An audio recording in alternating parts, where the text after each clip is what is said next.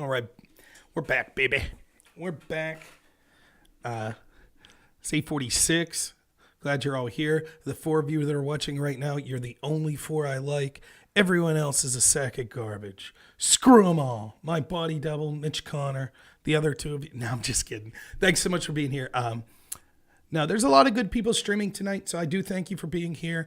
But you can go wherever. We're going to focus on trying to do my best to interpret sort of what's going on. By no means am I an expert on these sorts of things, but I think if you find my work in the 2022 as election night was going on, let me put my seat up. I think you'll find I did pretty good. So let's see how that's going. So we'll try to look at things in maybe a way that you're not seeing other people doing it. I was talking to a couple people on the phone here in Pennsylvania, gave me some things to think about. So we'll start looking at specific races, things of that nature. Now, I want to tell you, sort of where I'm going to be going to look for a lot of this information. So basically, the way I look at it is there are 3 types of places that you can look. There's places that are putting results out that are being tallied as we speak. So, for example, they might say like 37% of the vote in this specific district. So we'll be looking at those sorts of things. Then there are places that are having commentary on what these numbers potentially mean. Those are places like the New York Times and 538. There's not a lot of right-wing places that I see that are doing that. So, for example, New York Times has the infamous needle that predicts. There is utility in that, which I'll talk to. So we'll talk about some of those things. And then finally, I'll be on Twitter, and I'll be looking at stories people specifically are having on Twitter to be able to see if we can get any insight as to what's going on. So first thing I want to say that maybe you haven't heard other people say. So for the 70 that are here, when we're looking at these early turnout numbers in big swing elections, there are some things that I think that you need to look at based on not what the poll said per se is who was going to win, but who the poll suggested were the stronger out of people in the same party. Let me give you an example.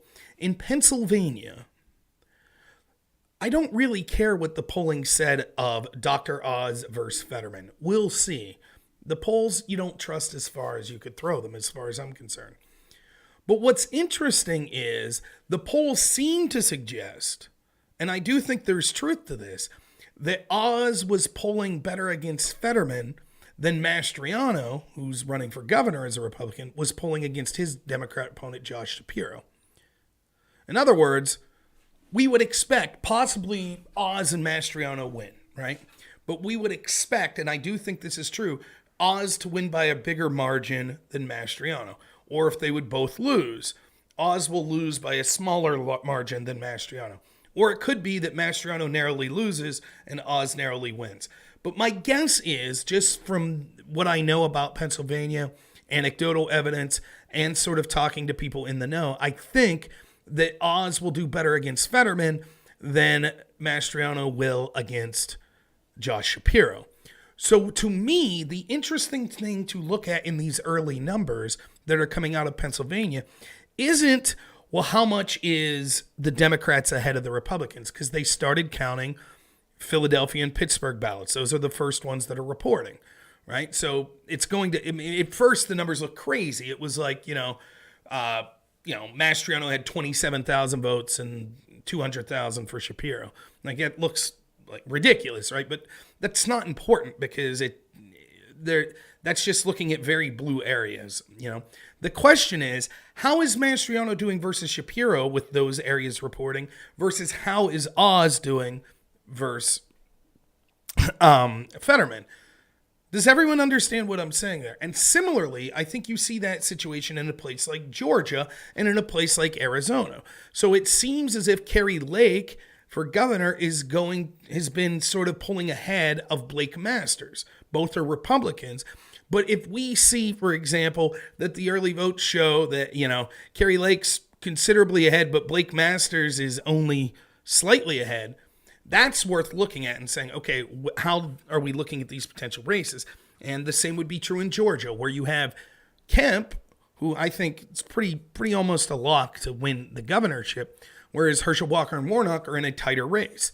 So it's interesting to look, okay, Kemp's probably going to outperform Warnock or outperform Walker, but by how much? So that's kind of where I wanted to start. So I'm going to try to find a website where I could look at those specific races. And so we're going to go to Pennsylvania, and hopefully we can find the governor race as well.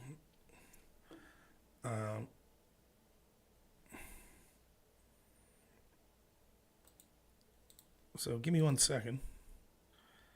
Now, look, every website does differently. I get that. For now, I'm just going to, because it's easy to find, I'm just going to use the New York Times. Let's see.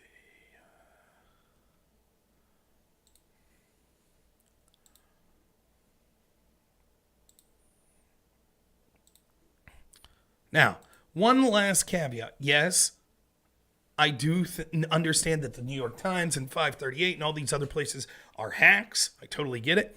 I also understand, even beyond hackery, that some things could be reported erroneously and things like that. So by no means are these the end-all be-all numbers or anything like that, but I'm just doing my best to look as we're going at comparative numbers, right? So let's start off here. So this is looking at the U.S. Senate election in Pennsylvania, which is the race I'm most concerned about because I'm in Pennsylvania. So here you can see that Fetterman's crushing it. But look at the places that have reported, right? So you have Philadelphia County, Allegheny County, Washington County.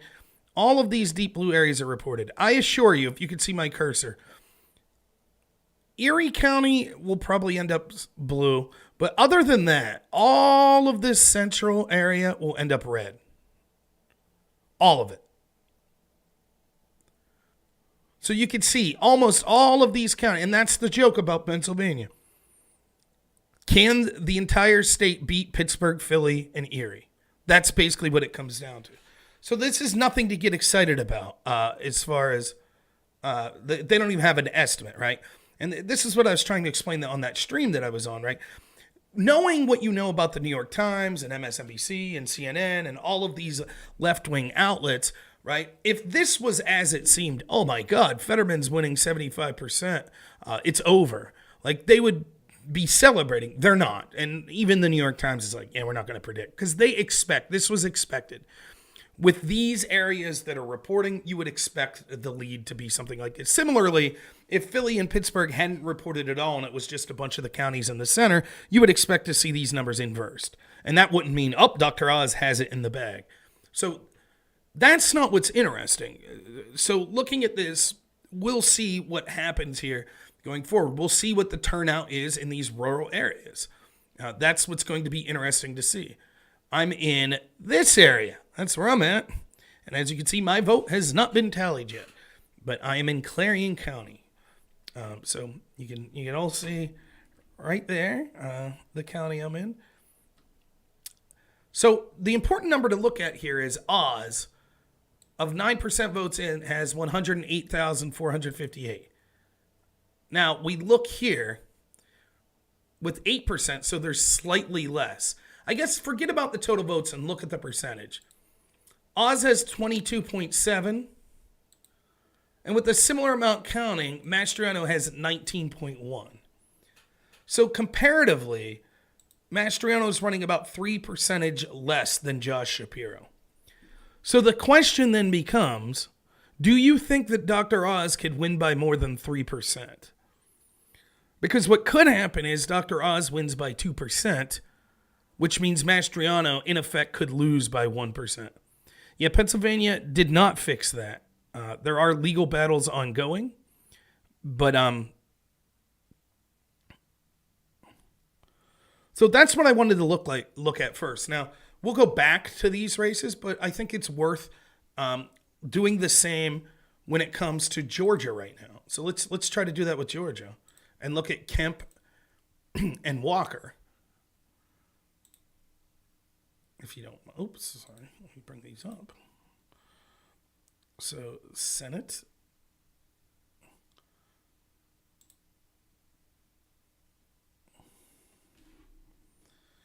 Oh, come on.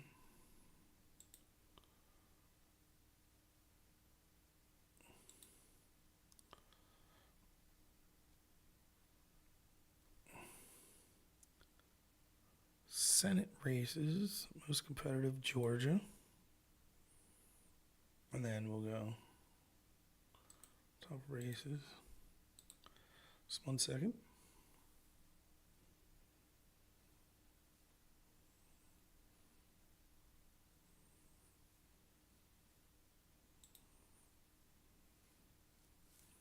Now, there's just no way that Abrams wins. Kemp's going to win. Like, you could bank it, right? So you can see with 46% of the vote in, Kemp's leading 53% to 46%. You already see that Augusta, Atlanta, and Columbus already have some reporting. Those are going to be your major blue areas. Now, I know that there's more reporting to go in. So you see Fulton County, for example, 59% of the votes in. Augusta, that's in Richmond County, 57% of the votes. Columbus, 52%. You can see all of these areas big for Abrams, right? But many of these areas that aren't reporting are going to be more rural areas that are going to be more red. So even with this, we see that Kemp's already ahead. Now let's look at how Walker's doing with 49%, 50% of the votes in. Walker's in a much tighter race. Right, so he's at 48. So you can see that Kemp's outperforming Walker. However, I like this map. I think this, again, let me put a huge caveat. Any cheating aside, so we're gonna go through for now and assume that there's no shenanigans going on. Doing live coverage over at Lift the Veil. Maybe I could call in here later. When we get later and we know more, maybe I'll call in. Also, there's also a chance some of my contacts in Pennsylvania might reach out to me. So, I don't mind. I'm by no means am I that type of guy that's like, holding information. Now, I will have to say, I obviously, if someone gives me some inside information, I can tell you what it is, but I can't tell you who gave it to me. But I don't expect that much of that tonight. I'm very low on the totem pole to get that sort of stuff. But I might be able to call in. Mike, remind me later, man. Please. Remind me later, maybe around 10 o'clock, and maybe I'll be able to call in there. But I like that. I like what we're seeing here. Again, we're assuming no shenanigans going on. Because, again, if you look, you could see 65% of the vote in Fulton and the surrounding area. DeKalb also is going to be an area. Now, it's only got 7% in. So DeKalb's going to be... These counties here are going to be strongly Democrat. But you can see Richmond County, 62%. Muskogee, 57%. So you're seeing those numbers, that 65% is higher than the percentage of the votes in, which means there's a higher proportion of votes coming in from Augusta, Atlanta, and Columbus than are left on the table. And seeing as how the race is half a percentage point away, I like the chances of Herschel Walker being able to pull that out. Now, I don't have any special insight really on that race. I think this race, I don't even predict it to be that close. I am predicting that both Kemp and Walker will win. And it's my feelings on the subject. If I was pressed right now, I would guess Dr. Oz wins in Pennsylvania for Senate, but Mastriano does not win. I think it'll be very close. I hope that's not the case because I think that governor race is arguably more important than that Senate race. Now, you might not think so because you might say, well, I don't live in Pennsylvania, so whoever the governor of Pennsylvania is doesn't really affect me, but who the senator is from Pennsylvania affects me. But I think you see the power of DeSantis and what he's done in Florida and how arguably your executive in the state is more important than control of the Senate and things like that. I truly believe that Pennsylvania could be like Florida if we get Mastriano in there. That if Mastriano comes in and governs as if DeSantis did, then we go from a purple state in Pennsylvania in 2024 to a blood red state. And that's where I think that you'll start to see a lot of these states change. When you see the state level people, the state legislator and the state executives govern sensibly, against this whole indoctrination of our children, against lockdowns, against restricting energy, against open borders. I think when you see governors like DeSantis do that, that's going to be the path going forward. Now, I'm going to talk a little about something tangentially related to predicting elections and stuff tonight, and then we'll get back to it. So one of the things I'm worried about occurring in Pennsylvania is if Dr. Oz wins and Mastriano loses, the narrative in Pennsylvania will be, well, we need less radical candidates. That's what the GOP in Pennsylvania will say. They'll say, listen, we need more of the Dr. Oz types, working, we need to reach across the aisle, we're conservative on issues, but, and Mastriano's got, well, he was there January 6th, and he's an extremist. So they'll say, we don't want the super MAGA types. We want the more centrist types. Now, I don't think Dr. Oz is as bad as like a Romney or someone like that, but certainly he's more centrist stylistically than Mastriano. Oh, what's up, Sonsel? Thanks, man. I'll check it in a moment. So my concern is that that's the lesson that will come. And I feel that if Republicans are smart, that the lesson to learn is actually the exact opposite. I think that Florida shows that Trump, who basically helped get DeSantis elected in 2020, and how much since DeSantis has been pro-freedom, right? Look, don't get it twisted. DeSantis locked down Florida originally. But DeSantis' big issues have been fighting for our kids, fighting against lockdowns, calling out the corruption of the mainstream media, calling out sort of woke culture. Those messages and that stylistic ability to go on the offense is immensely popular. And not only is it immensely popular, it was popular in the face of DeSantis being the most attacked governor in the country. Remember the Forever Purge, Death Santist. Remember that? Bodies would be piling up because he wasn't locking down and blah, blah, blah, blah, blah, blah, blah, blah. You remember all that? Gavin Newsom coming out and attacking DeSantis and, all of our media. If you talk to someone on the left and said, who's the worst governor in the country? DeSantis, they would say.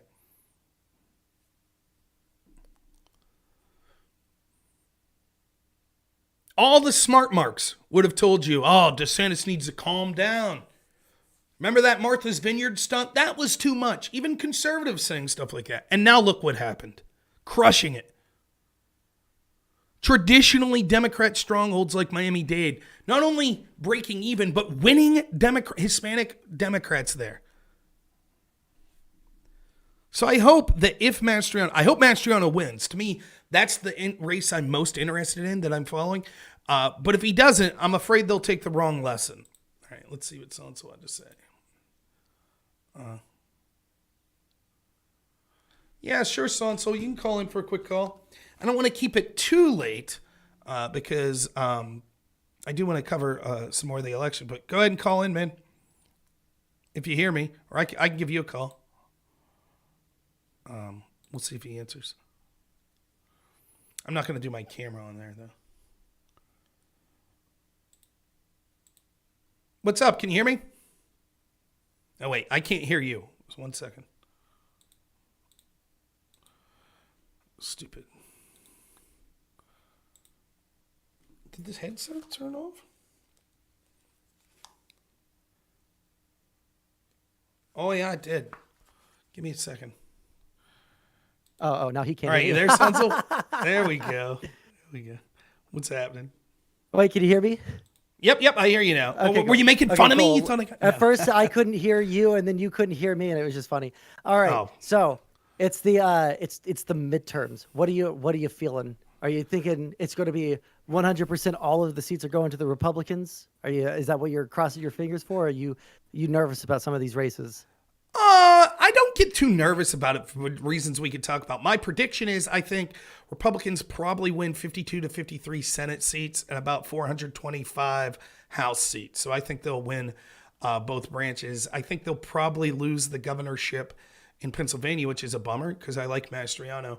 But other than that, I think they'll do fairly well in governor races as well. Wait, if they don't, I'm not too nervous, though, because I have a family and a life, and I'll be okay.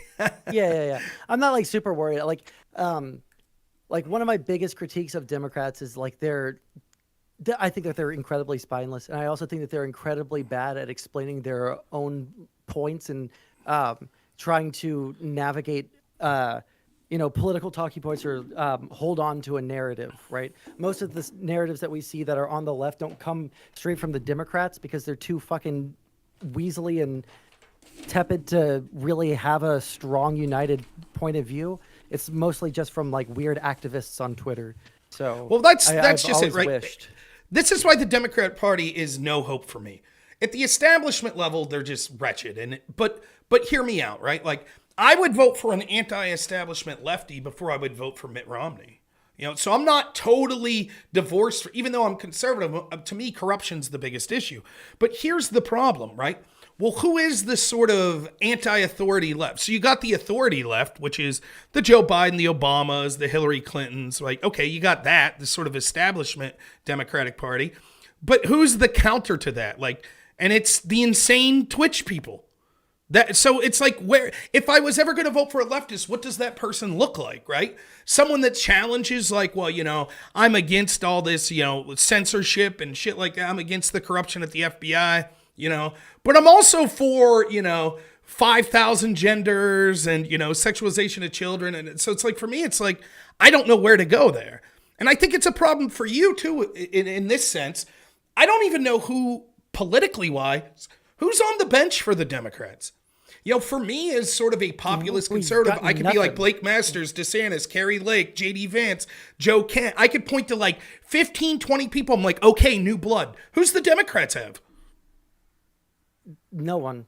And I'm trying to remember, like, Obama wasn't even really part of like someone that was expected to make it through the primaries, let alone become the president, So right. like he wasn't someone that people were expecting. They were expecting Hillary, right? And then in 2016, they were expecting Hillary. And the person that like really rose up and like possibly, like caused so much chaos within the Democratic Party that people loved him so much that they hated Hillary for beating him. Bernie came up, like there's just no one.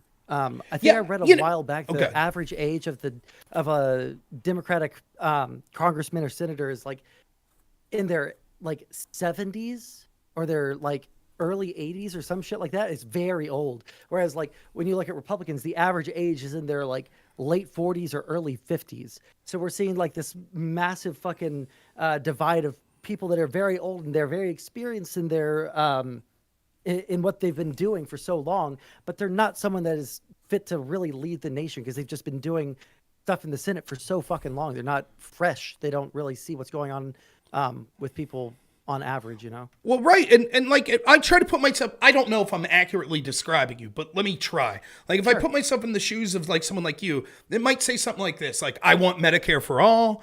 I want sort of these progressive like welfare benefits. I think that we should maybe give free or, highly subsidized education for college and stuff like that. But I don't want censorship of people I disagree with. I don't want sort of the insane lefty, like deplatform everyone I disagree with and, lock people up and have the Department of Homeland Security working with social media companies to censor. I don't know who you vote for. Like it's like you're just in this position where it's like mostly. I think you're mostly right.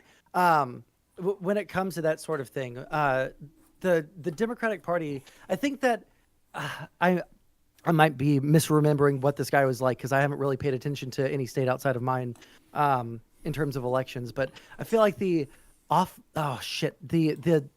Jewish dude from Georgia starts with an O. Kanye? Elected in 2020. What's his name? No. Kanye, was that it? No. Jewish dude from where? Florida?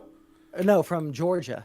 Georgia. What's his Offerman or some shit like that? Or yeah, I think you're right. But don't quote me on it. I'm talking out my ass, to be honest. But yeah, I feel like he's like pretty decent when it comes to that sort of thing. And I also think Fetterman's a little bit he does a little bit of like the virtue signaling stuff that I think is a little cringe. But I think that what Fetterman does that I like, and granted, you probably know way more about him.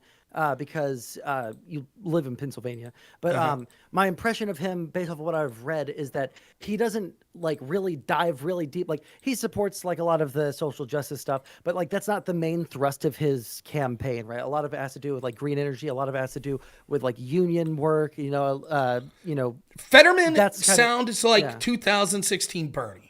Right, that's as close as I could describe. And I think you're right. I think he goes with the woke shit a little more than Bernie did, but not much. I mean, the problem's obviously Fetterman's health issues and things like that. But that's Fetterman, so fucking sad. Yeah. Fetterman's strong suit was actually, this was the irony. I was arguing with people in the Republican Party here in Pennsylvania.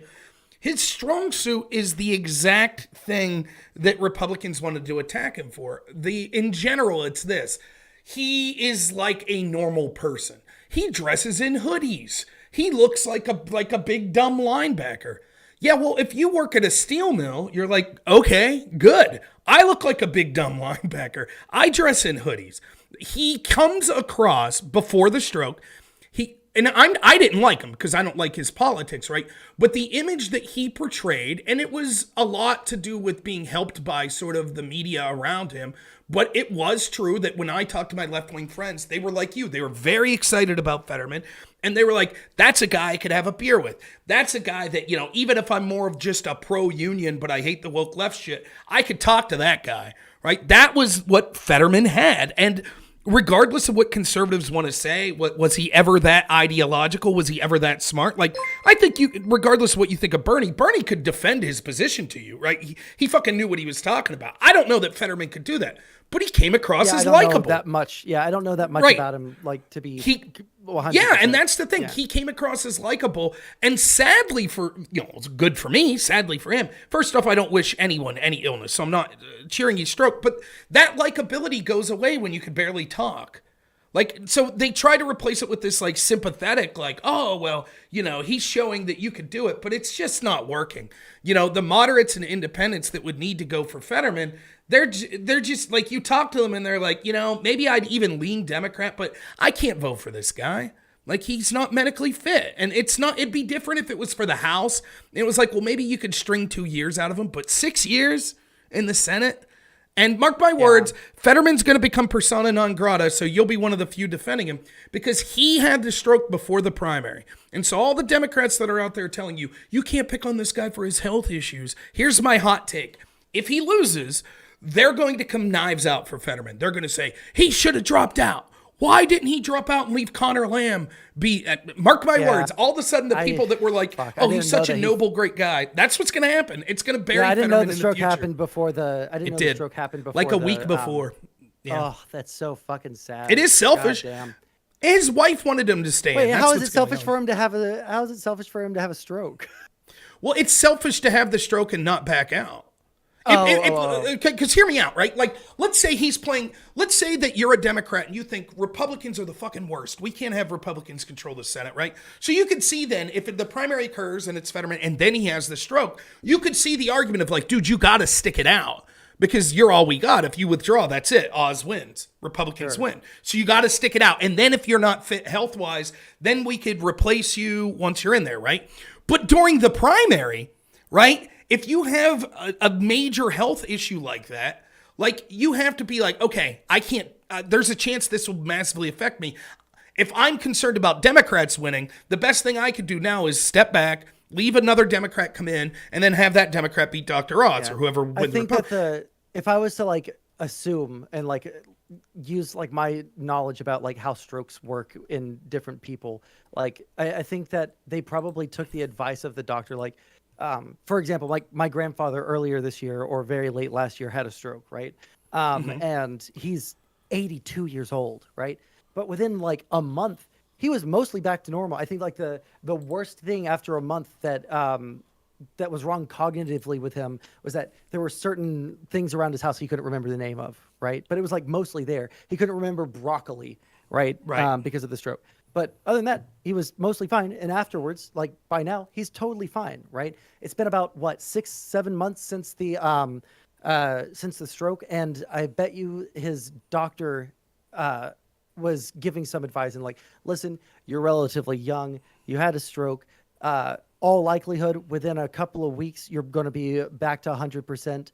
I don't advise that you like drop out because of this, right? So I would assume that they probably took the advice but you of have doctor to on that one, you know? If you yeah, no, think and I that agree the with what stakes you're are that saying. high, Yeah, right, and it's not going to matter. Maybe that's the case. It may be, but I'm just saying that if you'd be pissed, like imagine that Republicans win 51 Senate seats. And the reason is you really believe if Fetterman would have dropped out and it would have been Connor Lamb that he would have beat Dr. Oz. You'd be furious.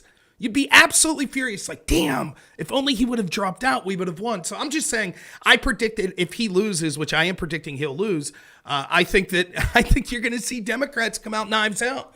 I really do. But, you know, in general, to see, I don't know for certain. Yeah, I might be getting a call here from someone else, so I'll let you go. But I do want to get. Yeah, do you have a absolutely. prediction? Like, do you have a feeling? I think I think that I'm probably 60% saying that the Republicans take both houses. And I couldn't speak on any individual one because, again, I've been so focused on stuff that's been going on in Texas. But yeah, fucking Beto's going to lose hardcore if they haven't already called that race. So yeah, poor Beto. I mean, Florida's the big story, I think, because, you know, I think as much as DeSantis has been attacked, to see him crushing it with Hispanics and in Miami-Dade and in early voting, that's sort of, to me, there's your president. Well, yeah, he's pushed back on the woke shit instead of like focused on the weird race shit that a lot of other like Republicans have kind of like sneaked in there. I don't think I've ever heard anything like explicitly or even like implicitly racist from DeSantis off the top of my head, right? Whereas I can't think about that from a couple of others. That's true. He is a more talent, and that's what the Democrats very are anti-woke, and that is like what will get those minority voters for conservatives. But I'll let you go for the All right, man. Hey, thanks for calling in. I hope everything's well. We'll talk soon. Yeah, absolutely. Catch you later, bud. Bye. All right. That's Sonsel. So, looks like Mastriano. Yeah. So yeah, if you're just following me, looking again, we'll look at the Georgia, Florida, or Georgia, Pennsylvania races right now. I think these are the updated numbers. So with 61% in, Herschel Walker's losing by 4%. If we look at the counties that are reporting, where Atlanta is, where Columbus is, where Columbus is, and where Augusta are, more than that 61% of vote in. But that's going to be a tight race. That's going to be real tight. I still think Herschel Walker pulls it out, but it's not going to be close with Kemp and Abrams. And you could see with similar precincts reporting, Kemp's up considerably. I don't know what the type of voter is that votes for Kemp, but then votes for Warnock, but it is what it is. In Pennsylvania, Fetterman versus Oz, I think Oz will win this by a percent or two, is my prediction. Maybe as high as 3 to 4%. You can see those numbers are tightening. We're still only 16% of the votes in. You can see Allegheny County, where Pittsburgh is, 43% of that vote is.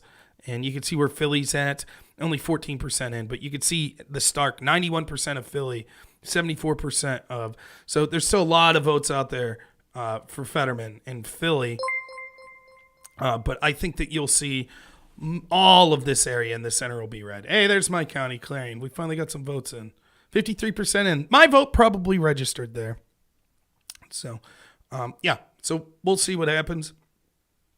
Now, when you look at the governorship, Mastriano, so you see Oz is polling at 35%. Mastriano's going to lag. He's at 31. With similar precincts reporting. So the question is, how much is Mastriano going to lag behind Oz? If Mastriano lags 3 to 4% behind Oz, I don't think he'll win, because then you would need Oz to win by 5%, which I don't think is likely. So my prediction is that Oz will win the Senate race, but that Mastriano will lose the governor race. So my prediction is Walker wins the Senate, Kemp wins governor in Georgia, Oz wins Senate, but the Democrats pick up, unfortunately, is what I'm predicting on that right now. California election results, I don't know that they're reporting any yet, because it's thanks whoever followed or gifted a sub. I heard a little. So you'd love to see me and BPF debate Fetterman and Biden. It would be fun. Now, one of the things with these forecasts that's kind of interesting is what they call the election needle through the New York Times. And a lot of people use this. I look at it myself. What's funny is if you look at it now, it's not running, which is hilarious. And it claims that it's because they're looking at their estimates in Louisiana. So I don't know what that's about, but a lot of the people you hear making predictions, that's sort of what it's going to be based on.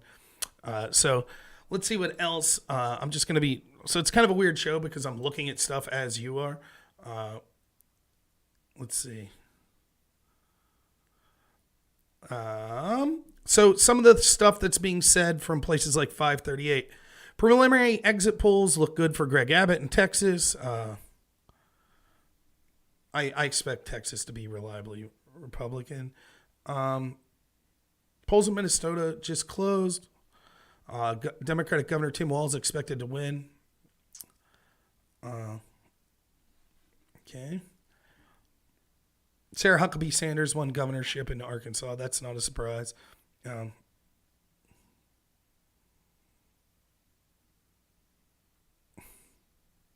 see.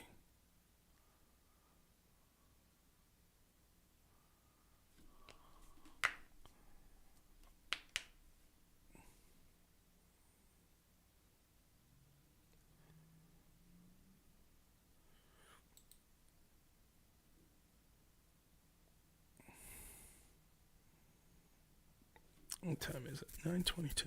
Okay.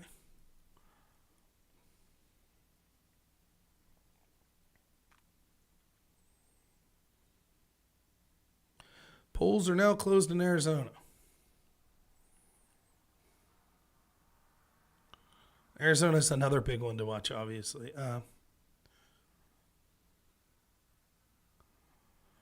There haven't been any big surprises other than... I think the biggest surprise so far, it's not really a surprise, is the amount that it looks like Florida is going to go red. To me, so far, that's the biggest surprise. Yeah, what's up? My brother's on here. I am ready for Thanksgiving, yeah.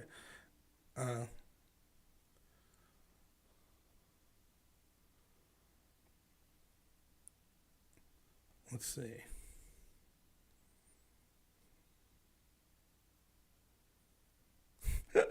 Now, here's what you got to love. So keep with a grain of salt when you're reading these sorts of things.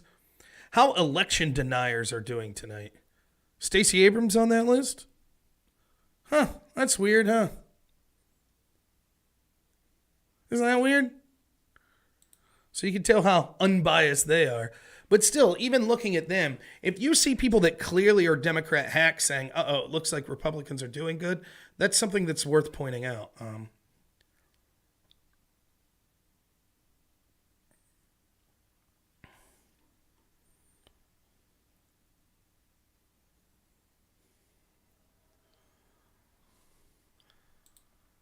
Let's do this again.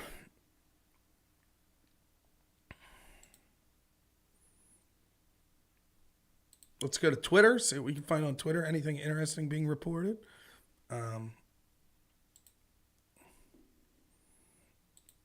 Crap. A second.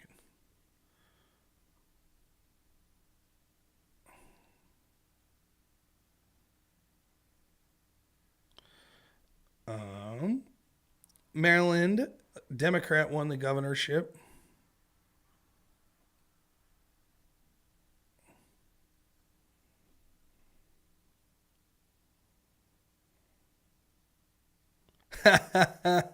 This is what you're tuning in for, though, right? Rex Chapman. Fuck Rand Paul, fucking Ron DeSantis, fucking Marco Rubio. Our democracy is absolutely positively fucked. By the way, all those races are decided. Weren't even that close. Mike Cernovich tweets out, today's results show the way for Republicans to win Latino voters isn't to give amnesty to illegal immigrants. That's empirical fact. Latino vote has totally shifted. Amnesty is finished, done. It's provably not the way. Couldn't agree more. Like I've been talking about, the way forward is sort of conservative values, pushing against this woke stuff, pushing for liberty and freedom.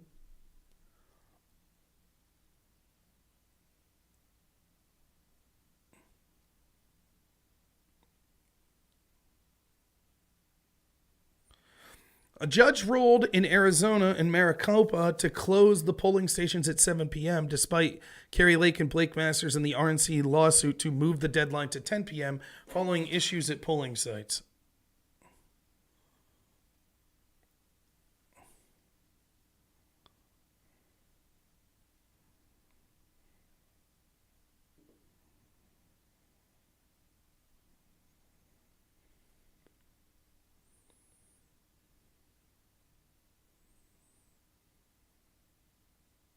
You know, Rand Paul winning, obviously, I wasn't worried about that at all. But, you know, that's huge because I think that he might hold Dr. Fauci's feet to the fire and a lot of this COVID stuff. And I think that's one of the most important things that they could be doing going forward. Let's see what Aftershock puts here.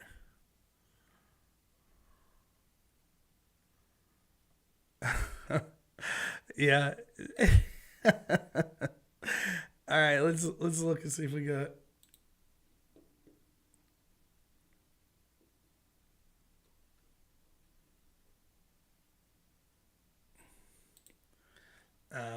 Any more insight of what's going on so far?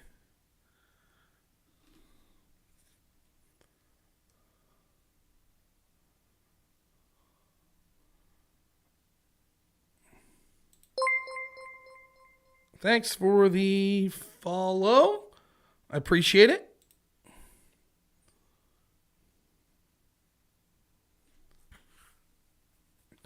Looks like the 45% reporting in the Ohio Senate race, which is another big one.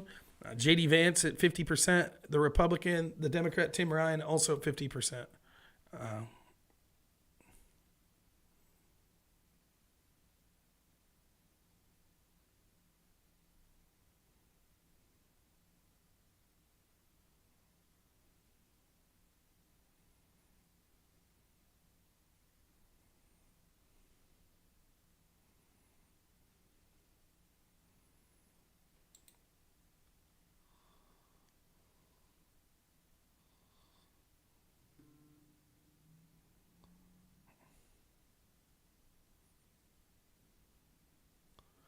Okay.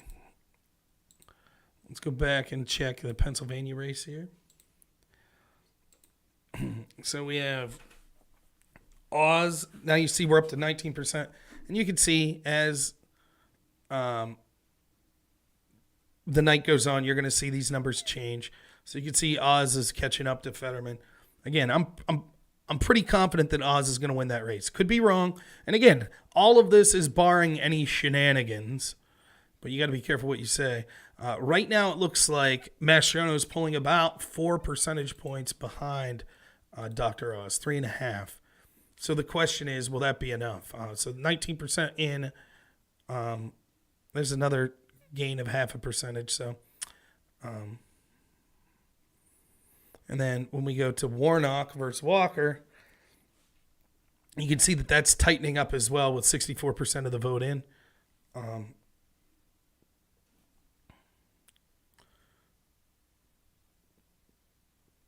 So you see that's Walker creeping up again as you see places like Atlanta where, you know, you have 69% of the votes in, Augusta, 79% in.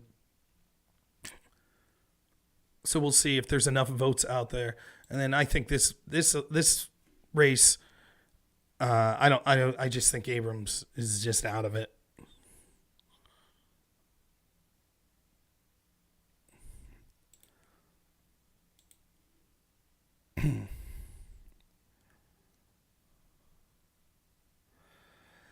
Yeah, I mean, would a different candidate have done better than Oz? Maybe, maybe not.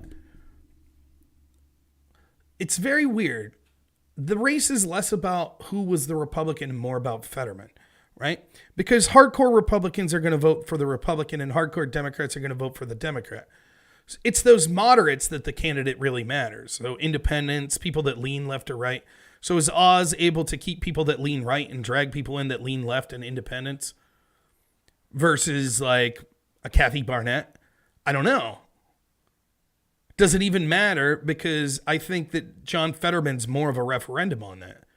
because the type of centrist that's not super ideologically driven to either party probably is looking like things like, well, what are the characteristics of this person?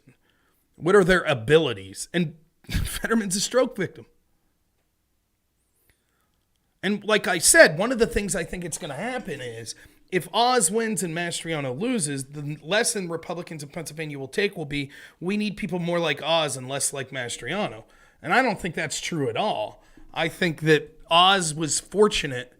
I'm not saying Oz is the worst ever. I'm not saying that. But Oz, a stupid camera, is being massively benefited by John Fetterman being so bad. That's what I think, you know.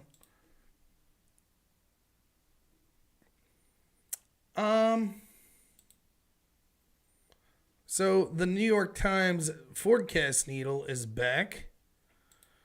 And I don't know if you saw this earlier, but we could see this with the Senate. It's actually right in the middle. And so that means that they are not making, it's as even as it could be their prediction of who will control the Senate. This line was close to leaning blue when the night started. The chance of winning the House has been right around there. It's moved slightly to the left.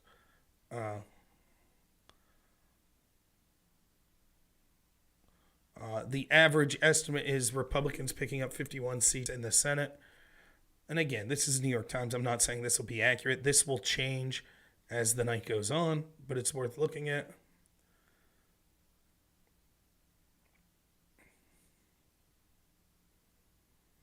You can see how this has moved. So at 8 p.m., they were predicting a 60% chance of Senate control, and that's switched to a 51% chance here around 9 p.m. So you can see the shift there. Similarly,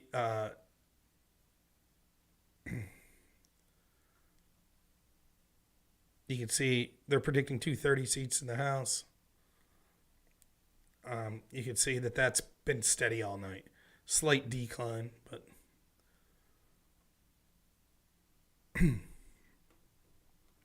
so we'll see how that adjusts as the night goes forward.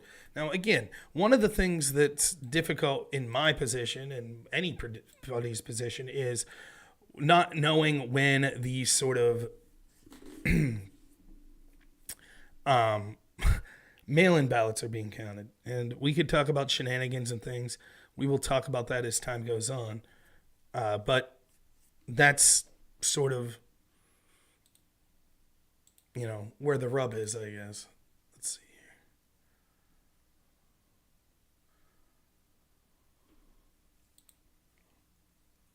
here. Oh, that's not going to help.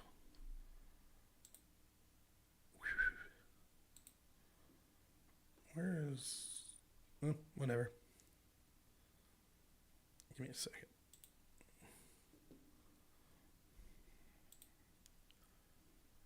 Let's see if the meatheads at 538 have anything more to say.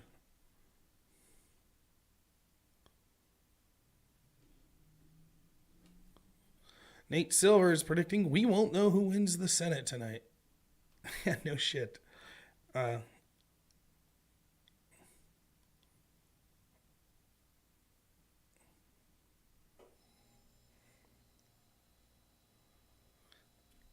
Republican Governor Phil Scott's projected to win re-election in Vermont. He's basically a lefty. He's an anti-Trumper, but whatever.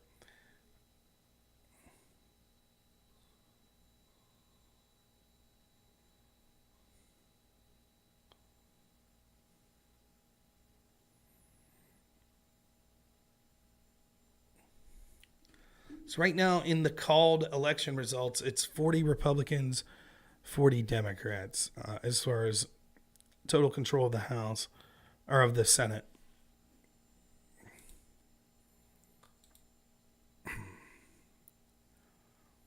Let's see.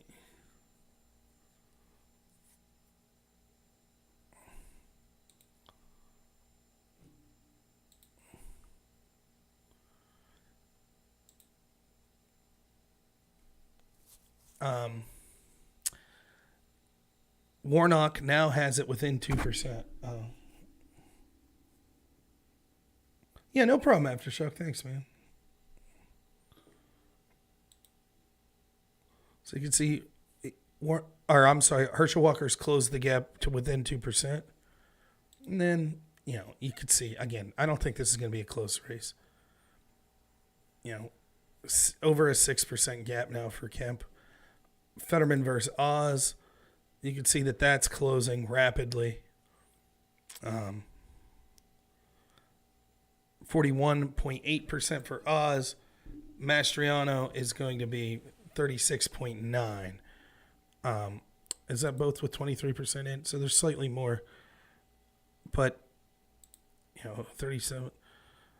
Basically of... What is it? 37.2. Yeah, I mean, there's almost a 5% lag between Mastriano and Oz. And I don't think that that's going to be enough for Mastriano. I don't. I predict that Oz is going to win by 2 or 3%. And that means that Mastriano is probably going to fall about 4 or 5% below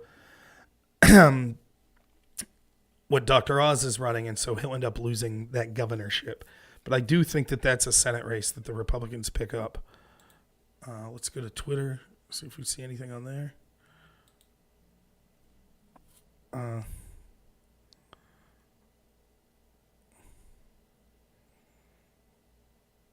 Hey, Chuck Schumer won. Yay.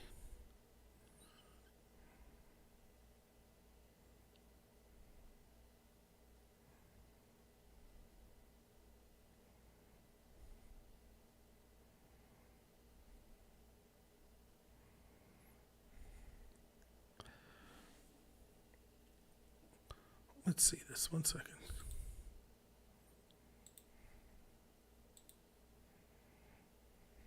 Really?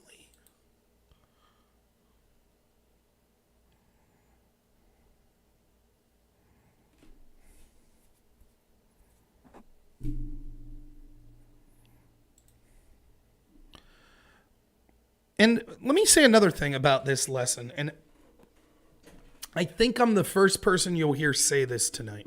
Maybe I'm wrong. With DeSantis crushing it, and I think that is the lesson of tonight, what does that all mean to you? To me, that means someone that didn't compromise, that wasn't I'm trying to be a centrist. Someone that was like, we're going to go to the offense on the indoctrination of our children, on this woke stuff. We're going to go on offense about lockdowns. We're going to fight the media.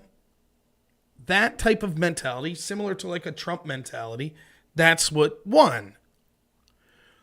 What the establishment Republicans are going to push is, you know what won? Anti-Trump. That's what they'll try to push. They'll say the reason DeSantis is doing so great is because he's not Trump. Because he's more moderate than Trump. He's not as extreme as Trump. That's what they'll say. And then they'll get in DeSantis' ear and they'll try to whisper to him, tone it down when you run for president. Tone it down. Simpsons already said it. Shit. Damn, the Simpsons. That's what they'll do. Mark my words. Count on it. Let's see who's streaming right now.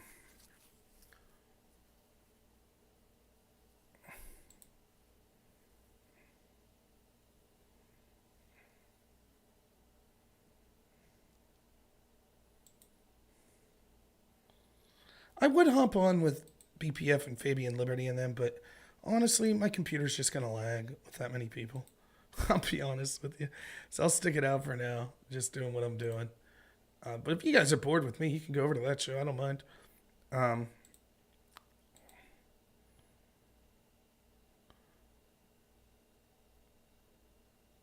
Yeah, Daily Wire's calling it for Brian Kemp, as I predicted.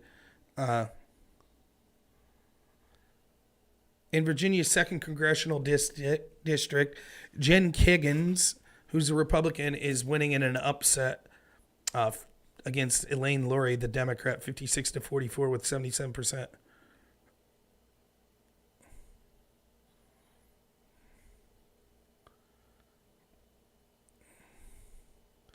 Yeah, Beto's out. Abbott won.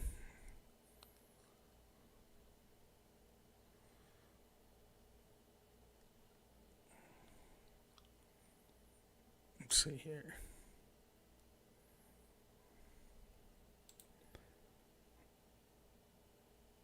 What did I think of the DeSanctimonious jab? I don't mind him fighting. I thought it was bad timing. I didn't want Trump fighting DeSantis right before the midterm. I thought that was a little dumb. I wonder what Trump thinks of it now after watching DeSantis crush it. I wonder what Trump thinks. Was that a fight he wants? Interesting. I don't mind them fighting, though. Both of them. Fine by me. Once today's over with, have at her. But I thought it was bad timing on Trump's part. It looks selfish on his part right before the election. But they're going to fight. No, I don't mind. I don't mind at all. I'm not going to mind when DeSantis comes out and says things like, hey, Trump endorsed lockdowns. Trump had his chance. He didn't do shit. Big game, big talker Trump. He didn't stop the FBI corruption. Are we going to say, well, that's out of bounds? I don't think so. I don't think the name DeSanctimonious is ripping the country apart. I didn't think it was that big of a deal.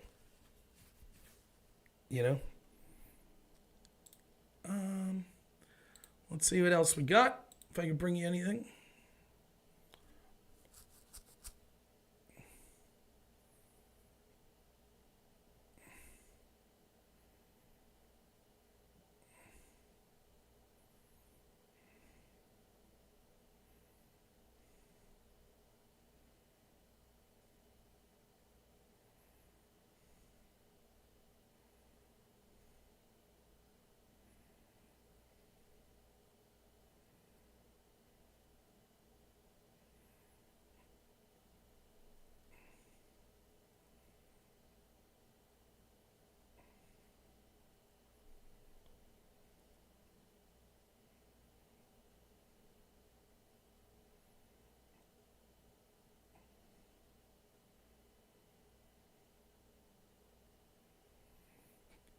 The governor's race in New York, almost all the votes reporting are New York City, but Lee Zeldin's losing by 34 points.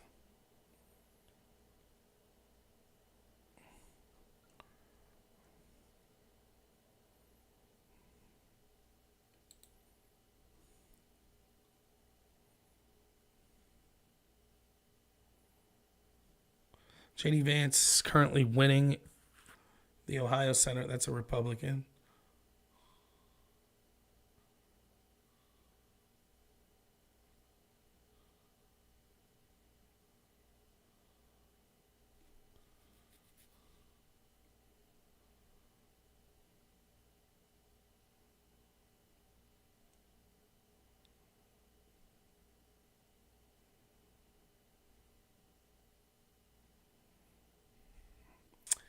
Let's check.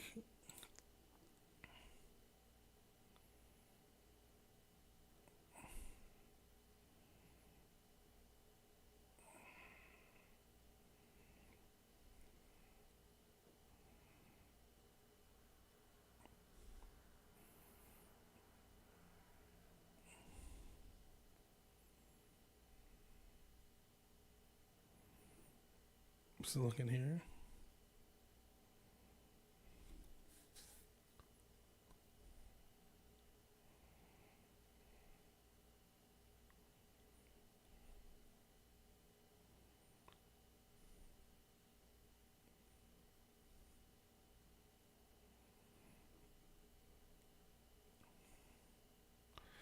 You can see, if you just look at this one metric, even according to the New York Times, the chance of the Senate control, you can see it started off 60% chance at the beginning of the night, they thought, Democrats.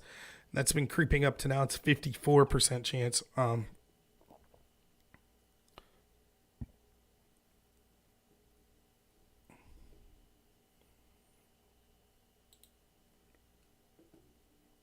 It's my favorite Thanksgiving food. Mom's baked corn. It's probably my favorite.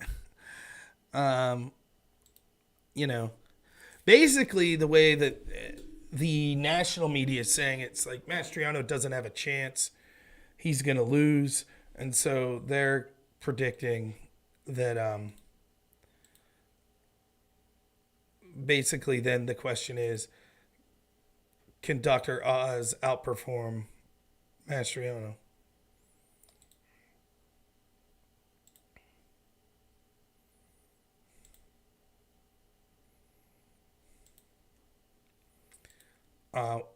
Here you can see this. You might find this interesting. This is the estimated votes reported, or the votes reported and the estimated votes remaining. So you can see these big blue circles. That's going to be Philadelphia, Pittsburgh, Allentown to a lesser extent, and the votes remaining. So you see there's still a lot of votes remaining in Philly here. But you could see all the rest of the states predicted to be red.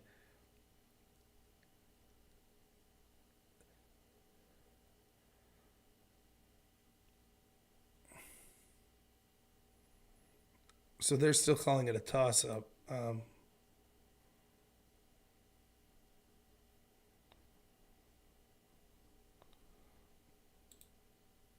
You can see here the same sort of thing in Georgia. Still calling it a toss-up. Herschel Walker's actually taken the lead now, it looks like, in the Georgia race. With the estimated votes left, you still got a lot coming in from Atlanta that they're predicting.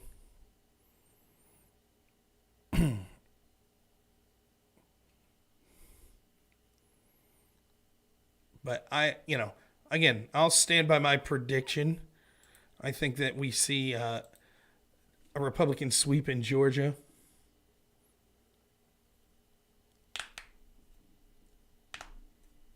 How much do I think Kerry Lake wins by? 6-7%. Let's see if we can find those races, right? I haven't seen what sort of numbers are being reported there.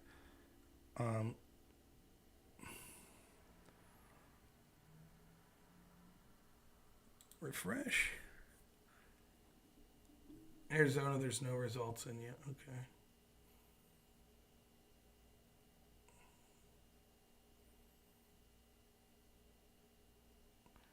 Slightly reduced the chance to win. Currently they're predicting 229 to 206 in the House. We shall see.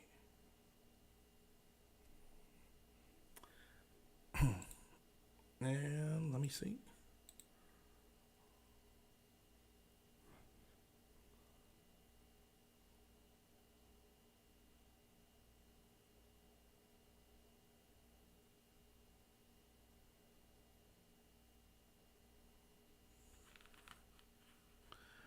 Nate Silver saying he expects Democrats to have a fairly bad night, but not a red tsunami. Is what he's predicting.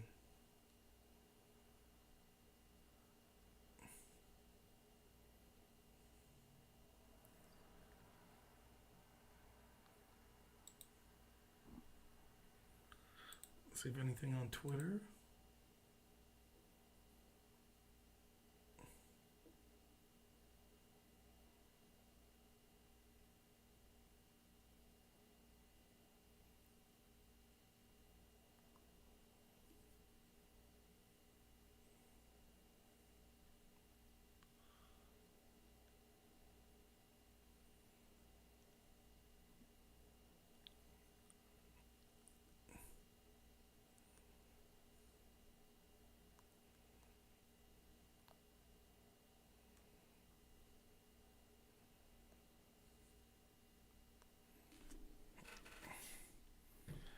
Mm-hmm.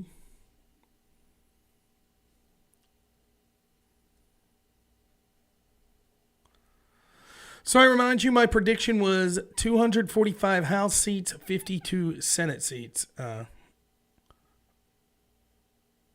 Rob, how long do they have? Some said December 8th. I don't know what you're talking about. Pisco thinks the election is so close. I don't know. I think it's closer than some people were predicting. But I think that the House is almost a foregone conclusion.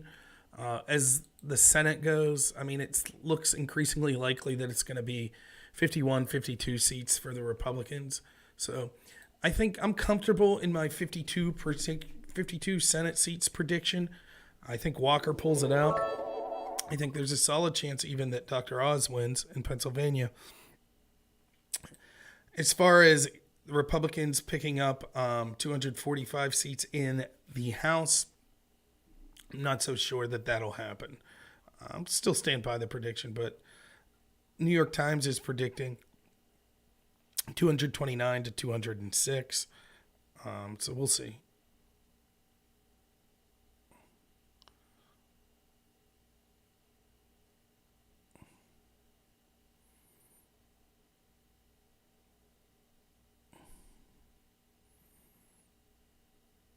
Let's see. They said in chat, all votes won't be counted until...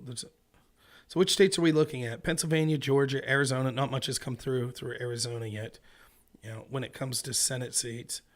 But the Senate seats that are, that are close, then you got Arizona, Pennsylvania, Nevada will be a close one, Georgia, Wisconsin. New Hampshire looks pretty much out of reach now. So at this point, best case scenario for Republicans would be 54 possible. I would say that's unlikely to happen. 53 is still doable. I'm not so sure about the Nevada race. Nothing's really being reported yet, but that's one to keep an eye on. But Pennsylvania, I still like Oz's chance. We'll see. I mean, if John Fetterman wins, and again, I have to be clear, to me, the story of the night is just how bad the Democrats did in Florida. It's terrible. And what that says about sort of the type of Republican that should be doing the party for. Grassley won re-election, cool. But if Fetterman wins, that might be a bigger story because, again, let me be clear. I'm not talking about stealing an election. That's not what I'm talking about. If our establishment media, all of these powers, the social media, all of them working for the Democratic Party, if they could drag a stroke victim who can't string words together across the finish line, what's that say about our system of governance? Yeah, that's right, Jordan. DeSantis killed it. No, I don't know what they're talking about, Jesse, about December 8th. I don't know.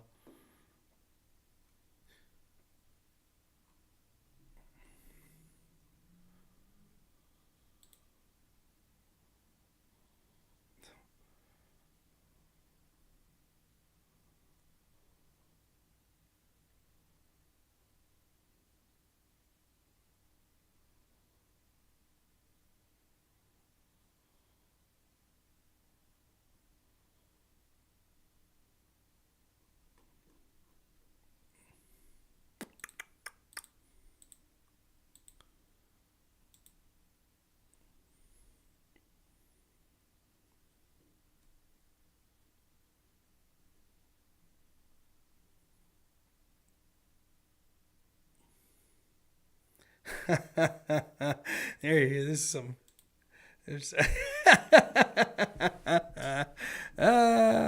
good stuff. Good stuff. This is a good one too. Right? Here's how Franken's going to explain to you this is how terrible things could be if Republicans win the House and Senate. Ready? Want to hear Al Franken tell you? Of course, yeah, but I don't think I'd be for marijuana because when they prosecute people for marijuana, it's racially biased. We know that. That's a very good reason to legalize it. What I worry about, of course, if the Republicans take over, whether it's by a small margin or a large margin, that they are, first of all, we're not going to be able to pass anything. Secondly, there will be hearings. There'll be investigations. They'll investigate Hunter Biden. It'll be very toxic. Marjorie Taylor Greene and those people will want to impeach Biden. I worry about it just being very, very ugly.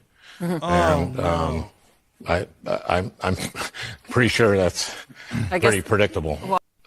Yeah, it could get ugly. I mean, it would. Can you imagine? Can you imagine what it would look like? If a party decided that they took over Congress and they were going to, say, launch investigations into their opponents and impeachment. That would be ugly. That'd be a toxic environment. So Al Franken's right on that. I don't know how we would get through, that sort of thing happening. That would be terrible, Like other things, it would be terrible if a billionaire owned one of the big media outlets or social media outlets. That would be terrible. I mean, what if they kicked off of, what if Elon Musk decides to kick a Democrat off the platform? Can you imagine, like, what would happen if they kicked a prominent, member of one of the parties off? That would be terrible, man. So, Kevin Stitt won. Yeah, I saw that. Wouldn't that be terrible? Whew. Man, that would just be too much. They're so predictable.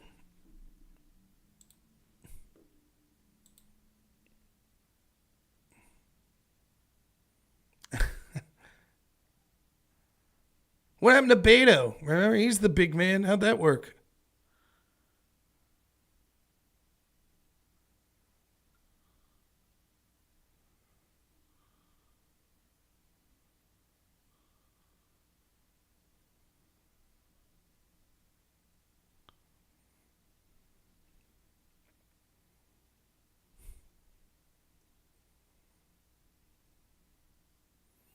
President of Earth, Stacey Abrams lost. It's a bummer, isn't it? You hate it. You hate to see it. The Earth president. My goodness. Horrible. Just horrible.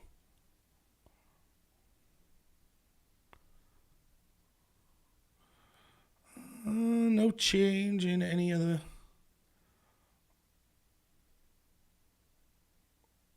big races. Let's look again.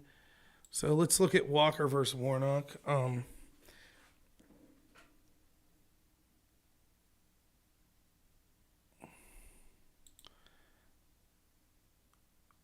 Let's see. New York Times is giving Walker a 63% chance of winning.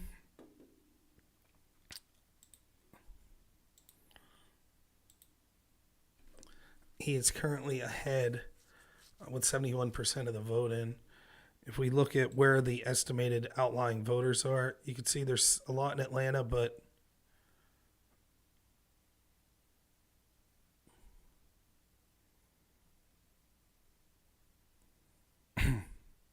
definitely a lot of red out there as well. So,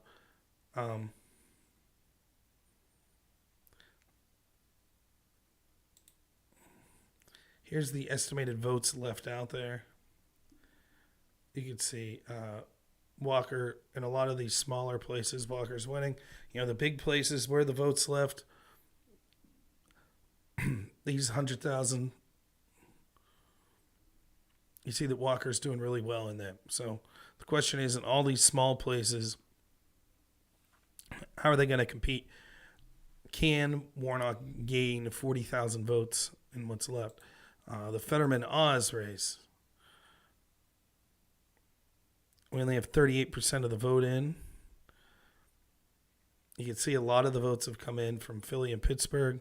Not much left in Pittsburgh. And Pittsburgh was close. I mean, Oz, that's kind of shocking to me. I mean, according to this, Dr. Oz basically is tying Fetterman in Pittsburgh. That kind of surprises me, to be honest. Same in Erie. So the big outstanding is, of course, Philly. Who would have thought? And there's a lot of votes left out in Philly.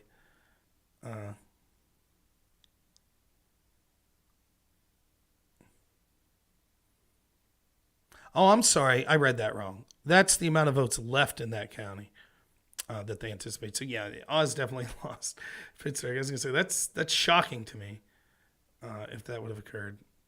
But, yeah.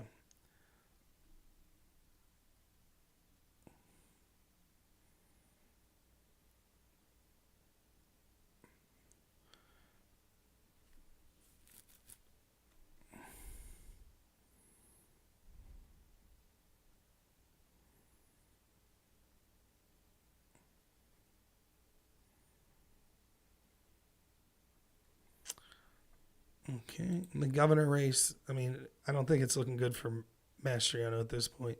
You'd see he's lagging behind Oz by about 5%. I just don't think that he'll be able to make that up. I just don't.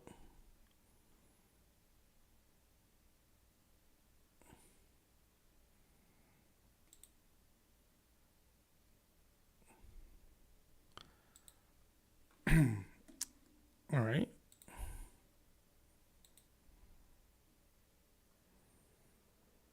What'd you say, Aftershock? Walker takes the lead, yeah.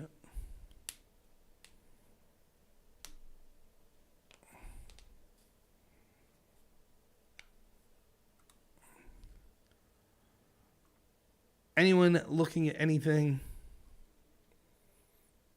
excuse me, that they think's sort of worthwhile that I haven't seen?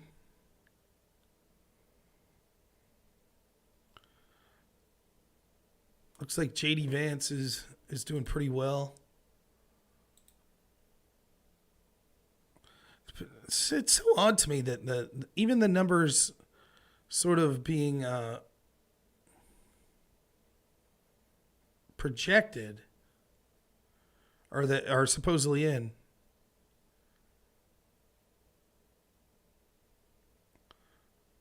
are different depending on where you look.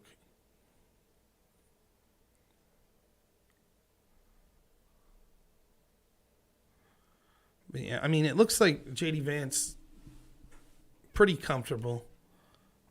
We'll lock that up.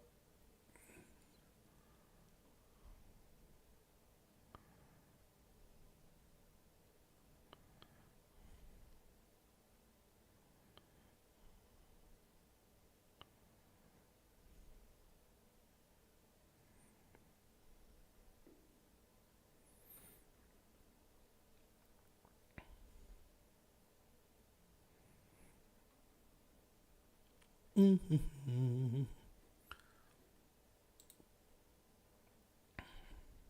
See you, Galil.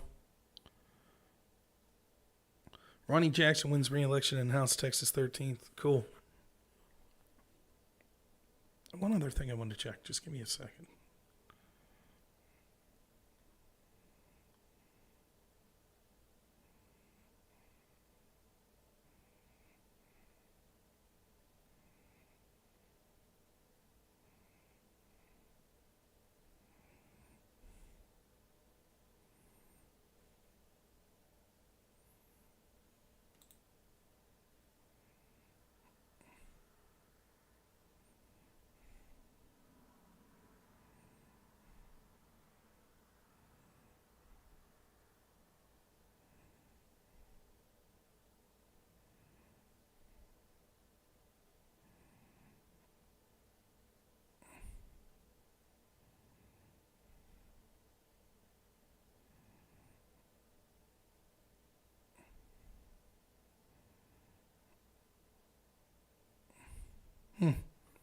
Interesting. Let's see. 538 thing. Shipbirds.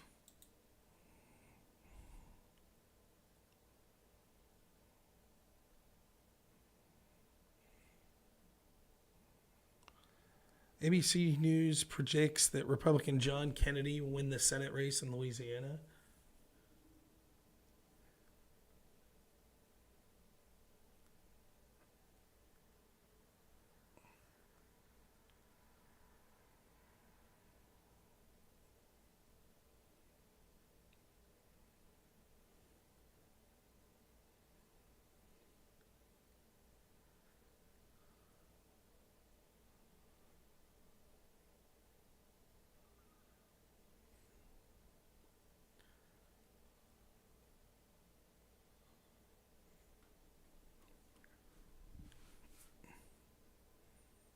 Mm-hmm.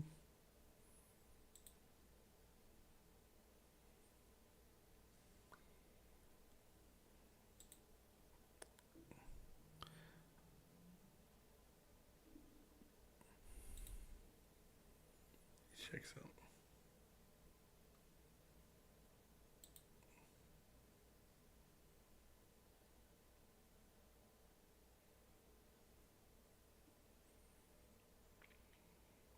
Maybe I'll join Fabian.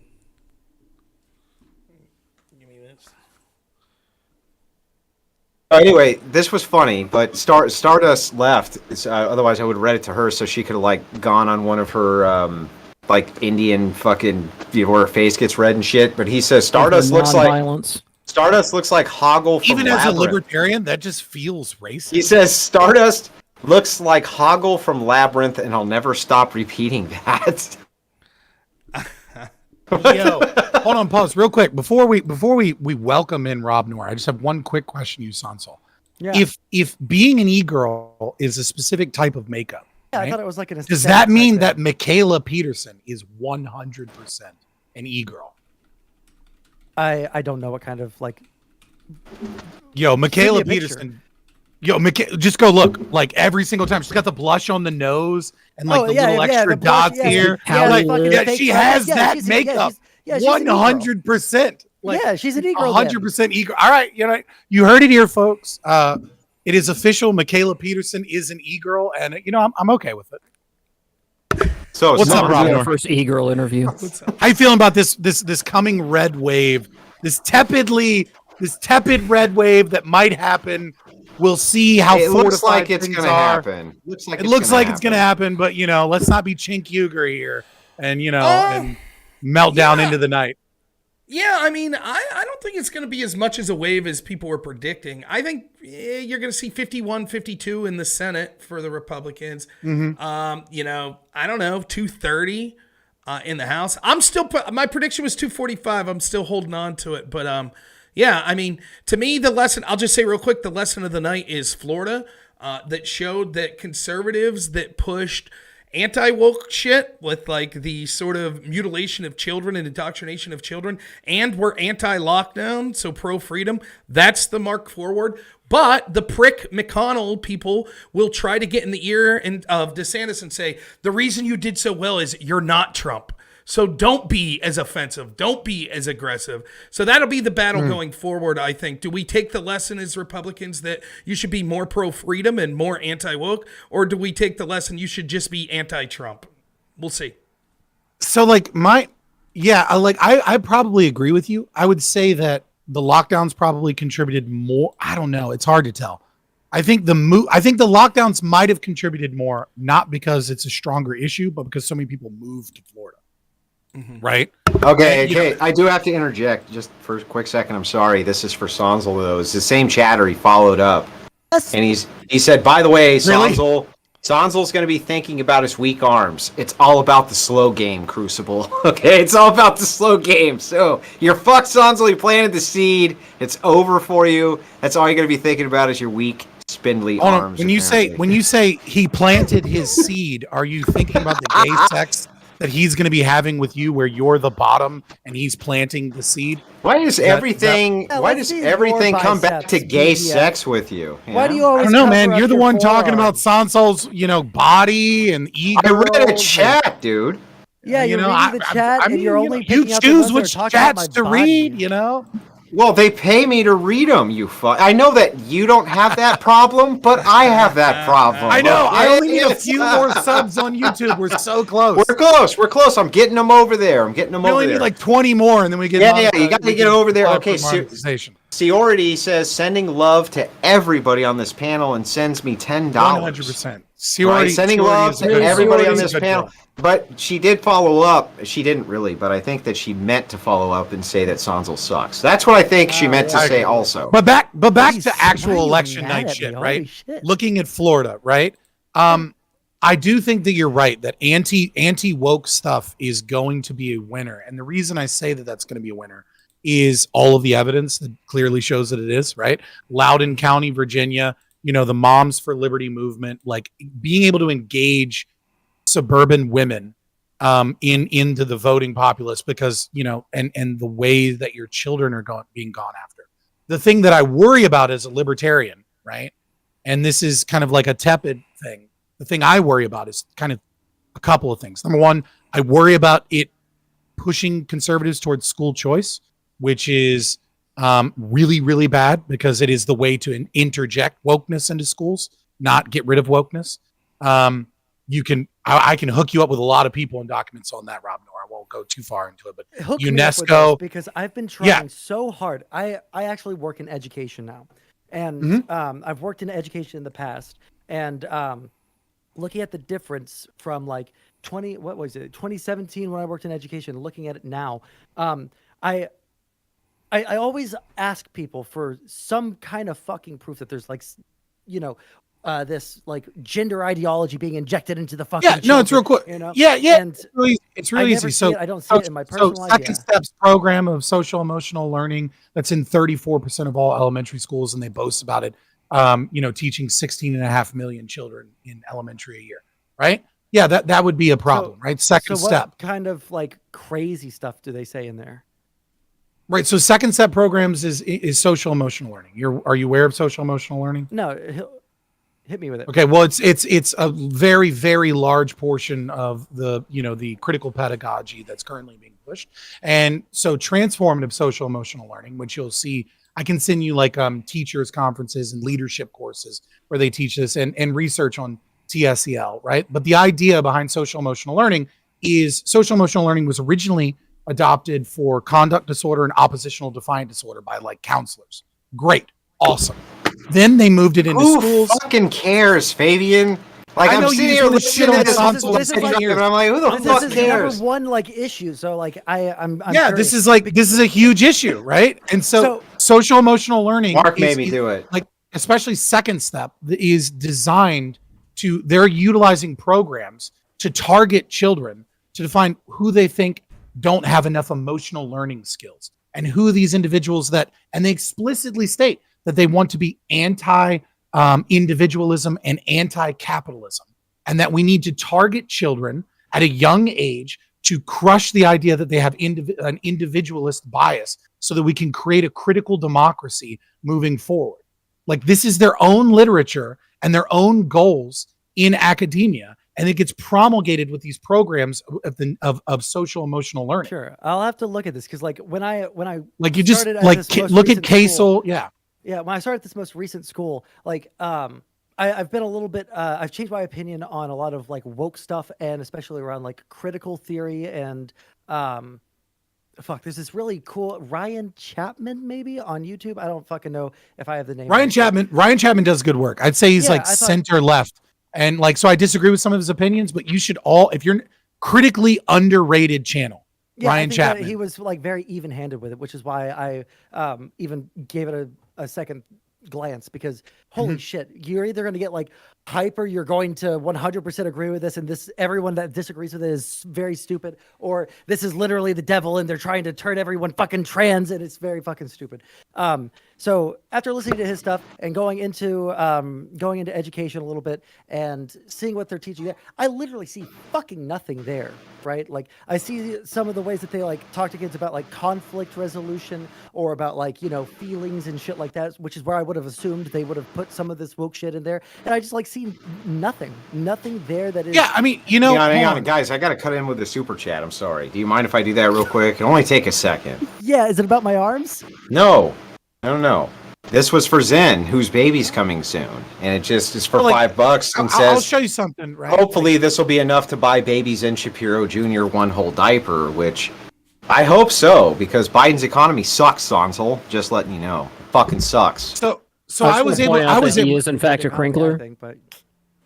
So I just want to point out, so like just an example, right? And so obviously this is anecdotal evidence, but there's varying degrees of how woke this shit is. This is something that I was able to get from a whistleblower in our Catholic school in Michigan, actually, right? In Minnesota. I apologize. Right. So in our Catholic schools in Minnesota, under the idea of like teaching critical pedagogy to kids in university, right? We're teaching middle schoolers that, for example, complete full-blown gender ideology. But if we just go through this, we can find, where is it at? A divine queering of sex. Jesus is a male born of no male matter, and Jesus is dissolving the boundaries of the divine society and identity. And they want to teach children that Jesus is actually non-binary, and that that they don't exist as a male, and that this is proof that like non-binary and transgender people are like made in God's image to not be male or female. Wait, and that they talk about this in. Wait, you said Catholic school. yeah, in Catholic middle school. Like it's far beyond Is this like a just one school, or is this like a system? Like this is. I mean, this is a program that goes to multiple schools in Minnesota, but I was only able to get the whistleblower to give me like from their school, right? Okay. Right, but I'm saying there are varying degrees, right? Like there's the like Imago Dei, right? Like I think the Christians here know what Imago Dei really is, right? And you tell me if the image of God tells us that the church must let go of an inaccurate and unjust binary gender construct that does not allow room for a Christ himself who is also Christ herself. Does that have anything to do with Imago Dei in any way, shape, or form? I mean, I don't know. No, it doesn't. Not even a little bit. Heresy. I don't want to like take up the entire panel like talking about this, but like, yeah, if you want to shoot me like a document that you have or something like that, I'd be interested. Yeah, I mean, I can shoot you. No. Sonzel. Just say, I don't know what you're talking about. I don't just know say Imago that. Day. My just... dad was a pastor. I don't. But then again, we were dirty Protestants, so I don't know if that's a. I have another name for you. They didn't make you learn about Imago Dei. Like that's like, I don't know. That's interesting. I don't remember it. Weird. There's a nice folder for you. Look up John Taylor Gatto. Just all of his lectures. He goes a little bit crazy, a bit overboard, but the Prussian education Sonzel's system. not going to do that. John Taylor. Why? No, he's John Taylor Gatto. Listen to like hyper partisan people because it's not going to actually inform. No. He's not. Okay, so John Taylor Gatto is one of the best school teachers from New York. I think he was in New York City actually, and then he was very successful. And then he quit at one point, and he started sort of criticizing the system and the reasons why he left. He wrote several interesting essays about it, and he has a lot of sort of documentaries where he's talking about the Prussian education system. I don't think he's talking about it from a partisan perspective.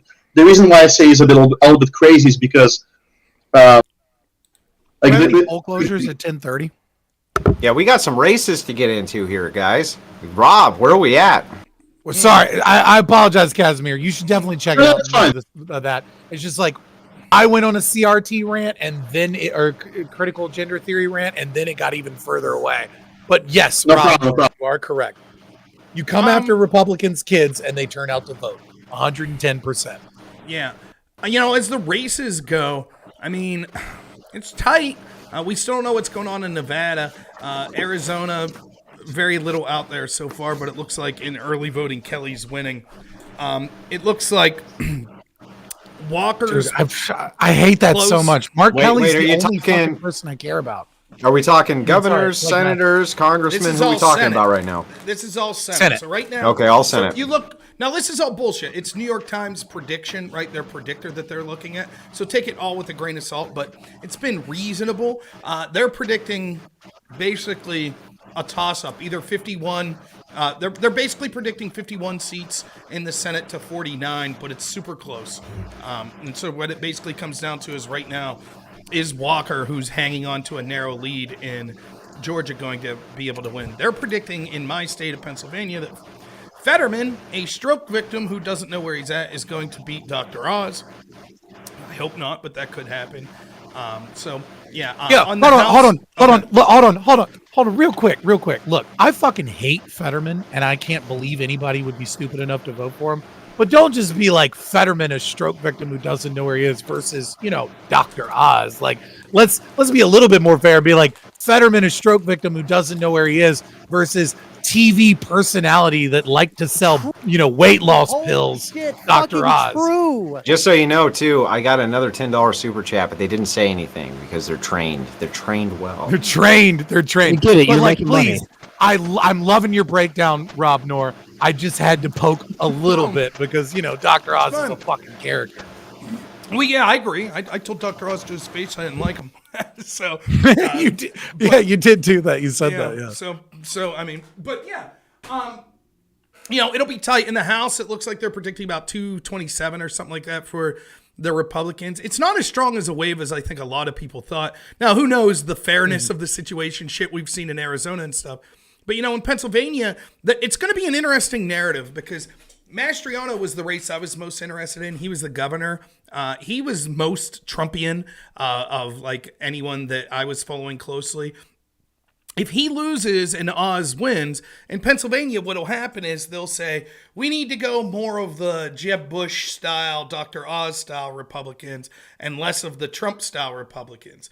And I don't think that that's fair. I think that what you saw was the Republicans are shitbags. Karl Rove was putting hundreds of thousands of dollars into getting Josh Shapiro governor. And Josh Shapiro, by the way, it's a name you guys will want to keep in mind because he will be running for president probably in 2024, but definitely in 2028. He is the attorney general right now in Pennsylvania. He's a shitbird, and he's got aspirations, and he's got the money and the right people behind him that he's going to make a run for president if he wins tonight, which it looks like he's going to win. So interesting. Yeah, fair enough. I really want Blake to win, man. I'm so mad. I'm so mad that Arizona is having a lot of fucking issues with their machines all fucking day long. I'm really sorry to cut in again, but Mr. Miner asked for some money. Sonzel, did you vote with those arms? I sure did. He said he did, Chad. I just don't. Actually, what Sonzel's actually saying is like, whipped look, my dick out, and I actually used my dick on the touch screen just to make sure that I was being this is extra why disgusting for all EVBs the conservatives down here in Texas. go predominantly towards too. EVBs go predominantly towards the Democrats because some of these states you still have to pull levers, right, in order to vote. And the weak soy boy arms of the leftists is not able to pull the lever, so that they have to do it with a pen and paper. It's like a voting slot machine. It's a voting slot machine. It's also explains why Grandma's vote always goes in because she's used to hitting those slot machine levers. That's the real issue that happened. That's why Florida goes Republican. That's why Florida goes Republican. All the old people they're trained to hit the slot. Screw. Right, you got it. Like they couldn't do the dimple Chad, so they moved to the lever pulling, and it's still not enough. Did you do computer touchscreen? Is that how you voted where you were at? It was a computer touchscreen here. Yeah, see, now fucking I knew it. I knew it. Wait. See, I noticed because any one of us, like with average to above average size genitalia, we couldn't use ours for the computer touchscreen. We'd be hitting multiple candidates at once. But I'm glad that it worked out for you, and no doubt you made a very precise choice. So also, Wicked Wally sent in. Hang on, Wicked Wally sent in $5, and he says, touching the whole. Like, did you get stung by a hornet? What? Hang on, he says, Sonzel, while voting with said sad arms, how many fractures or muscle tears did you experience? This is why I'm so for universal health care. What's up? Because I'm constantly breaking my arms. It's not my fault. Hey, Cuckoo. So wow, look at all these good-looking people in here. Everyone's got nice cameras. What's going on? I met some of you. TV. He's a abolitionist, voluntarist, anarchist. All of these wrapped up into one. And he's a little bit cuckoo. He's a streamer as well. I just caused so much drama with Prime K's and them because I got invited to their panel thing. And when I was talking about voting, they thought I was quoting voting with slavery. I'm like, no, by voting, you're legitimizing the system, which enacts, which partakes in the act of slavery. And they were going they were so mad. It was crazy. But they were really open-minded. I really respect they them lied? For me they lied about your position. I'm shocked that a bunch of leftists would lie about the thing never heard of you a Prime just said 30 panel seconds ago. No, I don't. The thing you just said 30 seconds ago, they lied about it. That's fucking impossible. Dude, I just talked to fucking President Sunday earlier today. What a fucking waste of time. Why? Holy shit. Why would you do that? God, are you that desperate for the clicks right now? Hang on, wait. Hold on, guys. Everyone go follow Sonzel. Okay, if I'm not online, maybe give him some views because he's willing to talk to he's scraping the bottom of the fucking barrel. Talking to President Sunday. I do have to say this. I have to say this though, Fabian. So you're like, why would Sonzel talk to President? Well, no. Why would Sonzel talk to President Sunday? It's like, well, when you're the president of your own fucking weekend or weekday, he'll fucking talk to you, Fabian. Fucking prick. By the way, President Sunday, I saw an interview that he did with Mr. Girl where they were bitching about Destiny. I thought that was one of the most hilarious cry fests I'd ever seen in my life. Dude, I don't really talk about Mr. Girl because he's a fucking creep, and finally people are starting to realize that he's a creep. But even though the red flags were there obviously from the very beginning.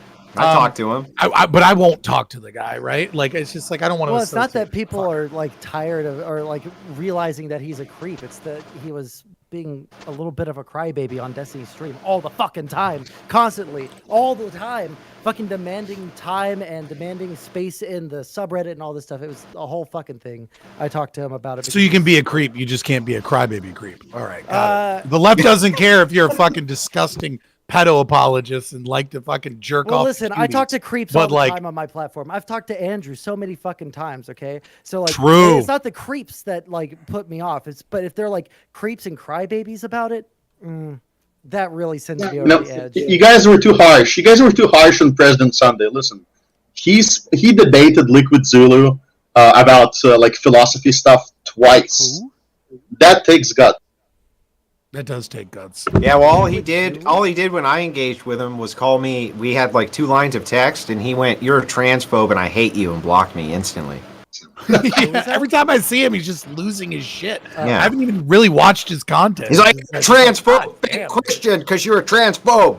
Bam, blocked, and I'm like, I'm not actually insulted by this at all. This is to be fair. If I wasn't already an ANCAP, I would probably say the same thing about Liquid Zulu. Zulu? I've never heard. No, Sounds like he's, right, sounds like he's on an island. Like, I want to join him. Hey guys, I'm We're gonna gonna pop do out. like I'm gonna a pop back ritual or in something. just a minute. All right. Hey, you do that. All right. Catch you in a little bit. Oh, thank God. I followed him. And I never got a thank you. Darn it! I should have Scott, followed him. I'm gonna unfollow. No, I'm just kidding. I'm not gonna Sonsel's all right. What's the that? quality of this panel just greatly increased. By the way, Oh, we might tank it here real quick. Scott, do we want to let any of the people in the waiting room in? Who's in the waiting room? wait, could I follow you guys too? Could you like? I have no put idea your who channel Lush somewhere? Future is, and no offense, but like, peace. Oh, Lush Future's my friend Scott. He's really knowledgeable. Dude is like the techie of the tech. He works like for like I don't know, just saying like really stinking high tech. I'm gonna try and keep this minimal. If he hangs out for a little while longer, I might bring him in. But Sure. my people trying to come in, it's like there's already 3 of my people in here. 4, really, kind of cuckoo. Cuckoo's on our team. And we got 2 conservatives here. We don't need to overload with fucking objectivists and libertarians bitching about the idea of elections. Like, I love you guys. Peace Crowd is just wild. I have to ban him. I missed that Elections banana are- stripper though. Let me ask also, you this. We're fun though. This stream is pretty fun. I'm just saying, compared to the other streams I saw. Hold I'm on. just saying. Hush. Casimir, then Robnoerr. What's up?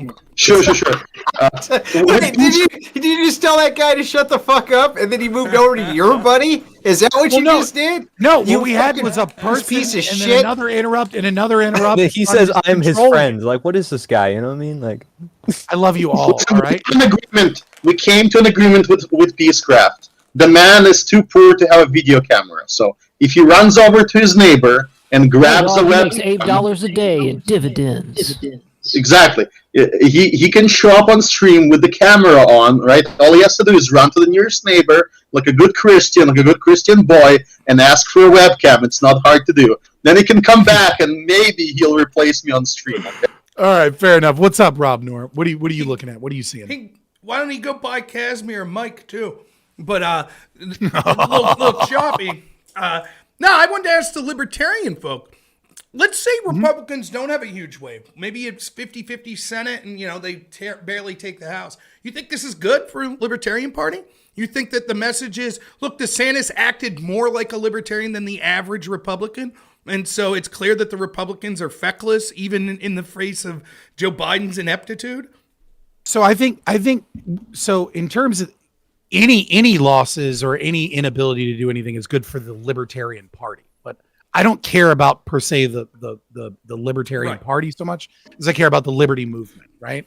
And so what I think would be really good, honestly, is if some of the rhinos and the people that won't go against woke culture and won't fucking and had tepid fucking 15 days to slow the spread that they went along with for 6 months. If those people lose and based people like DeSantis come out winning with like 6-point leads, I think that's good both for the Republican Party and for us, because ultimately there's not a real big difference in the midterms right now between like 51 and like, you're not going to get 60, but even then, like the presidency is still held by the Democrats. It's going to be gridlock. Like any victory is gridlock, be it good or like tepid, so a 50-50 is something that I would be actually really happy with if it meant that some of the rhinos were not able to carry, right? Mm-hmm. If it meant that some of those people that and some of the people that prove themselves America first, the populist people, the MAGAs,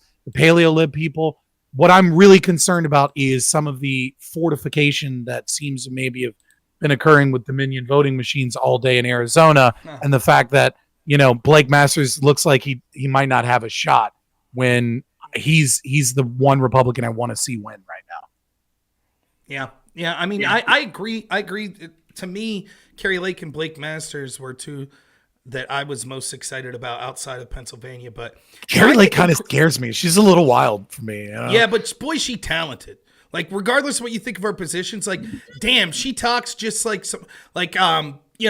what a brilliant answer. It's the exact type of answer I would give, not to brag about myself. But when they were like, Officer Sicknick's, the guy who died, the officer January 6th, his mom put out an ad about how you're responsible for her son's death. What do you say? And her gut response right out of the gate was to be like, what's her name? And they say the mom's name. She's like, I would never insult her. Her son died. So I don't think that I'm responsible, but I understand that pain. I hope I never go through it. It's like, that's such a fucking politics answer. Now, I'm not saying that. Who gives a shit at the end of the day when we're talking about policy and governance? But she's talented. Like, that's someone that if she could do that shit going forward, she's going to win races. But yeah, I think Blake Masters is more impactful. I just want to let you guys know that Risky Dave sent me yet another $5 and said nothing. Nothing. All right. You wish you had a fucking chat. Dude, you wish you had a chat like this. Real quick. Andrew. It kind of defeats the purpose if you keep interrupting conversations. That's the point of the super chats. That they said fucking nothing. That's the whole point, dude. This guy. Why don't you get it yet? You know what? Understand I'm not monetized on YouTube just yet because we still need like 20 right now. And so 25. So maybe if I get monetized and I start getting super chats, I'll understand. But as of right now, I just don't get it.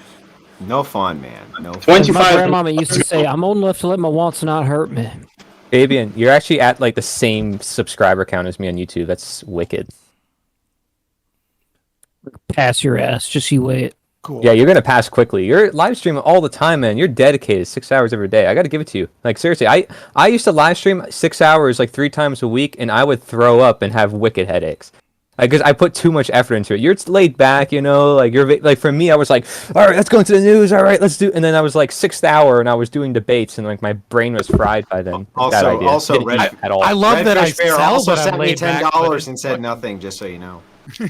I just want to let you know that. Oh, thank you. That was really important. He's just bragging about the money he's getting. Oh god, the joke.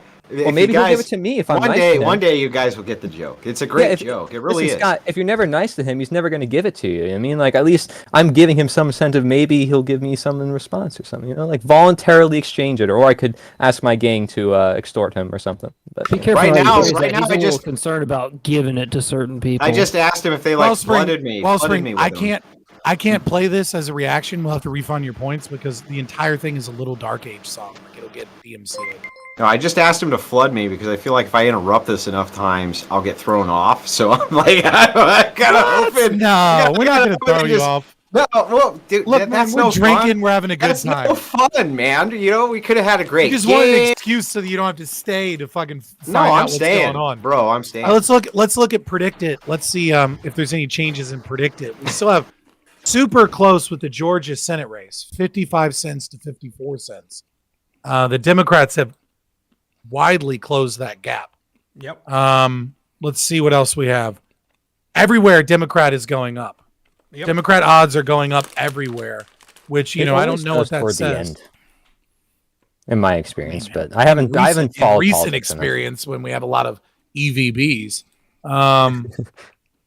Listen, I'm too young compared to you guys. So if you read New York Times predictions, right? They're waffling between their predicted. It's super close in the Senate. Like they're basically saying it's either going to be 50-50 or 51 Republican.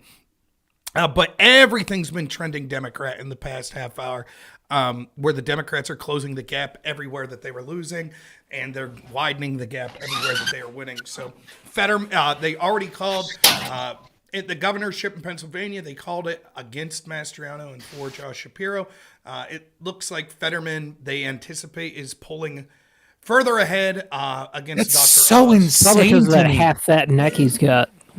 Hold on, we're gonna watch we gotta watch this. Okay, hold on.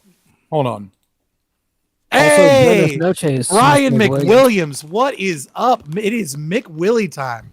How What's is it shaking, going, everybody? brother? Are Are you enjoying the red wave? Do you give a fuck? Like Well, how he do you just came on the right way. He just comes right on. And he's like, he puts the fucking drink up. It's the Hey, perfect way. cheers, cheers. Is this going to What do be we like got an here? Cheers, honorary gentlemen. episode of libertarians in living rooms drinking liquor? Amen. Well, Hey. yes about the red wave. As I just tweeted out, it's been more like a chick on her period. Walking into a public pool. It's not really anything too impressive, is it? Yeah, that's A little Yeah, something that's there, all right. but not much. A little spotty. Yeah. But yeah, I heard you guys talk a little bit about Fetterman and his fat neck. That amazing. Hold on. Here you go. Look at this. Look at this. Mark had to tell me about it because apparently I don't know my marketing history from like famous advertisements from from the 1980s. You didn't know about Mean Joe Green. Yeah. This is a Mean Joe Green Yep. parody ad that he did for his campaign. This is amazing. Everyone has to see this. Wait. Before you play it, I just got a $5. Shut the fuck up. Hang on. No, Got a shut up. $5 super chat, and it says you got to stop talking over the money. That's what it says. Okay, all right. I'll stop talking over the money. Andy. That's Look what at it this. says. Look at this.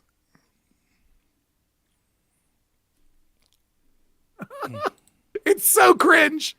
Fetterman, Yeah, you need any help? I'm running for the U.S. Senate, kid. I need all the help I can get. You're running for Senate? You need fucking studio lights. Fucking cane. Where's your suit? And your flag pin? And your hair? Oh, hey, kid. I just want you to know That's I'd terrible. vote for you. That's a pretty big 180. Like you look like shit, man. But just so you know, I'd vote for you. Hey, thanks, kid. You You fat. want a drink? You bald. You ugly. Really, you can I can't have drink I after like I had you, my man. stroke. Okay. I can't. The doctor says I can't be drinking my sody pops. I feel like this is like I told 2008 people I had a YouTube. stroke, but it was actually Oh, it a is, 6 DUI, years ago. kid. And then he drinks it so Now, slow. Fetterman, we know you know how to chug. Let's see that fat neck work. Yeah, there you go. I feel like his neck was less fat then. Oh no, Look, there no, it is. it's on the other right side. Catch. He's got a fucking tumor on the right side of his There, neck. John. What he should have done is filled the Coke bottle, squoze out that goiter juice into the Coke bottle, filled it right up, give it. Goiter juice.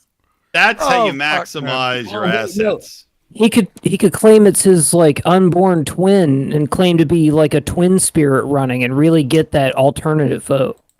Two heads are better than one. Apparently he doesn't There need it. you go. Apparently he's about to fucking win, dude. What is that race at? Because last time I saw it, Oz was way behind, and then he caught up a bit, and now I had to put my kid down, so I missed the latest. What is it at percentage-wise now? 47, Let me check. 47-1 to 50.5 Fetterman winning. So he's up 3.5 percentage almost with right. 59% of votes in.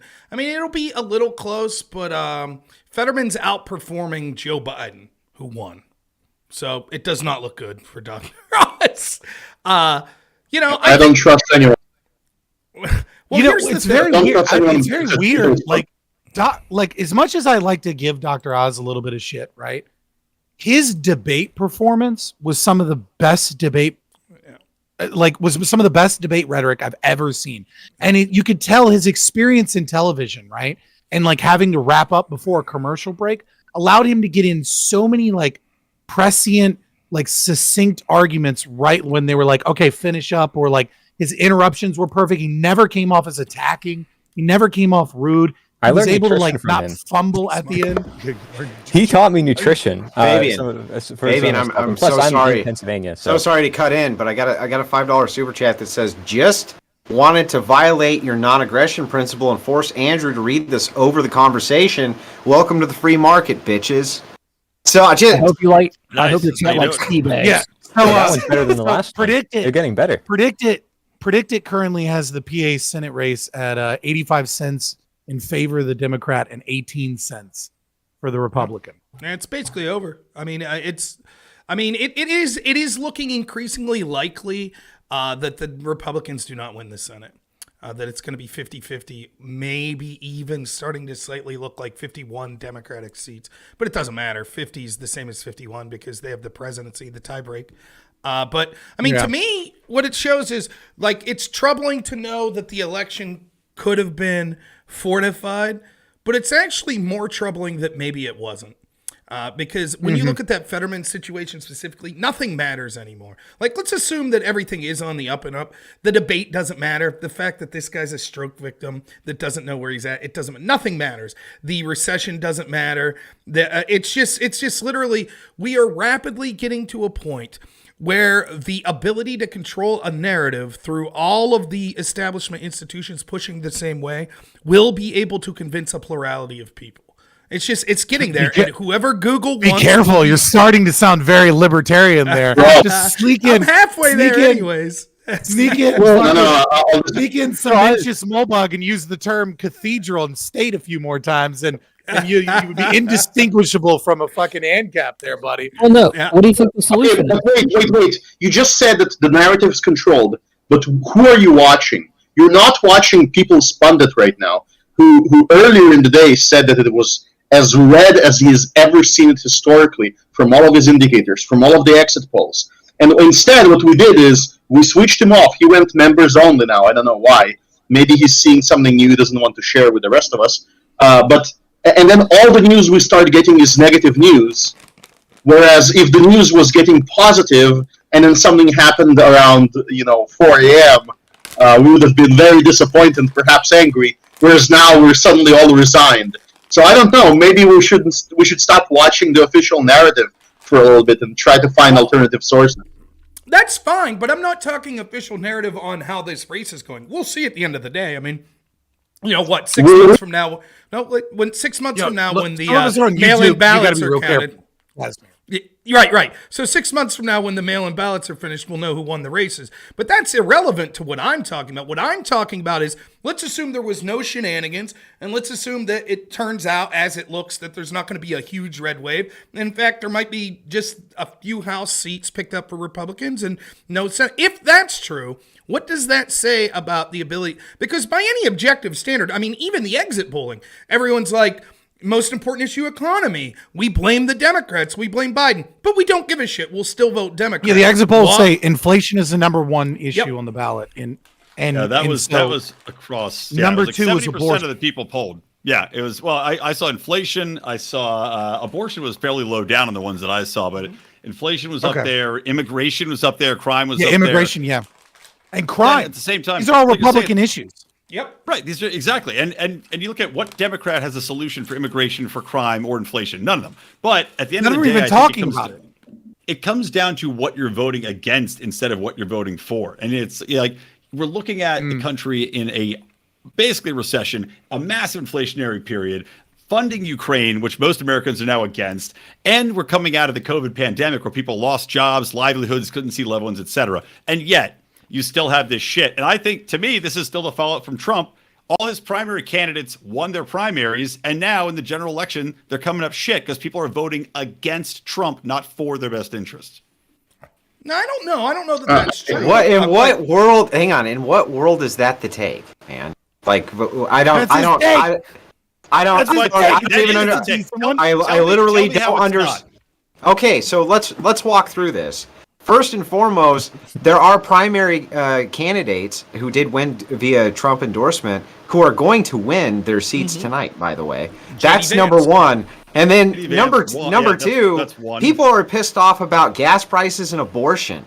That's what they're pissed off about. And that's what you see them really voting about, is the fact they can't get to work because they can't afford to fill up their tank, or the fact that they can't wipe out the fetus inside of their stomach because, they just hoarded up in the back alley the night before, right? That would be the Democrat vote. So, no, I don't think that that's the correct take. I think it's totally incorrect, in fact. It sounds like typical talking head nonsense.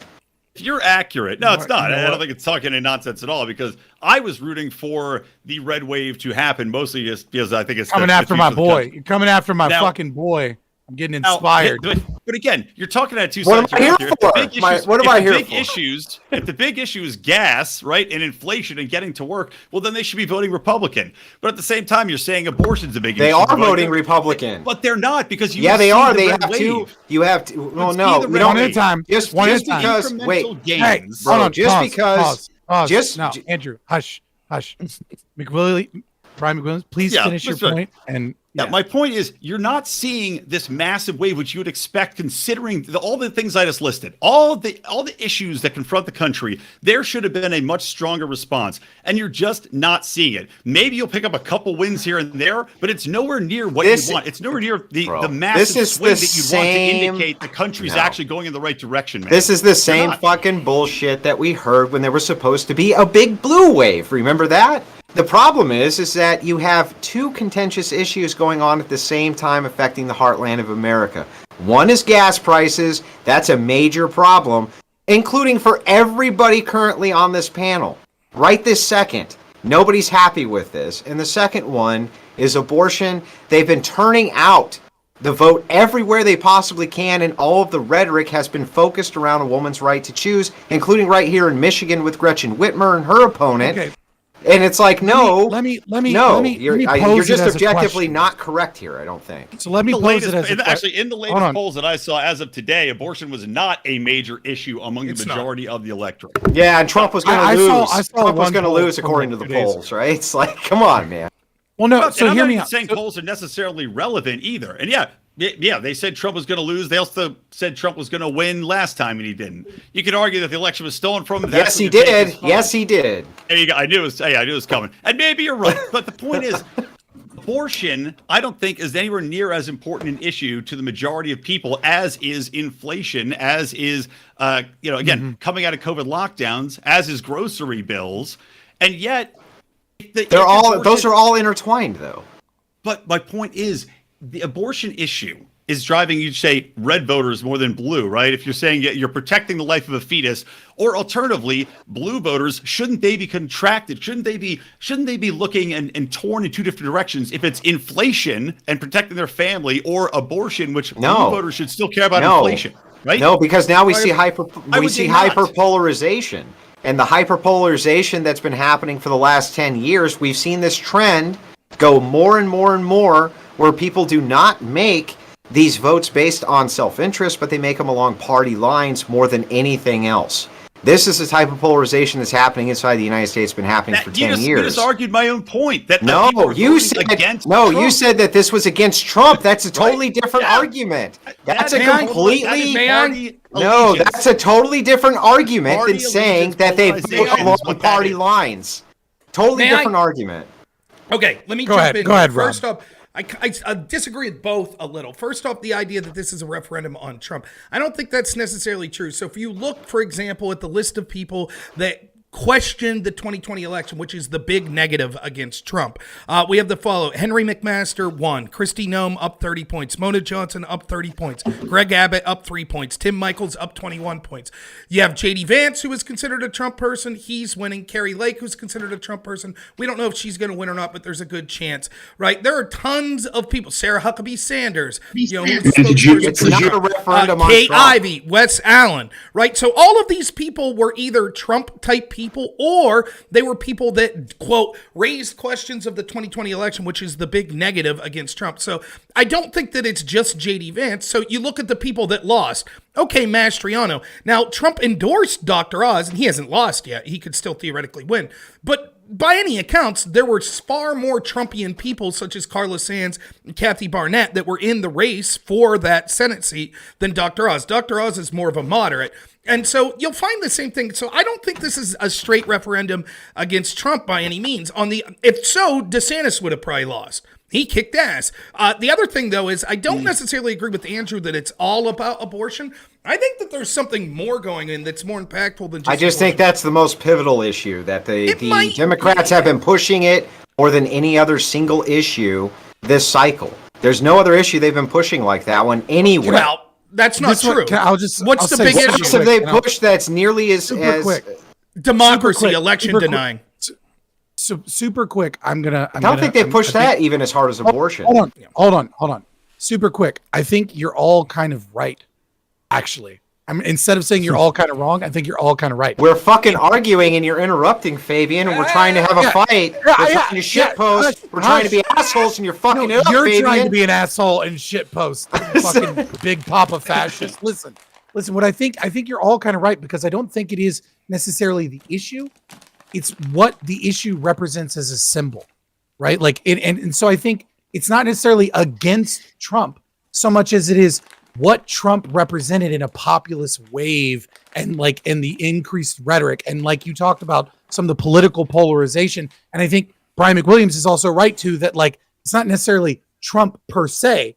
I don't think normies that are like, useful idiots of the left or on the right variety, but like in this instance, the left are like looking at who was endorsed by Trump or who's more Trumpian, so much as it is this swelling of like media and culture and academia and like this culture of the right are evil.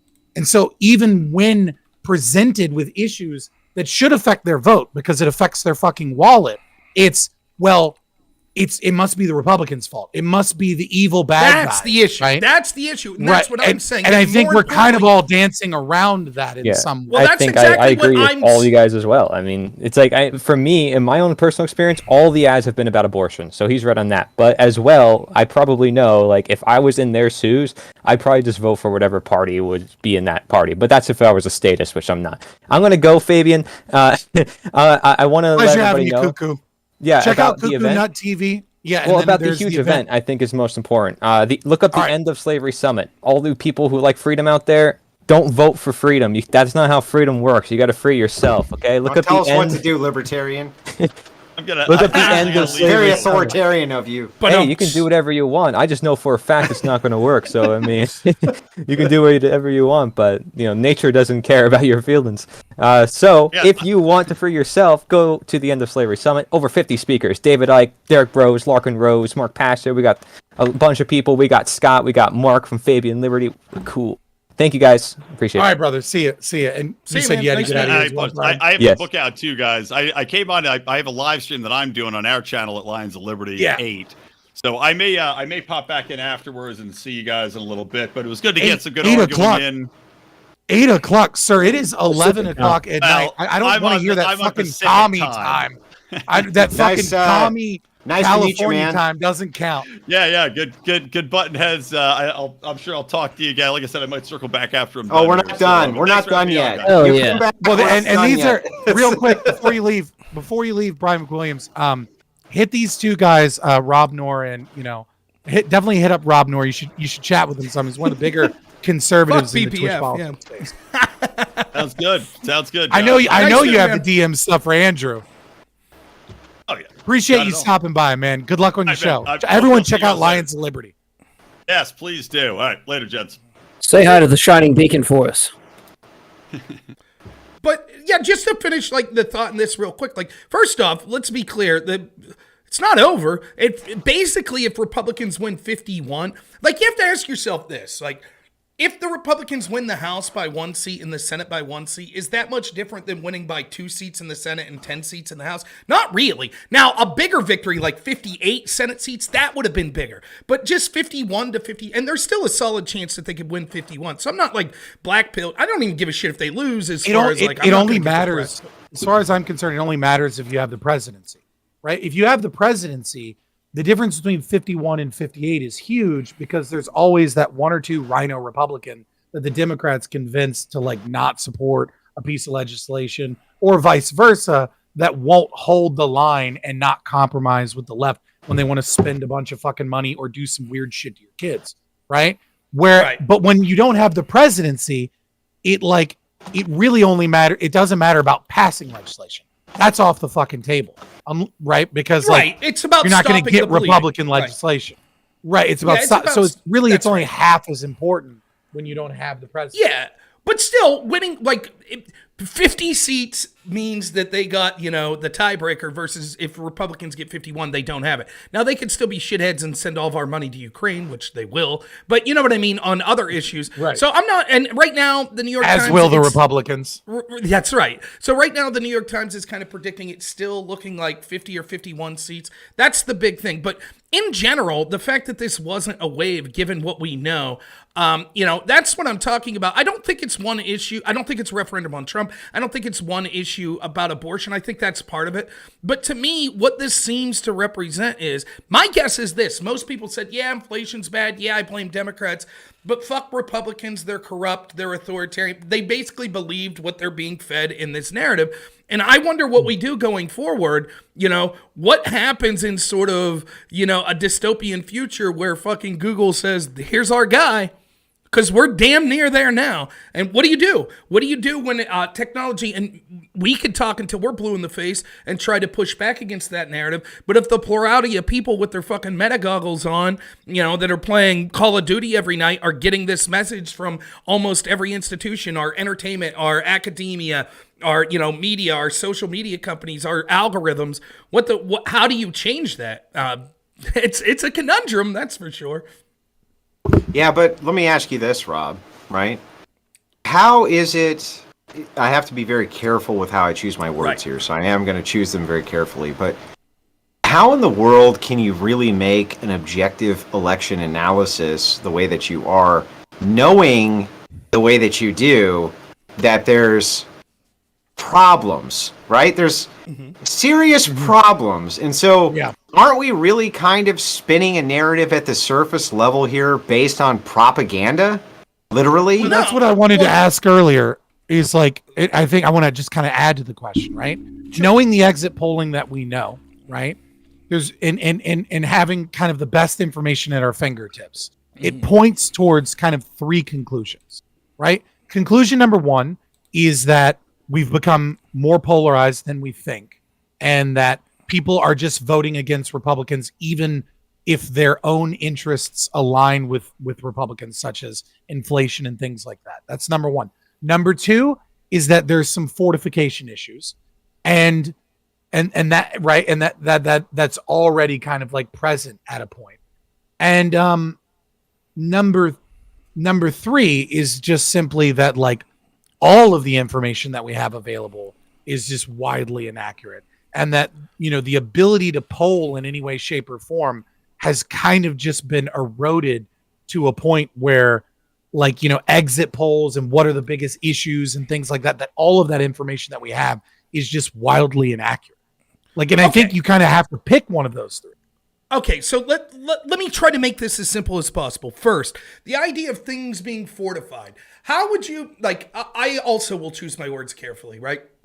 Hypothetically, let's say we're looking at a third world country, right? Let's say that Pakistan is holding elections and, I remember when I used to research Pakistan, Musharraf was the president. He was this strong man, right? And let's say Musharraf... Put your fucking hand down. You're not 12. What the fuck are you doing?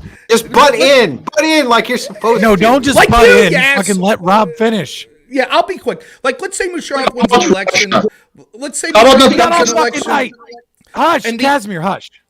Let's say the actual results, non-cheating results, are Musharraf wins 70% of the vote and loses 30% of the vote, right? In order for the opponent to sort of say, well, I'm going to use shenanigans to overcome that margin, it would be near impossible, right? You're not going to make up 40 points even if you're, greasing palms and harvesting ballots and that shit and the other. But let's say it's 51-49. You go Chavez did. Well, yeah, but it becomes blatant, and you're talking basically it's blatantly. But anyways, if it's close, that's when these sorts of effects would be able to swing things. And so what I would argue is, even though you're right, and yes, Andrew, it's hard to talk about this because if we were all on Comfy right now, we could say whatever the fuck we wanted, but because we're streaming on YouTube, you have to be careful because these authoritarian pricks will censor you for telling the truth. So you have to wonder... we have to talk. So we're talking and commenting as if everything is on the up and up. Okay, well, given that, or even if it's not, but it's close enough, millions, I guess I'll make my point as clear as I can. A huge amount of people voted for John Fetterman, Regardless if you think that that's the accurate picture of what happened or not, it is indisputable many, many people did. And so what I'm talking about is happening.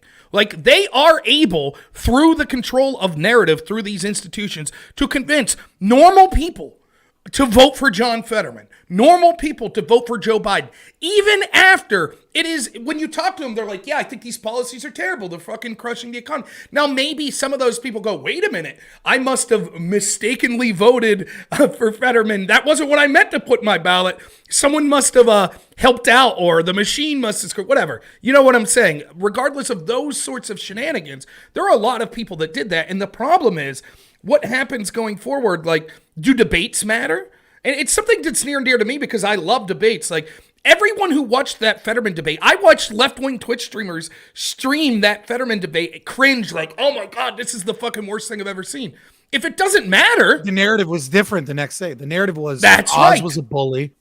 Oz was mean to him. That Fetterman like adequately put forward all of his positions. We never got to see the TV screens that the candidates were seeing, even though they were shown multiple times during the live stream. Right. Yeah, I mean, it's but from these takes. Well, then argue against it, or like say, okay, we're all friends here. We're drinking. So Rob was right. So here's a term from Russia. It's called administrative resource. Right. It's when you own a significant amount of the legacy media.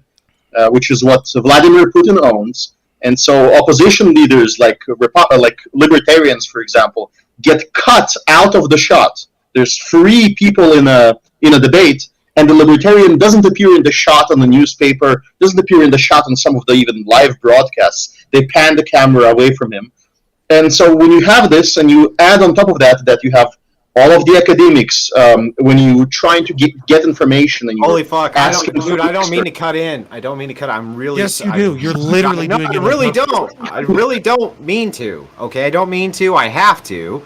I had a bunch of supers come in. I'm sorry. But I got to cut in for just a second. I don't mean to throw you off your train of thought. None of that.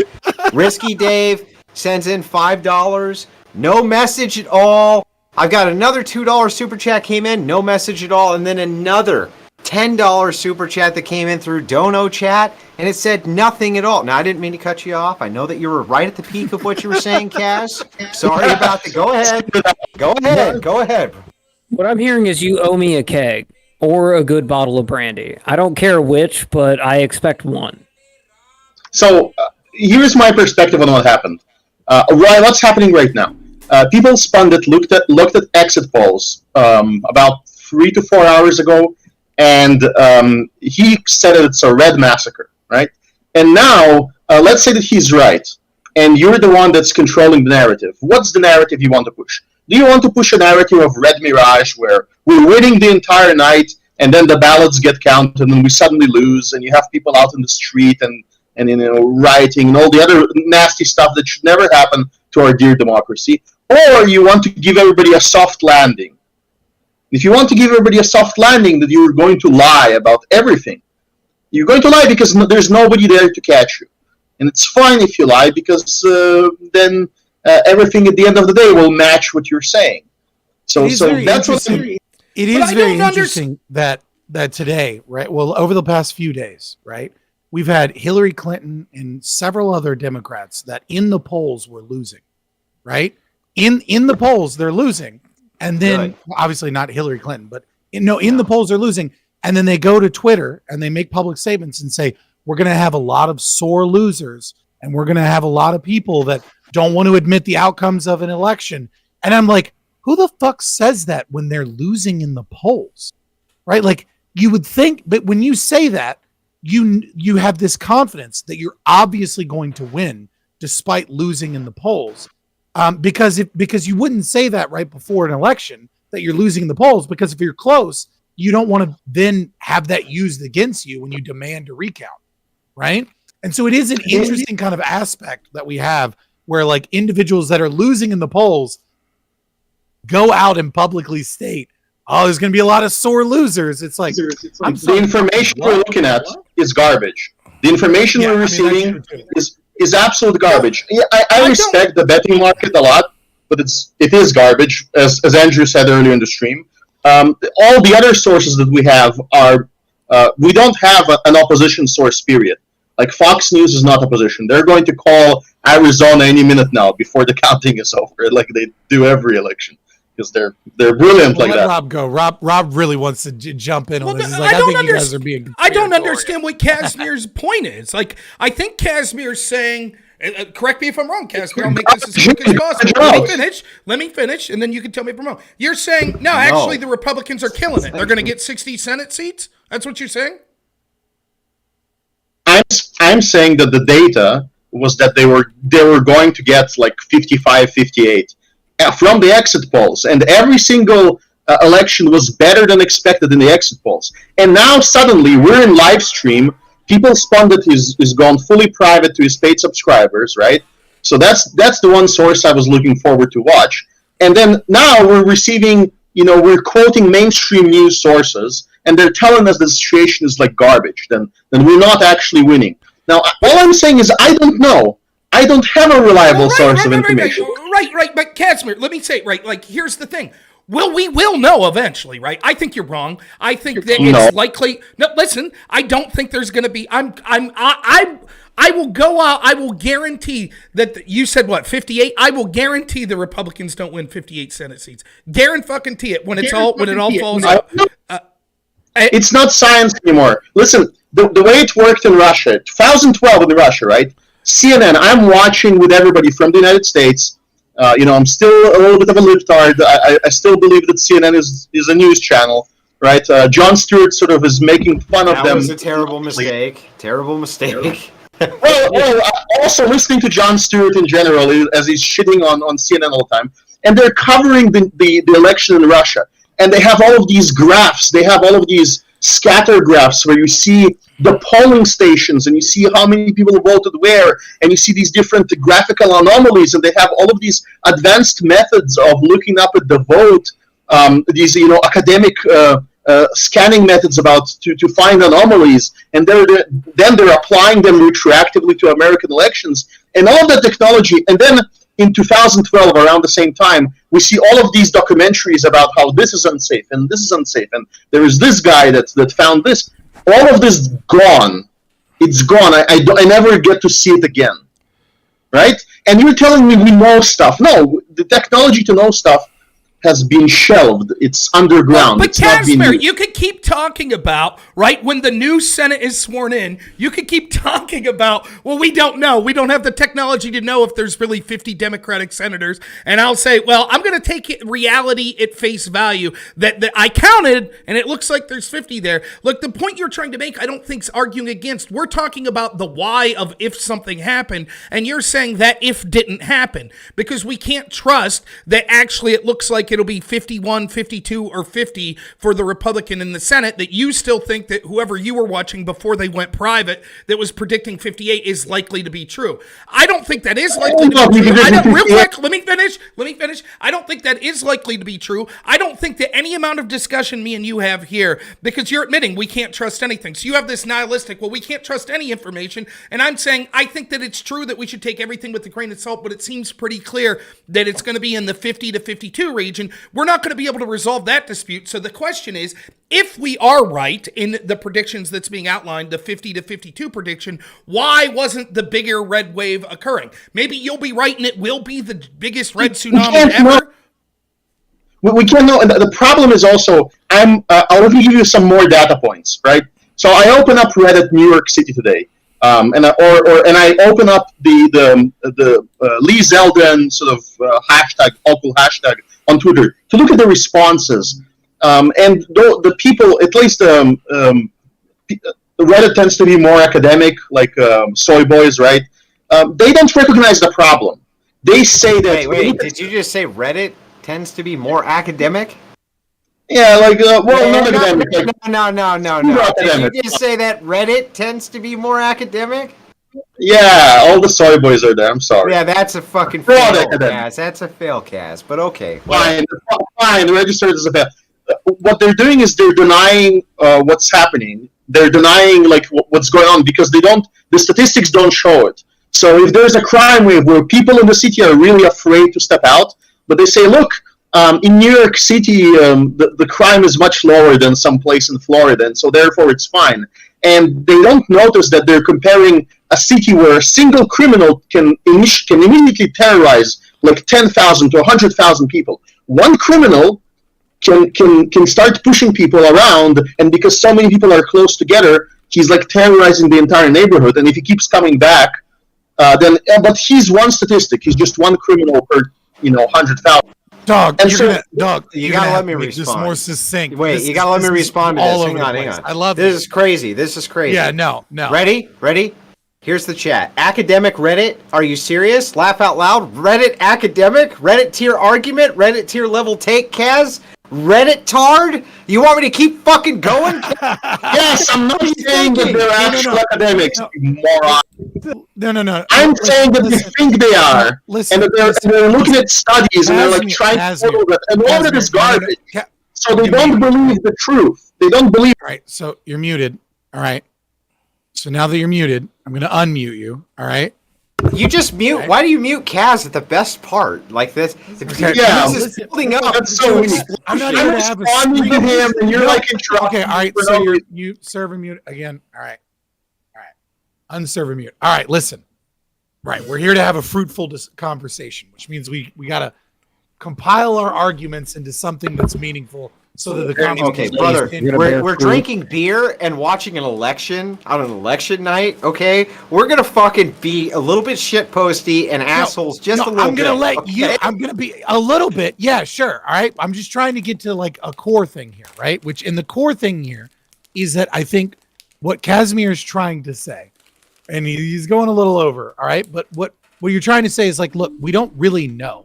And we need to make sure that we're a little bit skeptical and we don't necessarily just follow the narrative, right? Trust but verify, I think, is what robnoerr is saying, right? And it's, it is a little bit of a difference between, a little bit more pessimism, a little bit more, optimism in the process or whatever, right? And I think there is a point to be made in several places that this only is capable, like there's a certain level of power that the state or the cathedral has to change the narrative and to play with things, right? And if we roll in 65%, it doesn't matter what their fucking narrative is, because no matter what they do, it's fucking obvious. But if we roll in 50.5%, yeah, there's going to be purple districts where fuck games can be played and we'll never know. Like we'll never know, right? And there may be some red flags and things like that. But it doesn't matter because they control the narrative. Look at Maricopa County, not in this election, but before, we found 55,000 ballots with irregularities, according to the investigation. Like that's public record. Don't say that. I don't know what we can say. I'll just say you can't say anything. I don't. Okay, well, I don't know. You can't say anything about that. I'm not saying that I claim to know the outcome of anything. The only thing that I know, which is reported, is like 3D printed images of verified elections and very lax procedures and issues in a state that won, in a state that won by 13,000 votes, right? But if Trump had gone in there and won that state by, 200,000 votes, it doesn't matter what games may or may not have been played or what issues may or may not have been present or what, difficulties they had technologically. Yeah, sure. It's not like they could just shut it down for another night until they found what they needed. But listen, because that didn't happen. There's two different conversations. It becomes super obvious, right? There's two different conversations. Right. I agree Rob with is trying to talk about is saying. Set all that aside for a moment. Let's just assume, for sake of argument, that all the numbers are accurate, and all of the numbers are accurate. The polling data that should suggest a massive red wave, and the election results that are showing spotty, as Brian McWilliams said, right? So what's the disparity here? And the disparity here, I think, shows, if we assume those all to be true, that there is a certain polarization and a certain firing up and a certain willingness of lefties to be led by the nose and pinch their nose and vote for people against their own issues because the other guys are presumably the bad guys and inflation's not actually our fault.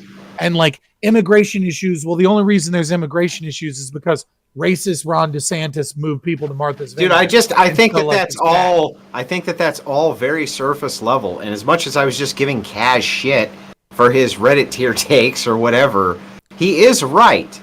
Right? He is correct factually when he's like, look at these I just think they're two separate arguments. Well, they're not really. They're intertwined because, like, look at these exit polls that are coming out. Look at this kind of thing. You can't really have a fruitful discussion on what you actually think people are voting on or not voting on if you can't, trust certain things, right? How could you ever really come up with what you think the outcome is if you don't really even trust what the you know what I mean? Well, but listen, it's hard for me to dive into it, but Casimir answers your criticism here because Casimir's off the fucking rocker, right? Where he's like, he has this separate conversation going on, right? Like, I understand your criticism here where it's like, listen, there could be some fortifications going on and things. So we don't know. It's hard to say, like, geez, if the Republicans just would have not overturned Roe v. Wade, would they have won? Well, we can't say that because we don't really know about the results in that manner. Casimir's going further. Right. That's true. Casimir's going further. Casimir's saying, right, we can't trust anything. For all we know, Republicans won 100 Senate seats today. We just don't know. We don't know. You gotta keep increasing it. When I said it's between 51 and 58, now it's 100. Then it was a 60. Come on, stop loading. Hyperbole, right? Hyperbole, yeah. Right. Shut your mouth. Okay, so let me give you some examples, right? You tell me if these races have been called or not, right? I'll say some races that they're claiming have been called, and you tell me which of these races you think eventually in a week or two we'll find out that they weren't called, and I don't have the Republicans won. I don't have the data, but yet you started talking in chat. You started saying, "Oh, people don't like this. People don't like that. People don't like, it's fuel cost. It's abortion. It is abortion. It's not abortion." And all of that is based on garbage in and garbage out data. Yet what you should be doing as an analyst is looking at what does the elite want to happen, and how does it achieve what it wants to happen. Listen, you could criticize me and you could talk in these abstracts like that, but you were looking at someone that was predicting 58 seats in the Senate. Let me give you an example. He was not. Please. You're misquoting me. Stop doing that. Please, let me finish. Ron DeSantis He said up to 58. I'm gonna get out what I want. Ron DeSantis gave a victory speech and said he won, and that race. You're gonna lie about my. Are you? Casimir saying we don't know? Rob. Casimir's saying we don't know if DeSantis won. That's what you're saying, right, Casimir? Garbage in, garbage out. That's mainstream sources reporting DeSantis won. So we don't know if DeSantis won, correct? No, you are misrepresenting the take entirely. DeSantis was not the point where they have to wonder about anything. Yes, when you win like DeSantis is winning, they can't do anything about it. But you have states like PA, you have other states that are borderline, you have Arizona. And exactly like everybody else is telling you, it's when it's narrow, then shenanigans can happen. And then when you look at the shenanigans that are conflicting with the exit polls, and you don't have an expert like the only expert you trust right now is probably Richard Barris, because nobody else is doing proper polling. Like everybody else is in the market of analytics is a fraud. So all you have is the predictions from the people who are betting money, who are inaccurate in the last day for sure, and then you have predictions from the actual guy that's doing the work. And so then you'll be able to compare and see what actually happened. But right now, arguing over specific issues and which issue contributed to it or not is sort of pointless.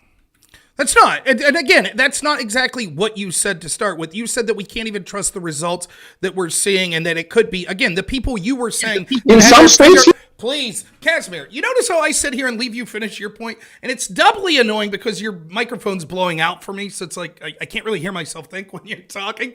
But even though I like you, and I like what you have to say, but like, it's like, we have to be able to have something. Like, I don't disagree with you. We're agreeing on the idea of there are people that are controlling these institutions that are pushing a certain agenda. And so it's difficult for us to decide whether or not that a particular issue is popular, unpopular, etc.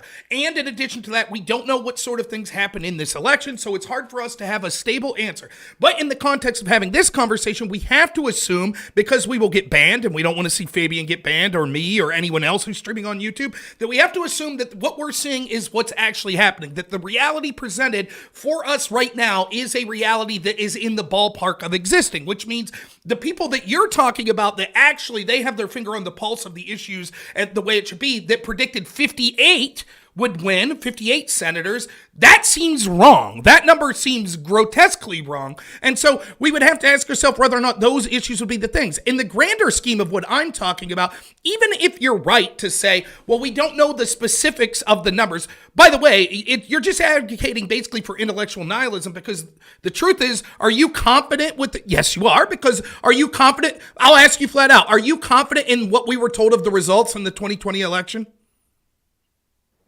I'm not going to answer that question on stream. Are you crazy? Well, I just mean this. Like, do you think we know everything about? I'll tell you this: Vladimir Putin definitely cheated in the 2012 election. Okay, Vladimir Putin is not the president of Russia. Anytime then that we would say, well, there have been things going on behind the scenes at the election, you would say, and we can all can't give draw any conclusions. Therefore, we can't draw any conclusions to the reasons that election had the outcome that it did. So, for example, we wouldn't be able to say if we didn't trust a particular, we're playing The Sims and there was an election and we said, oh, the reason that this character won in The Sims was because of these 3 issues. And that occurred in 2020. We wouldn't be able to say that ever about any issue given your standard, because you would say, well, garbage in, garbage out. We don't trust anything. So therefore, how can we trust the reasons that the people engaged in that? Because we don't trust that they engaged in the way that we were told, right? So what I'm saying is it is a fundamental truth that these institutions being controlled by people. No, you distorted the point. I'm going to have to correct. Real quick, I'll just finish real quick. Last sentence. Yeah, but you distorted my point. I'm just pointing out. No, these institutions that are able to shape the narrative are controlling more and more people in what they think. And it's not, you could go see it anecdotally. I fucking talked to people today that were telling me, yeah, inflation's the biggest issue. Yeah, I blame Biden, but I think the Republicans will be worse. And you telling me that, no, that's bullshit. We can't look at the power of Google. No, I'm not. I'm saying that that's also real, yes. I was trying to give the whole Reddit segue I was actually giving an example how in New York City there are creators like Actual Justice Warrior who will give you the statistics in the city, will explain them, right? And then there's going to be an army of academics who are in academia in New York University who are going to claim that it's not the case, because what they'll do is they'll take the total population of the city and they'll divide it by the crime rate, and they'll have a lesser crime rate than somewhere in Florida. But they don't understand that a single murderer in New York City, in a New York City station, will stop like 1 million people from being able to travel for an hour. If you don't turn, a single guy pushes. If you don't turn your fucking mic down, your audio I'm gonna lose my because you're fucking screaming. mind. I'm gonna lose blowing your my mic out. mind, Kaz. I only have one ear in, and it just destroys all of the hearing in my left ear. Hold on. Is this better? Can you update? Georgia with 86 reporting just flipped who's in the lead with Herschel Walker in the lead. Yeah, and understand this real quick about Georgia. You have to get 50% in Florida or in Georgia, or there'll be a runoff. So right now, right now, as it would be if it stand, both are at 49%. That would mean that there would be a runoff between Walker and Warnock. Yeah, and then Destiny will be going door to door to make sure people vote. What a good guy. He's such a good guy. Oh man. But no, Kasparian, I'm just saying real quick, right? Like I understand what you're saying. Like you're saying that like priorities, like when they look at these and they're looking at like this is the number one issue and those sorts of things, it doesn't take into effect like the human interactions. Like for example, you might say one murder is one murder, but one murder also affects thousands of people's actions. I agree with all of that, but again, that's just going to funnel into what I'm talking about. That if you have people that are so effective at propagandizing and shaping a narrative that people can effectively be convinced to vote against or to do things against their own self-interest, because instead of believing the reality around them, their reality is being crafted by powerful people that have this shit down to a science. Now, Rob, I do have to tell you this. There's a chatter in my chat who just said this, and I know for sure you're going to agree with this. Okay. He says, man, I hate Georgia, synth, and the East, right? Those are the 3 things he hates, right? Also, another dump puts Oz only 1.6% behind currently. Yeah, So that's what I'm seeing. he's about 100,000, another 100, only 100,000 behind. Also, if you don't mind, real Not even. quick, I had a couple more super chats from like Randy, who says You go ahead. nothing. Right? Got another super You chat. shut the fuck up with the super chats and say nothing. You know what No, he had no, in no, the no. conversation? Come on. Nothing. No, he said the word nothing. Come on. He You should said be the shaming word. our chat for super chats that don't say anything. Yeah, nothing. Where's your nothing. super chat?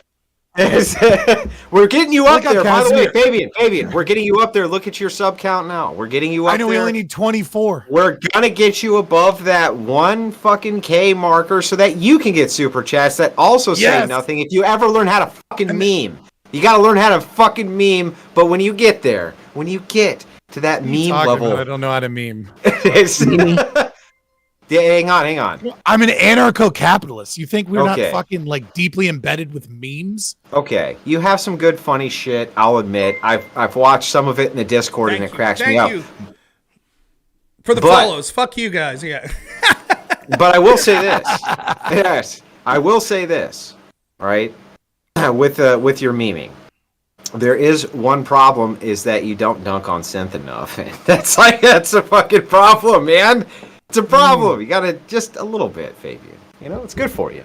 So can I talk Fair about enough, real fair quick enough. Pennsylvania, like these elections, possibility in Pennsylvania? Yes. One of the things Let's that's get back to the election. Right. So with Fetterman versus Oz, right, when you look at the numbers that are reported, one of the things that's important to look at, because we have to ask how many votes are left outstanding. I don't know what they'll do with mail-in ballots this time, but 2020, I was on a show like this, and it was probably around this time of night, and everybody's high-fiving. Trump won Pennsylvania. I said, what's he up by? They were like, like 200,000 votes. I was like, he lost.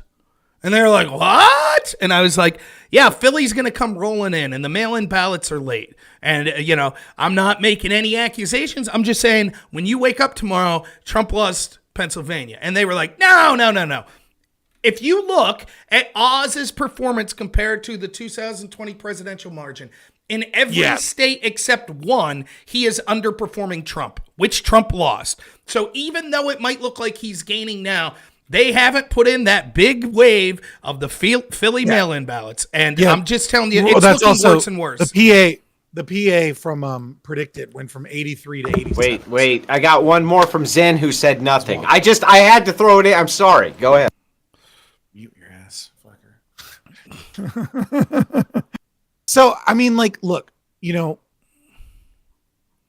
question is, like, when you have an unknown variable, you don't know which variable is more powerful, right? Like, is it the manufactured consent that is more powerful from the narrative control, right? In terms of like getting people to go vote because of the, right? Or is it the narrative that the Republicans are evil, etc., that's more powerful, and they simply are showing up at the polls, right? And I think both of them kind of like work and weave together, right? If you are able to sell to enough people the idea that the numbers are what you say they are, right? The better you are able to sell that idea, then the more, let's say, the real number versus the reported number can be. All hypothetical, right? Right. Let's say, you know what I mean? Like if you're able to convince people, very strongly, then, it doesn't need to be 0.1 or 0.2%. It might be 1 or 2% off, right? Orders of magnitude 10 times higher. And I do think it is an interesting thing to know that beyond the political rhetoric of, the media changing in that landscape, we do have, a social media landscape that is progressively more censored. And, it is kind of that situation where you got to work that a little bit harder. And I think nobody knows that more than people that are not left-wing, that are content creators. I think we know kind of what that is more than anybody else, right? Like, I know there are magic numbers like 40 viewers, 36 viewers, and 44 viewers, that if I hit that magic number, but I don't blow through that magic number, Twitch randomly drops me 10 viewers, despite the fact that I have one of the most active fucking chats for the amount of viewers that I have. It just happens that way, And like, you're not allowed to like make any claims off of whatever those magic numbers are, right? You just push. Wait. Scott, I gotta stop you. You just had a super chat from your best super chatter ever. It's 5 BTs, and it says nothing. Oh, finally. Yeah, Nothing. the super chat for you.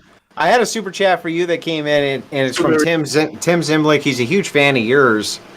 Maybe I'm lying about that. I don't know. Right? I'm just going to say it, though. I'm going to say it. And he says, Rob, what actual reason do we have at this point to believe that Democrats are doing well with the people, except the word of known fucking liars? Well, okay. There's two things to say, right?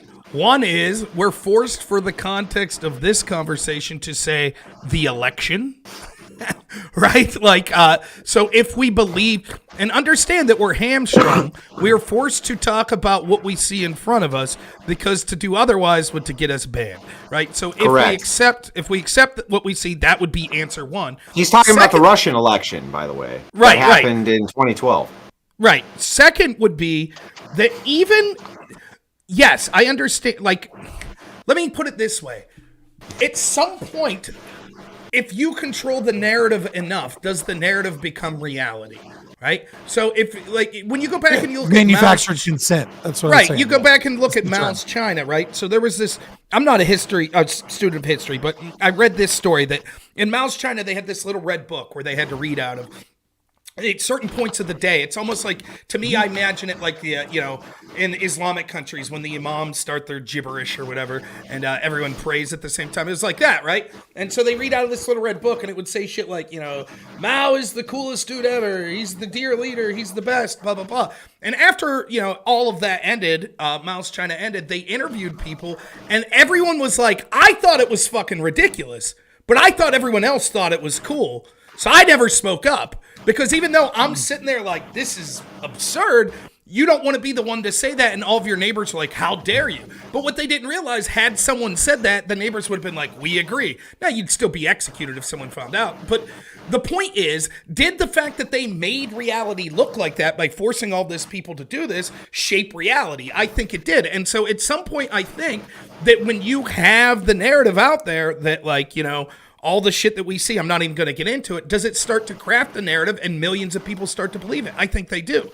Now, look, I'm not just blaming Google or, Twitter or Facebook and all these places. The truth is the Republicans suck in many of these areas, and so there's not a good alternative. We were already joking around about Dr. Oz and crudité. Go watch my videos on YouTube that 20 people watched. Right? And those videos talk about, I said it until I was blue in the face for the 3 months leading up into the election. 5 issues that every single Republican should have been running on. The economy, the border, crime, lockdowns, the mutilation of children. That's it. And every single person you're running against is part of the Biden administration. That should have been every fucking message in every race in this country. Instead, they talked about crudité in Pennsylvania. They talked about all this, shit that you might be like, it's not bad, but like, Doug Mastriano talked about, how he was fasting and, being a veteran and those sorts of it. Those aren't terrible issues, but they're a red flag. Like, every single message should have been like, your kids aren't safe. You can't buy groceries. The fucking border is open and fentanyl's pointing. They locked your ass down while they went Rob, on please fancy allow trips. me to respond to some of this, because some of it's insane. And let me tell you how insane. It's so fucking insane that Karma Reel sent in another $2 super chat saying nothing, followed by Tim Zimlick sending in a super chat which says nothing. I didn't do that. I didn't server mute. Chat says this is like Unsevering. This is like. Stop it! No. $5 says we've got the best. Hang on, we've got the best interruptions. The best, let me tell you. Everyone knows it. They say to me, Goose, how do you have such great interruptions? Followed by Wicked Wally, who says big cartography started with the falsification of Wyoming in 1502. There it is, big cartography, boys. I don't know it, but I'm leaning into the meme. I'm sorry. Okay, so Rob Noerr. I wanted to give him a direct response. Rob Noerr, I do want to say this, right? I think I really like the 5 issues that you have, right? I think, though, there is one problem with it that I think is a problem that Republicans, I think, have far I don't even know that they have it more than the Democrats, but I think it's still an issue, is that most of them don't have anything that they're running on. Like the populists and the rhinos and like the Republican Party has gotten a little bit too fragmented, right? The establishment Republicans with the MAGA crowd, right? And these individuals, they're very easy to coalesce together to attack Biden, right? To attack issues, to have righteous indignation for the fucked up shit Democrats are doing. But some people will not be captured unless you have a message. You give them a reason to vote for you, as opposed to a reason to vote against someone else. And I think one of the big problems of that is that they didn't come together to have a reasonable policy, just a few talking points that like the Republicans could like unify behind, that says these are the things we're going to fix. Instead, they say these are problems and we'll undo these problems because they're bad. And I think the Republicans really fucked up by not coming together and doing that. Well, I don't disagree, but a couple things on it. One, I still think that that's less important. I think that races have increasingly became about who your opponent is as opposed to who you are. And so, like, historically, the data would back me up that if there is unhappiness in a country, it's a referendum in the midterms of the party in power. And so we would expect to see that, right? And so the implication of that is, it's like, for example, do we think that the Democrat message in 2018 was like, oh, we have all these great plans? Or was it that Trump's an evil pig fucker? Like, that's what it was. It was Trump's evil. That's what they ran on. And it wasn't like that these independents and moderates were like, well, we're not going to vote Democrat because they don't have any. No, they were like, yeah, we don't like the direction the country's going. So that's historically what happens in the midterms, right? So I don't know how much of that's true, but I do agree with you strategically. It would have been better to do so. But here's the problem. Take those issues I talked about, which I vehemently believe are the 5 most important issues. How are Republicans going to come together on a message such as lockdowns when 90% of them voted for them? How are they going to come through inflation and economy when they passed those bills that Trump signed off on, mind you, that blew the budget out by trillions of dollars? How are they going to say shit on immigration? But also, to be fair, I'm not a Republican. I know. You know what I mean?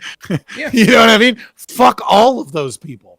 Well, I know, but that's the problem. Like, it's hard for them to come out and say that sort of, like, Doug Mastriano was able to say it. He was against lockdowns.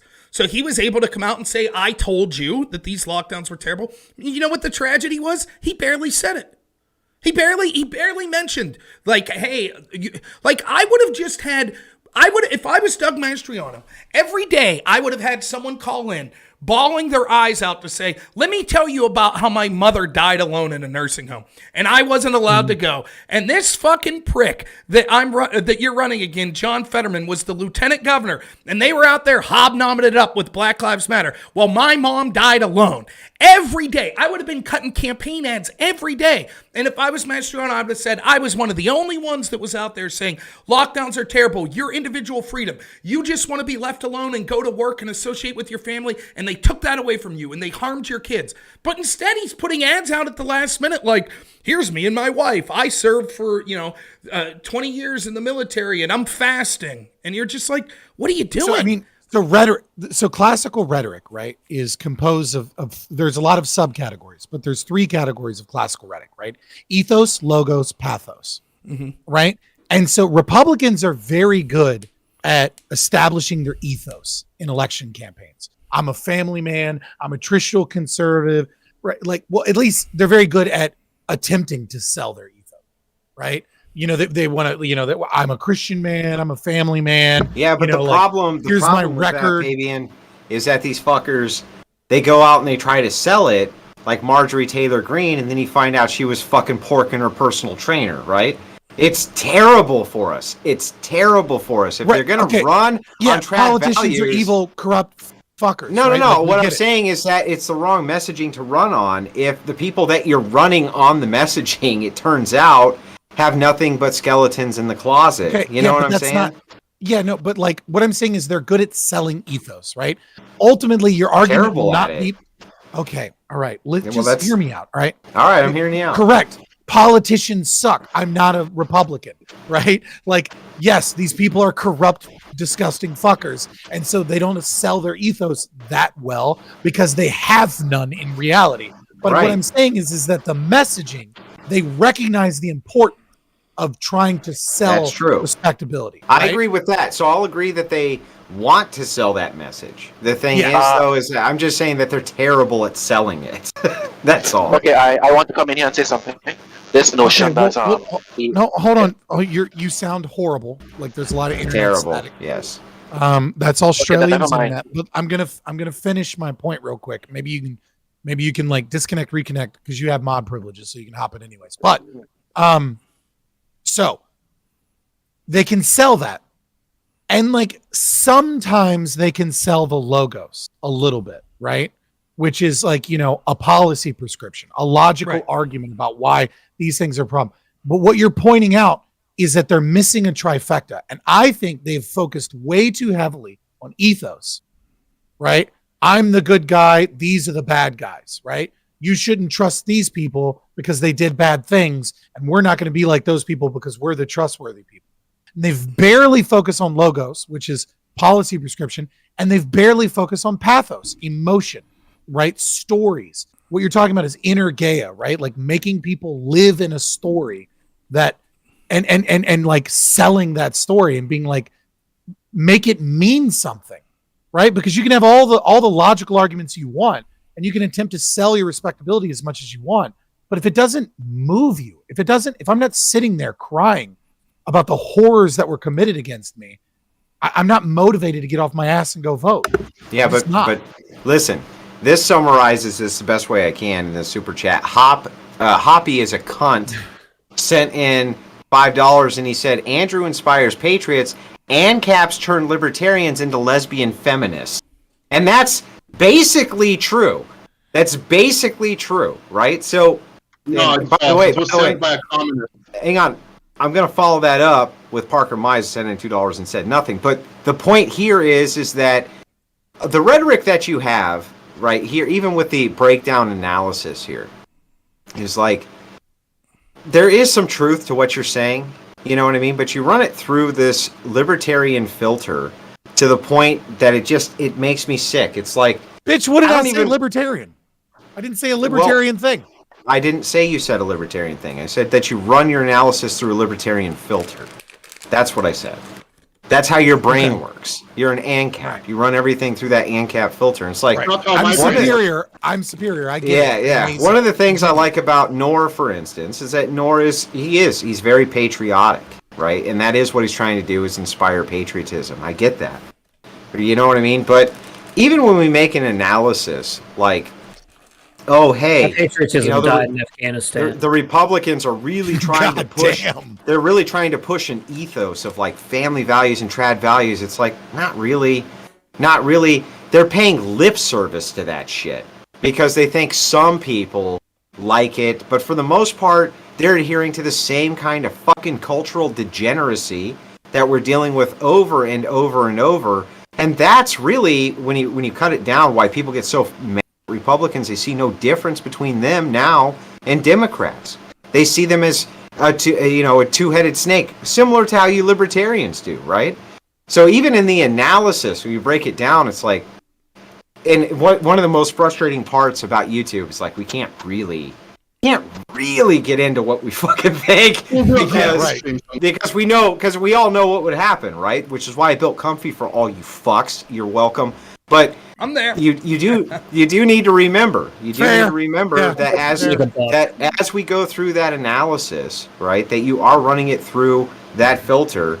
And when Rob's running it through his filter, he's trying to also give like a push. He's trying to say like, look, yeah, they're trying to run this, the type of trad campaign, but they're failing because they're not actually fucking trad, right? They're fucking the whole thing up. They fuck it up time and time again. Are they really pushing this ethos, Fabian, or are they pushing a bunch of fucking nonsense to try to like trick people? And people aren't that easily tricked. They're not that easily tricked. That's right. And I agree. I agree with what you said. Yeah. Let me say this real quick too. Except for saying that I'm at fault for being a libertarian. But yeah, you don't have to have the ethos. Except that part. I don't do these philosophical terms. Like I'm aware of ethos, but I try. I just think of things like a fucking normal dumb redneck like I am, right? So like. To me, what I call it is the idea of ethos, what I would call its authenticity. To me, people understand when someone's being authentic or not. Andrew would probably vote for me, right? Even though I probably wouldn't live up to his standards of what a conservative should always be, right? Because I'm not going to agree with him on certain biblical issues and things like that. So I'm not as trad. I'm closer to trad than even the posers that are pretending. But I am authentic, and I'm talking about issues that he sees would be more in alignment with his ideology and where he wants the country to go than probably whoever the hell I would run against. But what's frustrating is you get these people that think like, the image of how they're running is more important than like the things they're actually talking about. And for me, I think what I'm talking about, again, if you want to call it pathos or sort of emotional investment, when I'm looking around where I'm at, I see people that are involved in my area in politics for the first time, right? And I saw it with Trump, people that he inspired for the first time. And I definitely saw even more after the lockdowns. People that would have, if I was drinking a beer with them, have been like, Rob, shut the fuck up about your politics bullshit. We don't want to hear it. They're then calling me basically with tears saying, I lost my house. I got laid off. My mom died. I don't know what to do. And you're talking to these people. Why is it that Republicans weren't reaching those people? And again, a lot of the Republicans... Fucking exactly. Why? What is the reason for that? Well, one reason, Emmanuel says for 70 Mexican pesos is he's from Mexico and he has nothing to add to this conversation. Now, how does that tie in? It ties in very well because, he probably doesn't have anything to add to the conversation. But before I turn the floor over to Kaz, I have to say that Wicked Wally also says that Rob needs to officially name his family History of Norse Mythology. Rob has a wonderful story.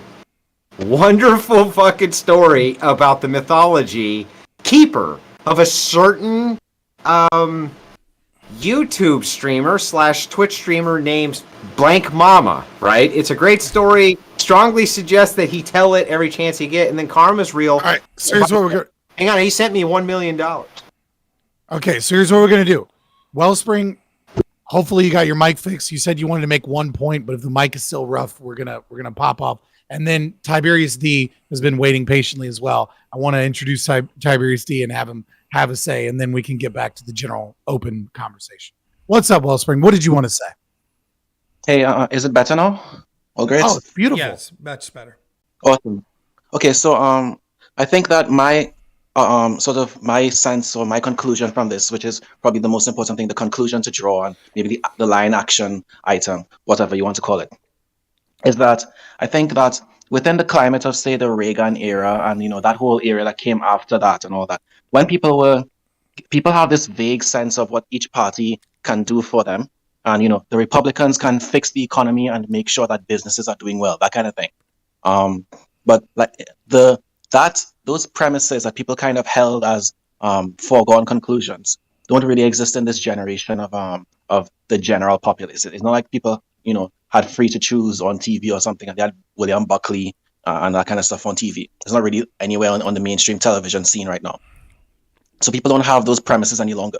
So Republicans can't. I genuinely don't think that Zoomers, Generation Z, or really millennials actually think that Republicans, are better with the economy or with business, so to speak. I think that they just generally think that whenever there's a problem, the correct solution is government has to do something, and the question is which party is going to do something about it. It's like in my home country, people every time something goes wrong, people, government had to do something. Government had to get in here. We had to get government to do something about this, and that's just the general framework people are using. So the framework of economics being the preserve of one party no longer exists, and so I think the takeaway is that persuasion, unless there's some way to hardcore just hit people with and get them to get these premises back in their minds, so they get these vague notions of the Republican Party or the Libertarian Party being better with the economy in a vague sense. If there's no way to re-inject these premises into Gen Z and the millennials and whoever is coming up, then I don't think that persuasion is an option for the foreseeable future. And what I can see is that the mainstream sort of platforms, they disbar the injection of these premises. So I don't see a way for these premises to get injected. And so again, the conclusion that I draw is that for the foreseeable future, persuasion can't work because persuasion relies on implicit context. In other words, it relies on implicit premises being held within the populace that you can capitalize on. So I don't see any way for that to be. Persuasion. Wellspring, I love you and you're so smart, but like, why can't you just speak English? Well, I mean, I love you so much. he's literally right about everything he just said. He's 100% right. You know, he's saying like that you can't even interject the correct premise. How could we ever really have a discussion about what's actually going on? It truly isn't even possible. You know what I mean? But also Republicans persuasion aren't is better on the economy. Well, yeah, and persuasion's possible at the meta level there, right? Like you have to, it's not like you just say, well, there's no persuasion, so if there's no ability to talk, then what's left? Violence. Like, no, that's not it. It's just you have to take that level. Said that. No, no, I know, but that's what We're not saying. Let's listen. I'm not saying that he said that. I'm saying that we have to be able to talk. If there's no ability to persuade, then people will unfortunately say, well, then maybe we have to take it to somewhere else. And the reality it's is, true. It just no, it's not true, because it's just that the level of persuasion or the topic of persuasion needs to change, right? And so we would have to start saying, like I'm saying, the problem is we need to persuade that the fundamental problem is corruption and control of the narrative. And if we could work at that level to persuade people, there is a fundamental problem when all of these institutions are pushing forth this narrative. Rob, that's that makes where the no persuasion sense. is. Rob, that makes no sense. Because if you say, I'm gonna let Andrew finish because he's incensed, and then I will. Tiberius has to get in. Yeah, but if you say, well, it's because if you can't actually interject your thoughts into the political arena, that may inevitably lead to this bad outcome. In this case, we'll just say, the V word. But then you say, no, there's another way. You can just interject your opinion into the arena. It's like, no, you can't. That's the whole point. If you can't do it, if you can't actually interject your opinion, if you can't actually engage with it, how are you going to engage in it? You know what I mean? Why did you create Comfy? Disband it. Well, the principle of Comfy was to at least try. But you know that we have one hell of an uphill fight. And if Comfy's disbanded in all the other free speech platforms, there's no way to interject the opinion. What happens? That's exactly what I'm saying. I'm going to let Tiberius D go, but I actually do want to respond to that. But what's going on, everybody? It's good to What's up, brother? Yeah, it's great to see you all. I wanted to know what this particular crowd thought about what was going on. I know you all are having like a particular like optics conversation. Yeah, like you can fill me in on that one in just a minute. We've kind of just been all over the place, really having a ball. I believe it. Andrew, nice to meet you. I've been hoping I'd get an invite to the Crucible at some point, but well, you have to send me a DM, bro. Okay, fair enough. Anyway, Rob, it's been so long. How's the folks? Doing good. Everything's doing good. I'm very glad to hear it. Rob, you got to tell me, like, what's going on in Pennsylvania, man? Like, wow, this election is, for some, I'm sure it's shocking. I thought it was going to be fucking super close, but oh no, it's the stroke victim that has no capacity to govern is just destroying Oz right now, and the lead will probably get worse as mail-in ballots and EVBs and stuff come in. Yeah, it got pretty close there for a second, but he's starting to pull back away again. But yeah, I thought that one was going to be. I thought that one was going to be neck and neck. Georgia's neck and neck. For some reason, the polls closed 3 hours ago in Nevada, but we don't have fuck all out of Nevada, which is shocking. I thought it's not shocking. Come on, we were all here for 2020. There's no fucking shock here. All right. Anyway, Fabian, I'm sorry to cut in, but Fabian, Tom Foolery wanted to also jump on the panel. He had sent me a message earlier I didn't see. If you want to send him an invite or whatever. Has he had his Twitch restored? No. Oh fuck! Okay. I forgot. I'm on Twitch. Yeah, I'm sorry. I forgot all about that. I mean, I would have him on. I've had an interesting debate with him. Like when I first started streaming. My friend, John, who's going to show up with no video, wants to come on. Is that okay? No, you can't say that now. Sorry. I know you're a conservative because you would be a terrible criminal. The answer is no. Just lie. To answer Tiberius, man. Yeah. To answer Tiberius talking about the election. Yeah, I mean, I thought my prediction was that Mastriano would lose. I thought Mastriano would lag behind Oz by 4 or 5%. So he's running for governor, for those that don't know, as a Republican. And I thought Oz would win by a percentage point or two, which would lead Mastriano. He's currently like 9 points behind. Yeah, Mastriano, the election's been called. Mastriano's lost. Well, they've called it. Unless Casimir's to be believed, then it's all bullshit. So here what I would say earlier meta conversation about like how do we interject persuasion? And like you said, well, why did you make comfy, right? That's the exact answer, right? And so I think it's important that we learn from our enemies. And one of our enemies that I think almost everyone here would agree is an enemy would be Lenin, right? Dual power theory. The idea is that you, at a certain point, if you don't have the capacity to control the narrative in a place or to control an economy in a place, then what you need to do is you need to create a parallel. Dude, you're getting all the raids tonight, you fucker. Don't worry, I'm about to give them to you when I leave, so don't worry. Oh, and that's sweet. But no, like you need dual power theory, right? Speaking of which, we need to set up our YouTubes for that, Rob. Yeah, I know. Oh, yeah, I know. Fair enough. So the thing and is, you too, Fabian. Well, I mean, I can't do that until you're actually a partner. You can't raid people. Yes, you can. Can you? All All right. right, Well, then yeah. I'll figure out how to do that. Anyways, let me get back to my point. So like comfy is a separate place where you have the capacity to interject into the narrative, to persuade, right? And it's the same thing that we need to be doing with some of these elections. And I think we need to admit at a certain point that like controlling the national stage may be something we're not going to have for 20 or 30 years. That it might be important. I don't just. But listen, that's not to like move to places like Florida.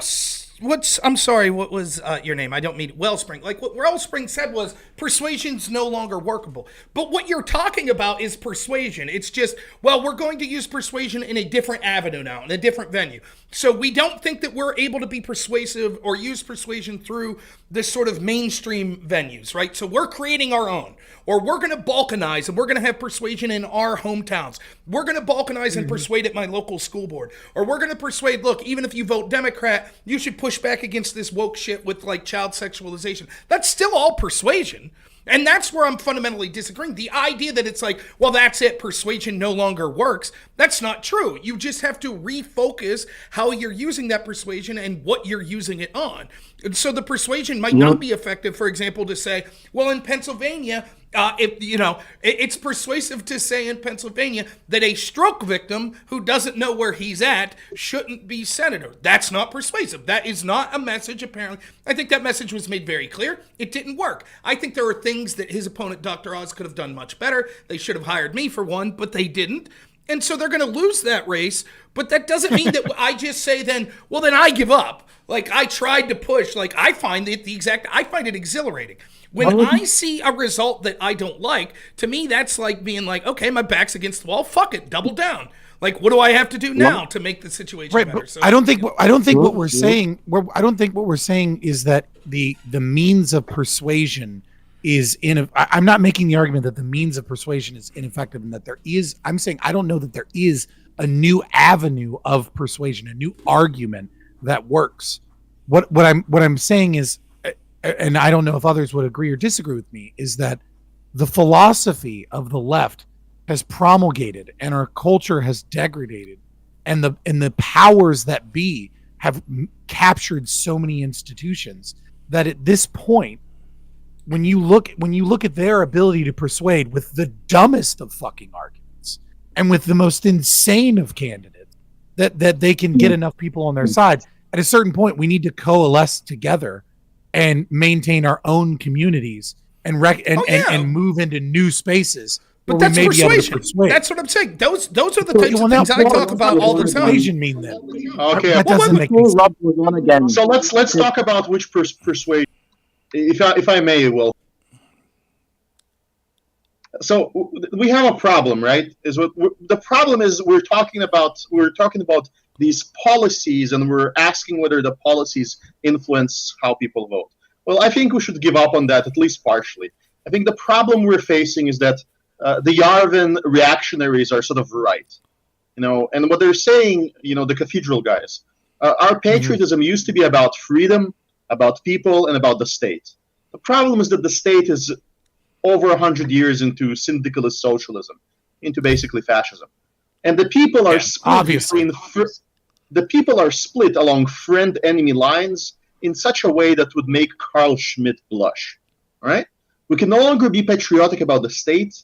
Never should have been in the first place, and we no longer share values with half of these people. They're crazy. We don't believe in the same reality. There's a remote hope that, we've had a remote hope that Hispanics will shift to the right as they engage in the economy and, second, third generation. But that's not really happening because they're not being homeschooled. They're being indoctrinated into the Marxist bullshit. So if that keeps going, they're not the hope either. And so when you look at this, what should we be talking about? And what we should be talking about is what the Mrs. Kafkas have been talking about, which is the national divorce. That's the conversation you should be having. And that's the thing you should be demanding from any elected representative you still have. If a Republican gets elected, you should promise a national divorce, on the ballot next time he gets the chance to do that. If people are not saying that they're going to fire government officials or perform preparations for a national divorce, then you shouldn't take them seriously, because all of the other stuff is really irrelevant. Casimir, that's look, I agree with the national divorce. I want a national divorce, but you're not going to get any normies to sign right? over You that. don't run on right. It's a terrible. What you should be doing is you should be doing similar things that the Republican legislator did in New Hampshire. What if somebody did? What if somebody did run on that? They wouldn't win It's not nationally. gonna fly. Well, maybe. Right, I mean, but hear me out. Look at New Hampshire, right? What New Hampshire has done is, instead of saying, I want a national divorce right now, give it to me, the Republicans have said, we refuse to enforce any gun laws, any federal gun laws, right? So if you want to enforce federal gun laws, you're going to have to bring the ATF in here every single time, to a point that you don't have the capacity to do that, right? We're not going to use the tracking data, right? They passed legislation and said, we're not going to use the tracking data to give you the information about who has vaccines and who doesn't have vaccines. So good luck enforcing vaccine mandates on children in schools, because we're just not collecting that data.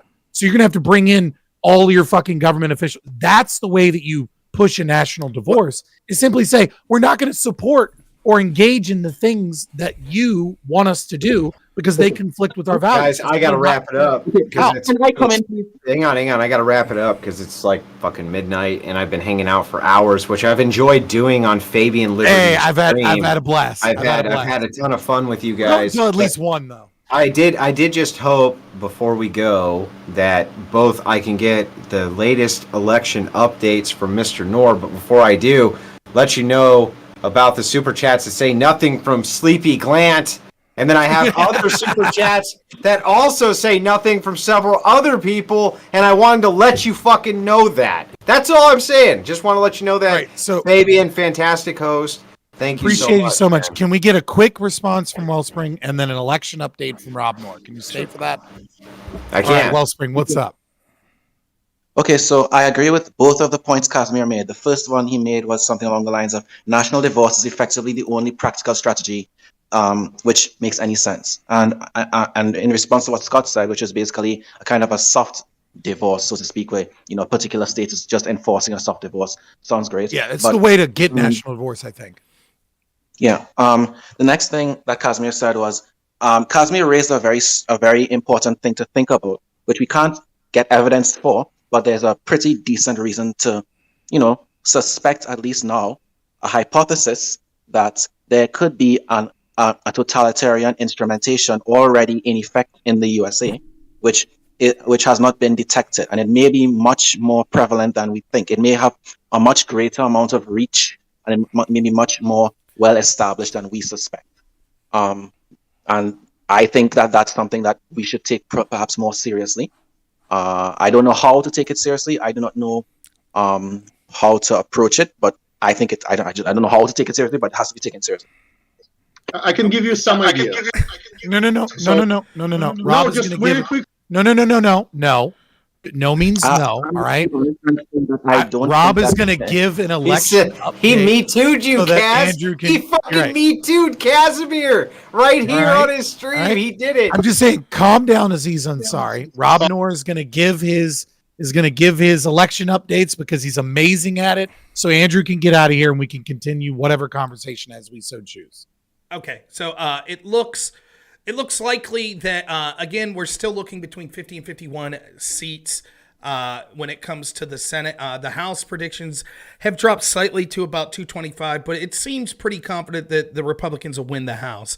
That margin's likely to be about a 10 to 15 to maybe 20 seat margin in the House. When it comes to the Senate, right now the races that we're going to be looking at is the Nevada race where nothing's came out.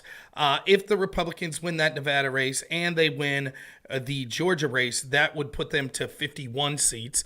The Georgia race is looking increasingly like it's going to go to a runoff. So that would mean we're not going to know the results. So right now, this is about a 50-50. The Pennsylvania race is all but done. So to summarize, if we're to believe everything we see, it looks increasingly likely that it'll either be a 51 seat for the Republicans or the 50-50. And it's going to come down to that Georgia race and that Nevada race. But there's still a good shot that we could have a majority in both houses. Very, About 50, very, yeah. very bad. Yeah. And I'll take it. With that, gentlemen, I bid you adieu. Thank you so much for the invite. And remember, everybody, I it's appreciate it. Great time. Fabian Liberty. You can go and have a beer with him every once in a while, just like I do. He's my favorite ANCAP next to Casimir for reasons only God understands. Thank you, gentlemen, so very much. I'm sure you'll be catching some of Fabian over on Comfy Stream with his movie night. I want him to do it because I want to go watch fucking great movies, to be honest with you. Yeah, I just there's a lot want of to watch great some movies that I movies. think we should watch. And do like some Mystery Science August Theater Underground. 3000 shit. You know what I mean? Like I own this giant fucking platform and might as well go fucking play with it. You know? Anyway, There guys, you go. There you go. have a great night. Take care. See it.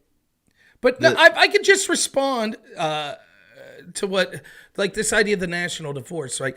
I don't disagree on a local level, if this makes sense, right? I don't disagree with the idea of balkanizing, right? You should be moving, get out of the cities, get out of blue areas. They're going to attack you. You will be a criminal for defending yourself. All that shit's true. It's all true. You should go to communities. Local elections are more important. Get in your school board. Stop the indoctrination of your children. The hellscape, woke hellscape that's going to be created will be left with a bunch of children that are growing into adulthood that will not know how to take care of themselves. They will be Rematch! Where's Andrew? Eli just took off. Andrew just dipped out for the night. He's a little baby bitch. He's got to go to Heard me sleep. coming. But I heard to you finish- coming. To finish this real quick, you're not going to win a national election on national divorce. Not going to happen. You're not going to No, win a I Senate agree. seat. I You're agree. not I'm gonna- saying I agree. the moment I think somebody- localization is the way to go. Look, the moment I get a hint as a moderate, Tiberius first, then the moment I get a hint as a moderate that you are running on a national divorce, I'm voting for the other fucking team. I'm calling it right now. I don't give a fuck. Like, that's bitching out. Like, if you want to say, like, hey, look, New York City is a place I never fucking want to live because I can't carry my gun and defend myself from crime, 1,000% behind you. If you're like, hey, you know what? Ohio and Indiana and all this just need to go our own fucking way. No. Let's get back in this fucking fight. This is a fight we can fucking win. Right.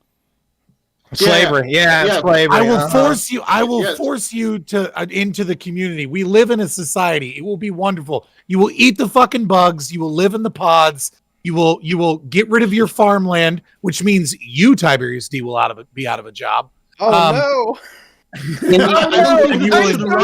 I'm so scared. I can't wait for all those. I gotta say, I never proposed running on it. I can open up my text because I wrote it because I had the time. I never actually said run on it. I never said it's an election nerd. I never said it's an election issue, and there's a reason why I didn't say it's an election issue. Because election issues is what we're discussing here, which is wasting time. What you need to do is you need to look at the playbooks of other dissidents from other countries that are facing the same level of scrutiny, the same level of power coalescing around the core, and start doing their tricks before it's too late. You know, the one advantage the United States has compared to, let's say, people in Belarus is when people in Belarus get crushed for months on end while CNN is filming them, getting beat up. They can't do anything. They're defenseless. Americans are not yet defenseless, and you're right. There's a soft divorce where you ignore all the laws that would basically disempower, remove the ability. I think New Hampshire has the right idea there. So New Hampshire is right on track on that. But also you should look at what those dissidents that are completely powerless, what they were doing before they were completely shut down during the war. Because they were doing certain things that were effective enough to make them a threat worth shutting down. So I'll give you some examples. All of the riches of all the richest members of Congress have to be constantly on display. We have these things called drones. You should pilot those drones above the homes of all of your senators so that you can see all of the pools and all of the the villas and all of that money that gets spent. If somebody suddenly buys 3 new homes, that should be front page news on alternative news sources, right? On all the papers. Everybody who But those God, you know what, Casimir? I just want to say, can we get robnoerr to not interrupt this, because I really want to hear what Casimir had to say. Right. Okay, sure. All right. It sounds like he's persuading you. Right. I just want to say, you're so Russian. You're so Russian, Casimir, and I love you. But also, I don't know what that's fighting spirit. It may be. Since the topic right now is something like we're trying to understand how to approach thinking about this potential machination that is underlying the U.S. political system, and we don't even know how to detect it, but we suspect it might be there. Maybe we can try to. I think Casimir has a lot of value to offer here, but how to think about that, because he probably has experience in thinking about this kind of thing from his home environment. If I could interject real quick, right? So here's the potential we have. We say, well, there's all this unethical behavior going on with these rich people that are flaunting it, that are running our country. So what we should do is this. Let's take drones, fly it over their beach houses and go, ha-ha, look at these rich assholes. Meanwhile, I'm suggesting something more base and fundamental, which is that we fucking know these people locked you down, right? And we know that they went and violated their own lockdowns. And when I say that, you all say, persuasion doesn't work. Like that's stupid. What we need is drones over their house. And I'm here to tell you real quick.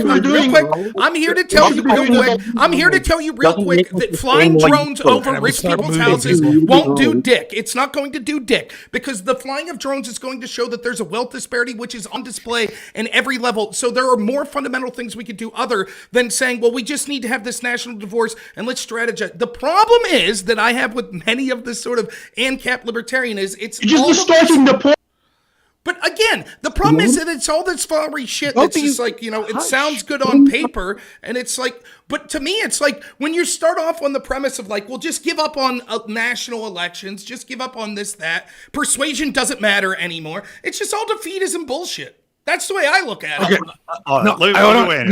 Yeah, I was about to say, Brian McWilliams is so good at positive energy. And I'm there's too much doomer pill shit here right now. That's what I'm coming at, man. That's what more lies about the points we're saying. I will mute all of you. I will. Let me get a point here, because look. Okay, so I agree with Rob in that I do agree that it's from the standpoint of does persuasion. You could say persuasion doesn't work. Don't focus on elections. Blah blah. Okay, I understand people saying that shit, but I think it needs to be a different change in the conversation, right? Because what we're talking about, you're talking about how flying drones over people's houses and showcasing the wealth disparity doesn't work. Why doesn't it work? Right? It should work. It should piss people the fuck off. It doesn't. Why doesn't it work? Because these people believe that the people that have all that money, that are in the positions of power, that have been there like the fucking Pelosi's and the Newsoms of the world, that have all this power, they're doing something that is so important, that is so transcendent, that it doesn't fucking matter that they've got 6 pools and have been in power for 25 years and all this shit. That's the point that people forget. You have to sell people something that is transcendent for them to believe in a religious way. And that's what I'm working on for libertarianism, because I agree. Every libertarian message, everything for anarchism is always negative. Tear it down. Look at the system. The system doesn't work. It's not going to function right. Let's tear it down. But what they're not preaching is something better. What they're not preaching is something that people can believe in and say, holy shit, I can't say no to that. That's the thing. That's why persuasion doesn't work from what we're doing. That's why when you see the disparity, it doesn't fucking work. Because people right now that believe in the Democratic horseshit think that the climate change issue is going to kill their children, and they think these people are going to bring them a utopia. That's why they do not give a shit. We have to sell them a better utopia. That's the fucking main point. Hell yeah. Wellspring. We're going to take turns. Fuckers, I do have to leave in like 5 minutes, but I would like to hear what people say. So Fair enough. I love you, Rob. I like you. Okay, so I think what I was trying, when robnoerr came in and raised, spoke with his very elevated voice volume and went at length. What he interrupted me, basically telling Casimir the same thing that he was trying to tell Casimir, but I was saying it in a more. Don't use your time to complain. Just move. Make your argument. I'm trying to get something out. So I was telling Casimir, we understand that you may have some context which is really useful here because we want to try to talk about this thing that we don't understand. We don't understand totalitarianism. You have some context. But I was also trying to tell Casimir that the thing he raised, the notion he raised about the drone is not particularly useful. I was trying to tell him, okay, try to make your suggestions a little bit more on key to the thing that we are actually trying to deal with here. If you have something useful, say that. And that's what I was telling him, and then we could have just moved in a productive direction. But in came robnoerr with his loud voice and his very long statements. Okay, wait, stop. One moment. Okay, I'll try to shorten it. Okay, the way that you've presented the riches of American politicians on a scale of 0 to 100, compared to the way it was done in like the last 10 years in, let's say, Russia, has been at around 5, maybe 1. You're failing, right? I can show you some of these movies that they're filming. They don't take a lot of effort to film, and you have to, but it's not just like I'm saying that's the solution. No, that's not. You have to vilify your enemy, and yes, Mr. Williams is right. You have to propose a positive image and white pill people and show them, look, there are these communities in the United States, which is something that you've probably heard from me. There are communities that despite all of the oppression, they're actually thriving. How are they thriving? Well, first of all, they have a communal foundation. They're not individualists for the record, all because they. I'm only interrupting for a second. For the record, he's talking about Beachy Amish and some of the religious. Beachy Amish, Mennonites. Yeah. And again, if objectivists can do something similar, more power to them. I think that maybe, I don't know enough. Maybe there is an objectivist community somewhere that's also thriving in a similar manner. But you have to have one of those. You have to have either be like objectivist morals or deeply religious morals or something, and something that ties the community together, where people basically bypass the government. What they do is they bypass all the institutions that don't work. Like if they need insurance, they pick up the phone, like the old telephone, and they have hundreds of thousands of people that are willing to send them that donation so that somebody can have cancer treatment. That's the community that gives them power to survive against the power of the state. Also, they work really hard. So those are the positive messages. Will you be able to convince people that are benefiting from the corruption of the system to switch to our side using that? This is what I think. This is what I think in terms of a positive message that we need to do. I think what we need to do is the LP and libertarians need to focus our funds more on a few individual candidates that are very, very, very good candidates, not just for sheriff's office, but also for television.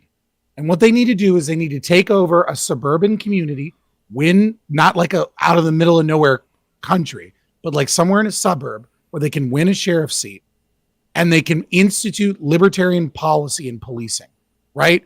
Like protect people's gun rights, stop doing no-knock warrants, stop doing, stop like over policing communities looking for like nonviolent drug offenses and things like that. Something that both the left and the right can kind of agree on in terms of policing, and then change the crime rate in that area and the health of that community and the business investment in that community. And we need to make sure that those people are good politicians, not just good sheriffs, so that we can put them on a national stage and we can look at the Democrats and Republicans and be like, both of you suck on crime. We have proof positive of how amazing it is when you allow freedom back into a community. This old boomer con, tough on crime, more crackdowns, continuing the drug war shit has to go. And this leftist fucking bullshit about taking our guns away is going to make our schools safer has to go. The proof is in the pudding. And then we can really sell a positive prescription about business investment, crime reduction, health, and a better community looks under libertarian leadership. And I think that should be a key focus for us. I don't disagree. I'm not libertarian to the fullest extent, right? I consider myself more populist conservative, but I do value liberty, individuality. That's sort of the ideology for where I come from. For sure. I think that what you're saying is too broad, though. It's too.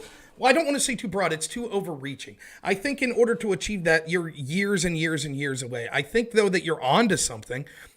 First off, I just want to say I think we could win a few sheriff seats. Well, yeah, sheriff's, that's fine, right? And that's a good way to start. That's what I mean. I think that where you start is first, you don't give up on the national conversation, right? You don't. There are still ways to redouble down. For example, I think Republicans could have been more effective if there were several things happening. One, that we saw under Trump's administration, key mistakes that were made, not rooting out areas of corruption like at the FBI, like with Section 230, all this shit, the corporates working with the government in order to censor people.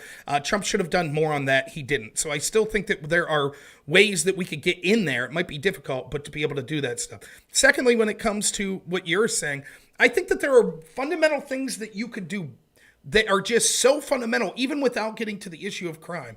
To me, again, there is something that hit on with these lockdowns. There was something that hit people to the core. And to me, this should be the ultimate libertarian message. Like, at the most fundamental level, this is what you're against, right? And so I think if you could tell people, right, if you could, where you start is saying, listen, you were lied. You were told that if you were allowed to freely associate, if you were allowed to take care of your elderly parents, then they would die. And so you had to stay home. But then they did die because the government forced, nursing homes to accept COVID patients. To me, that's where it starts with libertarian. Shane Hazel does a great job of this. Yeah, you get your foot in the door there, and you're like, listen, this is what liberty is about. We would have been better. And when you look at the areas that did well, it was communities coming together. We didn't need the government telling us, well, you have to, these are the rules that nursing homes had to have. Instead, what would have worked was, I swear I saw this around here. People that begged nursing homes to say, well, then send the nurse home. We'll come in and take care of our family. And I'll come in, I work in healthcare. I volunteered to work with people in ICUs with COVID. Even though I have a toddler at home, I was like, fuck it. What am I going to do? I work with people with disabilities. You're just going to leave them rot in the ICU with COVID? And so those were the things, it wasn't the government. In every aspect of the lockdowns, the government made it worse every single time. And to me, that's a message that resonates immediately now. Not in the hypothetical, well, if we get the right I agree with you with the sheriffs, by the way, too. I do. But it doesn't need to be this utopian transformation of this landmass where it's look, we lowered crime and we've lowered the prison population and we don't enforce these horrible drug laws. To me, if you start with that lockdown, and then I think what that allows you to do is achieve that next step to be now, if you think they bullshitted you about lockdowns, what do you think with this prison, the private or the government-controlled prisons, right? And all of these nonviolent offenders that the government decides has to language in these places where they basically, it's a joke that they get raped under this authoritarian boot of the state, That to me is where the libertarians are most powerful, when they could look at these simple issues that every single person understands. And I guess I'm being I know we're going back and forth, that's what we do, but that to me, instead of these ideas of showing wealth disparity, I agree it should work, but it doesn't work because we've learned to accept it. Instead, what you need to do is show where has this stabbed you the hardest, right? And I'm telling you, people that I know that have never thought about government in their life are like, what the fuck is happening? Why can't I see my mom? I agree. And that to me is fundamental. Yeah, no, lockdown's number one for sure. Yeah, I think that was the biggest failure. Yeah, well, I feel like, if you got to get out of here, brother. But I just think, I do agree that, that was the biggest failure of the pragmatist caucus of the LP as well, speaking from our position, was they were so silent on lockdowns. And it was the Mises caucus, and, they have their issues, Carolyn Borisenko, number one. But they have their issues, and I don't give a fuck, I'll burn bridges. But they have their issues, right? But at the same time, they were right. We were right. The ANCAPs and the paleolibs, and the the Mises people, we were like, what the fuck? And then Sarwalk and these paleo and it was like these prags. They finally spoke up.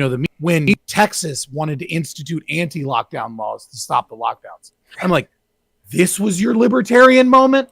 Like this was when you decided to do it. And it's unfortunate because I think if we had only been a year or two earlier in stopping the pragmatists, like I think we would be looking at a radically different LP right now that would have so much more power, because the current leadership and the current people in the LP are the people like I said, Shane Hazel and Angela McArdle and Kaufman and like some of the louder voices in the LP are like, yeah, these people were fucking monsters, and they used junk science and whatever they wanted to justify completely getting rid of your fundamental rights. And lo and behold, the government intervention made everything worse when there was gyms that were installing HEPA filters, and it was restaurants that of their own volition that were, doing every other table and plexiglass that had figured out how to combat this. It was the market that knew what to do. Let me ask you this. Sorry to interrupt you. Because, as you know, Mark Can Claire, I run? If you were asking me something, I could stick just like 2 minutes, but 2 minutes. I think you'll want to answer this as well. Okay. Go ahead. Mark Claire, who is separated from the Lions Liberty Network, he now is gone more of the GOP side as well, and he would argue that libertarian candidates should not run, yada yada. But I would ask you this, right? Do you think the GOP candidates that ran, conservative candidates, Trumper candidates, whatever it might be, do you think they ran hard enough on lockdowns anyway? Because I would argue that in no way, shape, or form they did. I would say libertarians did, but it didn't really make a mark. Well, that's so. I don't know if you might not have been here when I was talking about this, but one, many of them couldn't because they endorsed lockdowns. So it's difficult. That it's like that's the thing about the when all of you know this better than me because you're libertarians, right? Let's say that we're giving opinions on a particular medication, right? And we say this medication would help you from getting this serious pandemic, right? And I say, oh, you should take it, but I'm not forcing you, right? Or inversely, I'm saying you shouldn't take it. I'm questioning it, but I don't force you. That level of blame you could put on me is very small. But if I say, I think through force you should have to take this, I think that the government should force you to take this medication, and then it does you harm, then my moral culpability is monstrous, right? Like what I've done to you is I forced you to do something. If I just give my opinion and say, but make your own decision, that's one thing. The problem is if you're in that category that you've used government force and it ends up harming people, you have a sort of human, I don't know what the word I'm looking for, it's like, but you have this propensity to not want to take blame. You don't want to say, oh shit, I did that to people. So now all these Republicans that were like, well, 15 days to slow the spread. Yeah, just lock down. You don't want grandma to die. How can they come out and strongly run 2 years later and be like, well, lockdowns are horrible? Now, DeSantis did it. Even though he did do lockdowns, he successfully did it. But what I'm talking about is like my candidate for governor, Doug Mastriano, is one of the only Republicans I wrote to every single one in my state. Why the fuck are you endorsing lockdowns? What are you doing? He was the only one that from the get-go was like, absolutely right, lockdowns are terrible. But the irony is, he didn't run on it like it was a huge issue.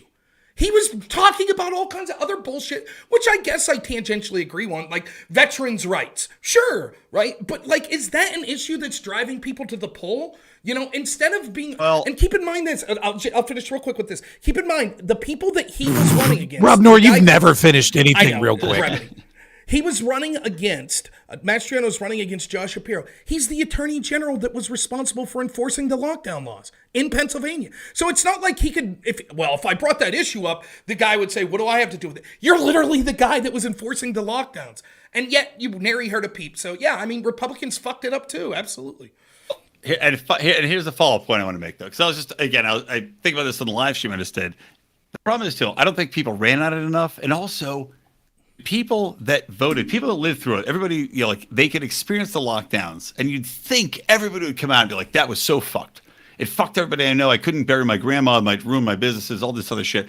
But yet, I don't think it's an issue that people are willing to give up on yet. And I think that's part of the problem. We expected a red wave, right? Because we thought people would reject lockdowns, that they'd see the damage. And I think right now, people are not willing to see the damage. I think half of America or more, like you're saying, even a lot of Republicans still acknowledge lockdowns were for them. I think they're not willing to acknowledge that they are bad people for forcing this shit on everybody else.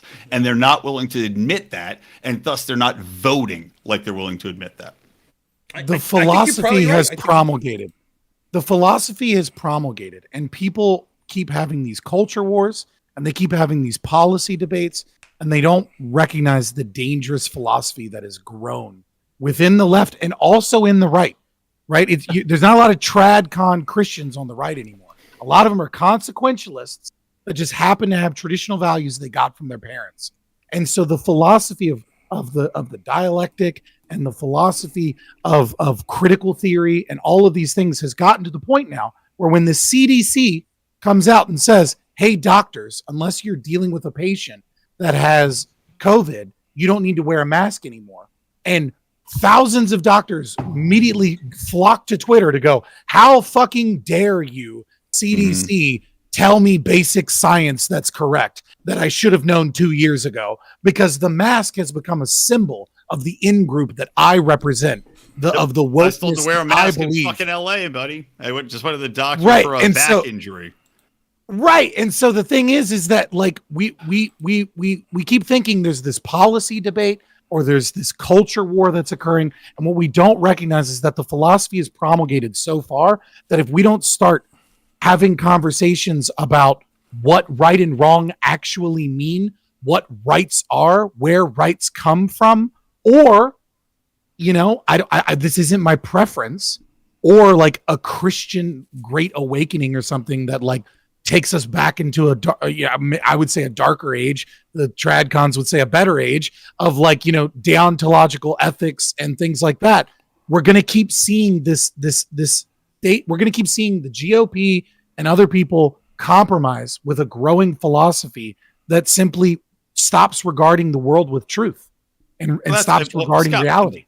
I got to run. We're already at that point. See you, Rob. Take it easy. See you next week, Rob. Yep, we'll see you, man. That's what I've been talking about.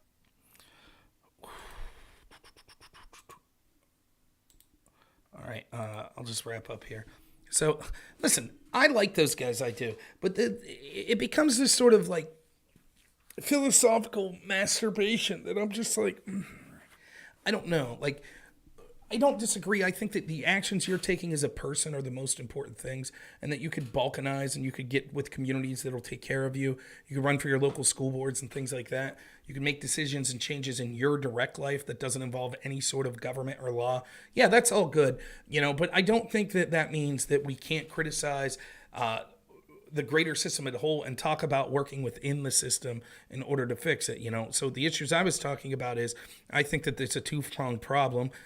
If we're assuming that the elections were legitimate, which we could talk about that at another day, but if we assume that, why in this environment when it seems like all of the momentum is pushing for the party in power sucks so bad and the average person feels it, why is it, if everything's on the up and up, that the elections don't really show a reaction to that, which historically it has in the past? And I think it's a twofold.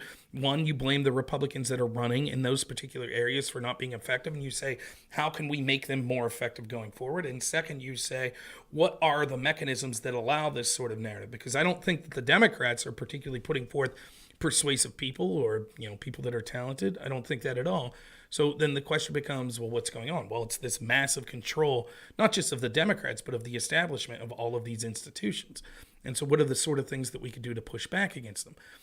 But it oftentimes becomes this, and I'm not saying that they're wrong. It's just a different type of way of communicating and of looking at things. Like, it becomes irksome to me oftentimes when you start to delve into it at this like philosophical level that I think you just lose the practicality, right? So it's like we could spend 40 minutes talking about ethos, pesos, and locos, or the idea of persuasion being dead, or you could be like, here's what I would have told people if I was running and what we should do going forward. And which of those will have more utility in the real world? That's how I feel about it, So you have to ask yourself, what happens if these institutions, and and it's like everything, like when there's a lot of agreement going on under the guise of disagreement, because it's like, well, persuasion doesn't exist. What? Well, we need to do this, this, and this. And, it's like, okay.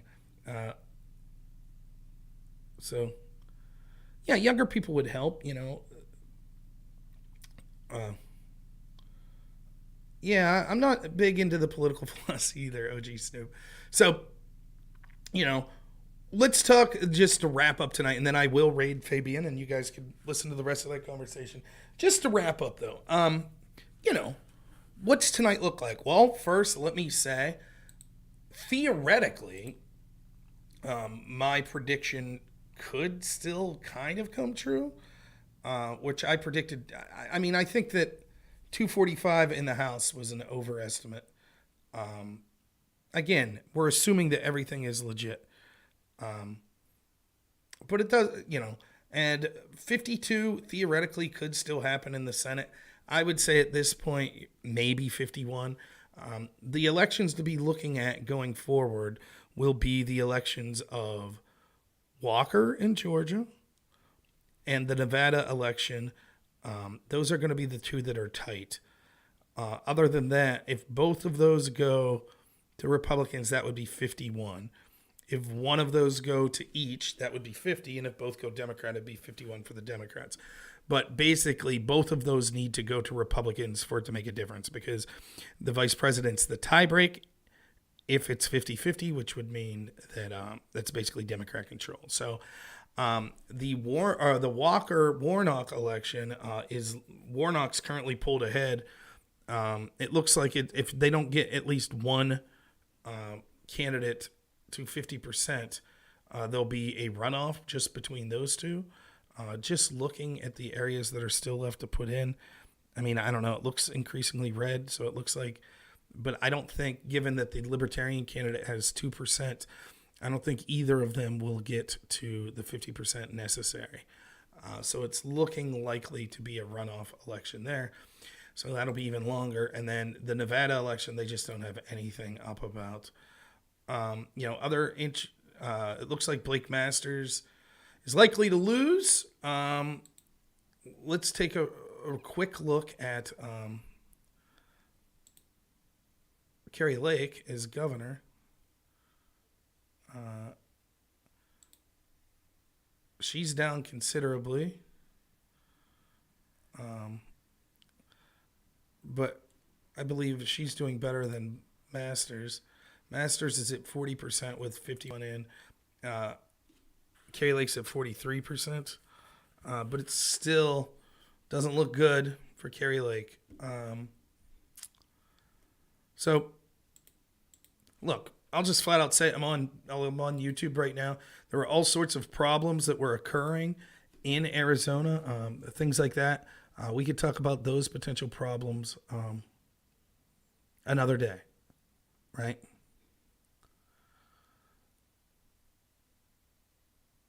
But like last election in 2020, let me just say that because we can't talk about fraud and stuff, we have to ask ourselves this question anyways. What if there wasn't?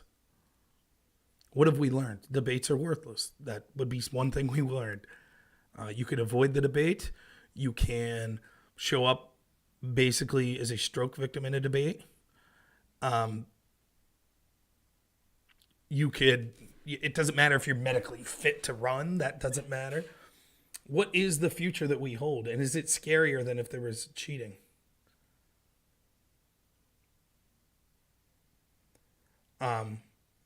What's the world look like where 51% of the people in your area vote for John Fetterman? What's it look like when they vote for Katie Hobbs? Nuke Dukem. Like, I don't understand. Like, do you understand this? Like, sometimes I have to wonder if some of you are trolls, right? So I quite specifically say we're not going to talk about election fraud and stuff like that because it'll literally get my YouTube channel banned, right? And you're like, well, just say it, dude. Just saying it's not fraud. Just say it. Why don't you just say it, man? You say it isn't. Like, go fuck yourself. How about that? Like, I think I've been pretty articulate in what I can and can't say, right? If you want someone to just sit here and go like this, I think it's not worth it looking at any of these elections, but I can't say why. I can't say that. I can't say why, but I don't think it's worth looking. There's no point in having any analysis whatsoever. I can't have any analysis because there's just no point, because there's an answer, but I'm not allowed to say it. So it's a 4-hour coverage of election night now. We're not allowed to say it, but we're just going to talk. We're just gonna talk. And the other thing is, the people that just want to say fraud, that's it. What you do is you create the narrative such that blames everything, and then no changes are made outside of the scope of that, right? So instead of looking at like, well, how can we change messaging? What can we do? Et cetera, et cetera, et cetera. What are the things that we saw in Florida that were done? We just say, nah, it's fraud. That's it. It's fraud. That's it, fraud. Whew, thank God. Hey, guys, we can go to bed. Fraud. Have a good one. Fraud. See you back here in 2 years, 2024. Fraud.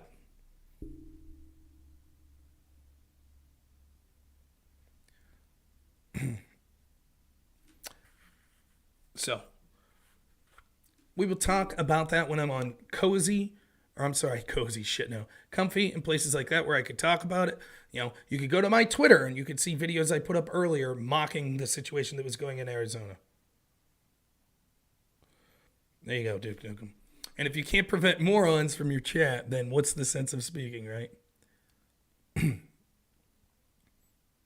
Just some of the dumbest people. Absolute It's not that they're dumb. Nuke Dukem's not dumb. You know what he is? He's a selfish, ignorant fuck. That's what he is. That's what he is. That's who he is. And people like him. That's what they are. Fucking sacks of shit. He's a sack of shit that can't create something himself. He's not going to create his own channel and then tell you all about fraud, because he'd get banned immediately. And so it would be worthless. So instead, he'll come on and try to goad me into saying that so that I get banned.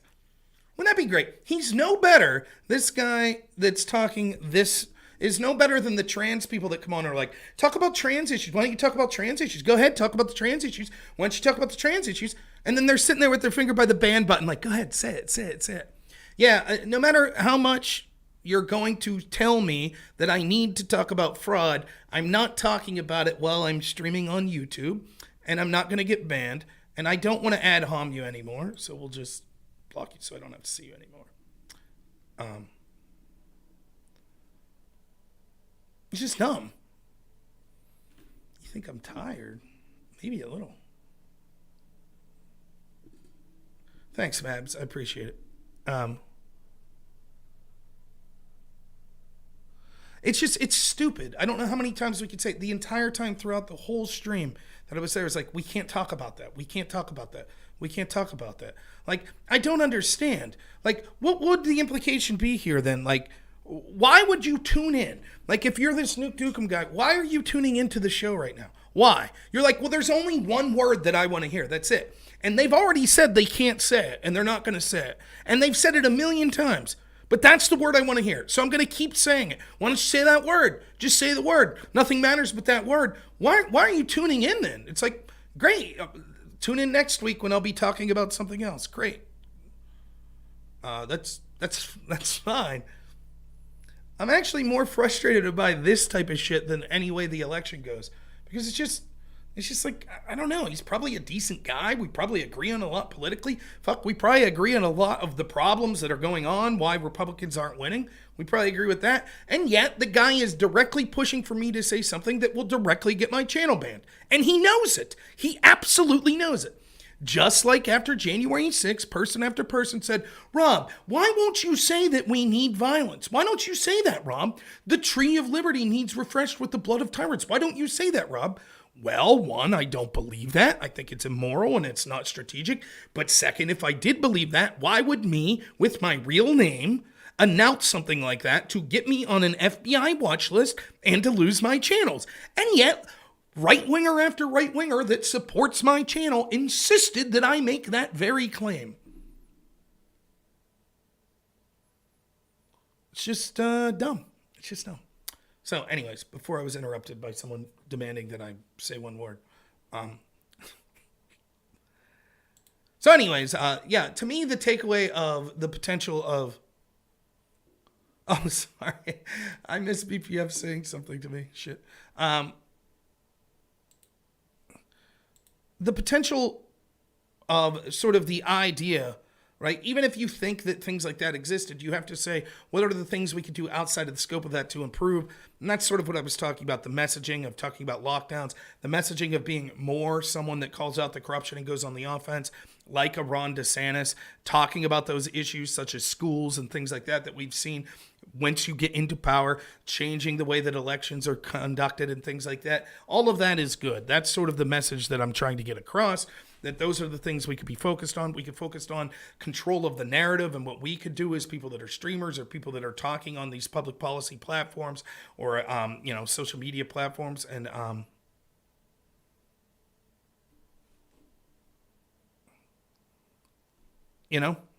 those are the things we could do.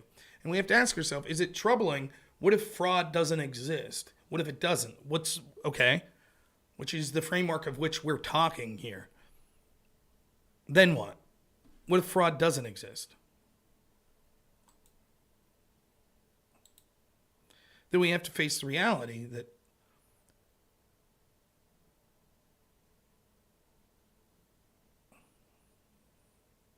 I don't disagree. There's people looking to vent, but there's a way to do it.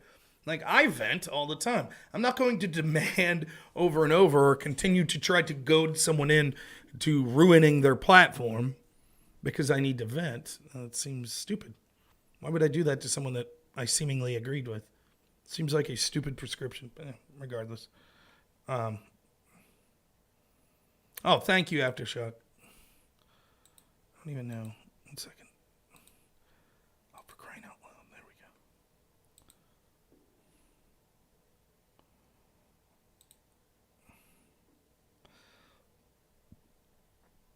Oh, where was that guy? We'll bring him back. Thanks for your patience, Nuke Dukem. It's just dumb. I can see your chats again. But hopefully I got it through everyone's head. Those are the types of things that you can't talk about on here. Again, you could go to my Twitter page. Now, still trying to get me banned. Still talk about it. There you go, buddy. I don't know if they called it for Fetterman, but it's at this point I think it's all but a foregone conclusion. Because he's winning and the ballots that will come in are from like mail-in and from places like excuse me, Philadelphia area. So it seems very unlikely. New York Times has it 95% chance for the Democrat, greater than 95% chance. 88% of the votes in. Fetterman's up by 4%, and almost all votes are mail-ins from Philly that are left. So, yeah, I don't think it's officially called, but it's all but called.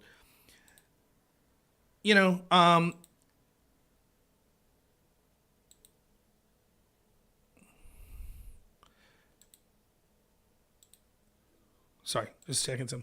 So at the end of the day, don't be threatening to hit people, Jesse. Jesus.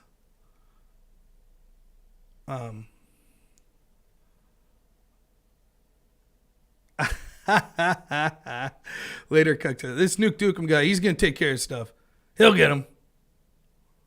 He knows the solution. Just tell him. Go ahead and announce your real name and tell everyone what you're going to do.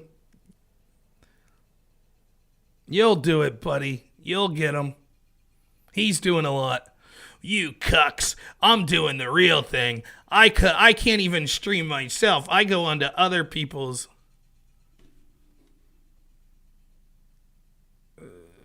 You said, quote, Jojo Geeker, I'll punch you. Oh, you were threatening me. Okay, that's fine. Yeah, don't say you'll punch people.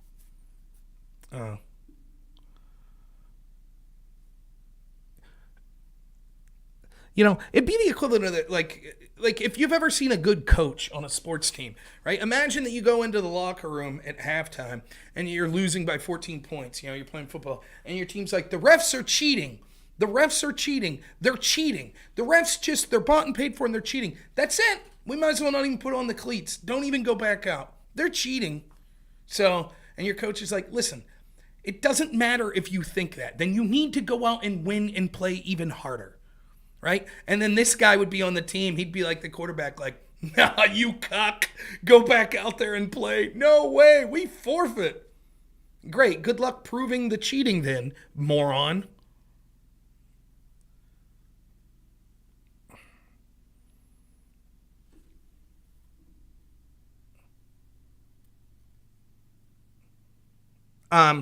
So last thing I'll say, and then I am going to go to bed. You're not going to see me in the next couple of days, which it didn't matter. Again, it's not, the Republicans theoretically could get 51 Senate seats, and they already have the House. So it's irrelevant. 51 Senate seats and 220 in the House is basically the same as 53 Senate seats and 235 in the House. As far as hypothetically, you stop the Democrats from being able to do whatever they want.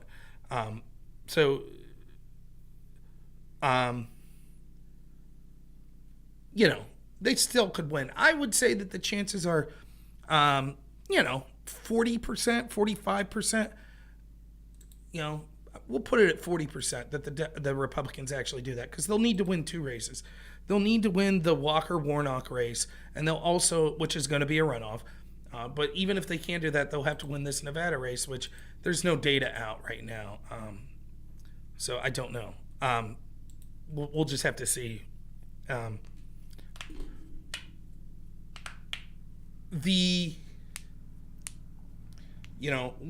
What's the end game? Let's assume the worst, that Republicans don't get the Senate and they narrowly get the House. For me, it just shows, okay, maybe the Republicans should have listened to me better. Maybe I could have done stuff better. I'm not going to sit here and gnash. I get more pissed off about some moron telling me what I should be saying on my channel than I do about losing this election. New York voted for crime. Cool. No problem there. Large swaths of this country voted for lockdowns and inflation. More power to them. Absolutely fine. They voted for the mutilation of their children. Cool. What can you do? I don't feel bad anymore. If things occurred as they do, I don't care. I don't want to hear stories of, people, my God, I live in New York, the crime. I'm sorry. No diesel fuel, how will we get groceries? I'm sorry. Fend for yourself. That's just sort of how I feel on it. No, I don't mean that literally, like that we should, not associate. I'm just saying if it becomes a problem, our government should work to try to fix that problem. They should. But I don't really care to anyone who specifically voted for this stuff. I just don't care. If Democrats overwhelmingly in New York City voted for the woman who's responsible for the crime situation there now, that's fine. And maybe they're right. Maybe that crime is acceptable for whatever else they think that she brings to the table. That's fine. The washing machine is shaking my camera. The downstairs, do you see this? That's amazing. Let me see if I stand up or pull back. Oh, that's great. Well, that's probably my cue. But at the end of the day, you're not going to see clips of me being like, oh no, Republicans, except that one, I guess. That's okay. I don't get that. I think that the politics and stuff's important. At the end of the day, my family and stuff's most important. I'm going to the zoo. I'm going to the aviary, to a children's museum. In the next coming days, we're getting a hotel in Pittsburgh. It should be a lot of fun. I planned it before this. And so if the Republicans would have won 60 Senate seats, I also was going. If the Republicans would have won, I would have made fun of the left-wing streamers. I don't mind if the left-wing streamers make fun of me because Fetterman won and Mastriano won. That's okay. Enjoy it. No problem. They would make fun of me if I got censored and shit anyways, so I assume they'll be cool with this. I don't mind. I'm not super. I get more pissed off in the crux of arguing with the libertarian about the argument that persuasion doesn't work. That pisses me off more than it's okay, Republicans didn't have a red wave. I would say, and by the way, let's be honest. anyone who tries to say that this is a red wave is bullshit. Even if somehow the Republicans would try or would end up pulling out 51 seats in the Senate, that's not a wave. That'd still be a victory, but it's not a wave. It's not the, what was being told would happen. It's just not. So, Republicans suck. It's true. They put someone like Dr. Oz. I said from the get-go, I didn't think he was good. But I did my best to try to push him across the finish line. His failure to a far, far lesser degree is my failure. I wasn't able, even my videos I put up had like 20, 30 views. So what can you do? You try to do better. You look and you say, what can you do to move forward? Debates don't. It's very interesting to look at the political landscape now and see the sorts of things that matter and the sorts of things that don't matter. You could be a human vegetable, shit your pants in a debate, and you win. But you could be Joe Biden and sniff little girl's hair and not know where you are and win the presidency too. So it really is. We're changing from sort of a politics that used to be about two people presenting their character, their style, their policies to the people, to Google tells you, and MSNBC tells you, and CNN tells you, and then Fox News and Breitbart argue back. The actual characters, the chess pieces don't matter. It's just the people that are. I'm not moving anywhere yet. It was never going to be a wave, but thanks for playing. Well, I don't know. But it's okay. Just know this: if you're, so I don't mind if you're on the left and you're like, I'm gonna make fun of Rob. I don't care. I don't even want to say it like that. I don't want to say it like I don't care. Like, I don't care. I don't mean it that way. I mean, I kind of expect it. It's okay. I would have probably made fun of lefties. I didn't in 2016. I did not. But this time it felt like after, them cheering for the censorship of me online and the Department of Homeland Security and the corruption and all that shit, it felt like, maybe this time I'll gloat a little. So I don't mind the left gloating. I really don't. If you're on the right and you're like, this sucks, just remember this. The people you see that are on the left, they'll get it. Their policies will harm them first and foremost. It will. They're the people that rely on sort of red areas for their livelihood. So when we see a diesel crunch, they'll be the people that have trouble getting food in the inner cities. It's them that live in the cities that crime will rise. It's, them that are so fragile that will be emotionally stinted by their embracing of insane gender ideologies that lead to the mutilation of children. It'll be them. If you have a family and children, just raise them the right way. Do your best. Of course, the government could get involved, but just know that. And, know that, that you could enjoy some of the stuff that's coming up. This was the best possible outcome for the Democrats if the Republicans don't take the Senate, because the Republicans just having the House means that people like Pisco and Destiny and Vosh, they could start talking about politics again. It doesn't have to be all Keffel's drama stream, because they'll be able to blame everything on, those dastardly Republicans in the House. It's their fault. It's their fault. That's what they'll be able to blame. So they could go back to talking about politics. Because the Republicans in the House, when they had control of everything, the country was a disaster, and they were fine with it. They wanted to do drama streams and stuff like that. So just take comfort in that. Raise your family right. Be willing to work. Be willing to have personal responsibility, and you're still going to end up way better than any of them. So, but I don't wish them ill. Hopefully they get exactly what they voted for, and it works out for them. And at the end of the day, I will cheer, no matter who wins, for this country to do better. I happen to know that Democrats are the face of an establishment that hates even Democrat voters and all the groups they claim. So I'll keep pushing back against it. But yeah, it is what it is. So enjoy it. Get ready for some fun Fetterman memes until his wife takes over his seat or they replace him with someone else. But yeah, it's been a night. Oh boy. I think I might hear my son up. I hope not. All right, we're going to raid Fabian Liberty, and then I am out of here.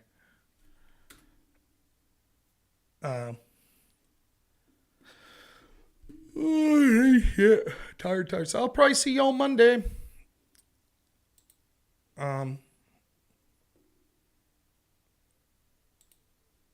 All right. Fabian's ready to go. So thank you, everyone, except the people trying to get me canceled by demanding I talk about certain things. Check out my Twitter channel. Videos will be uploading to YouTube, too. I cut a bunch of my 24-hour streams. So check out my YouTube and Rumble channels. You'll see some new videos uploading the rest of the week. But I'm taking the rest of the week off. I will have great stories, hopefully Monday, to tell you of the aviary and the Children's Museum and how much fun I had. So thanks so much, everyone. I will see you Monday, probably. Enjoy this Rate of Fabian Liberty, and have a good one.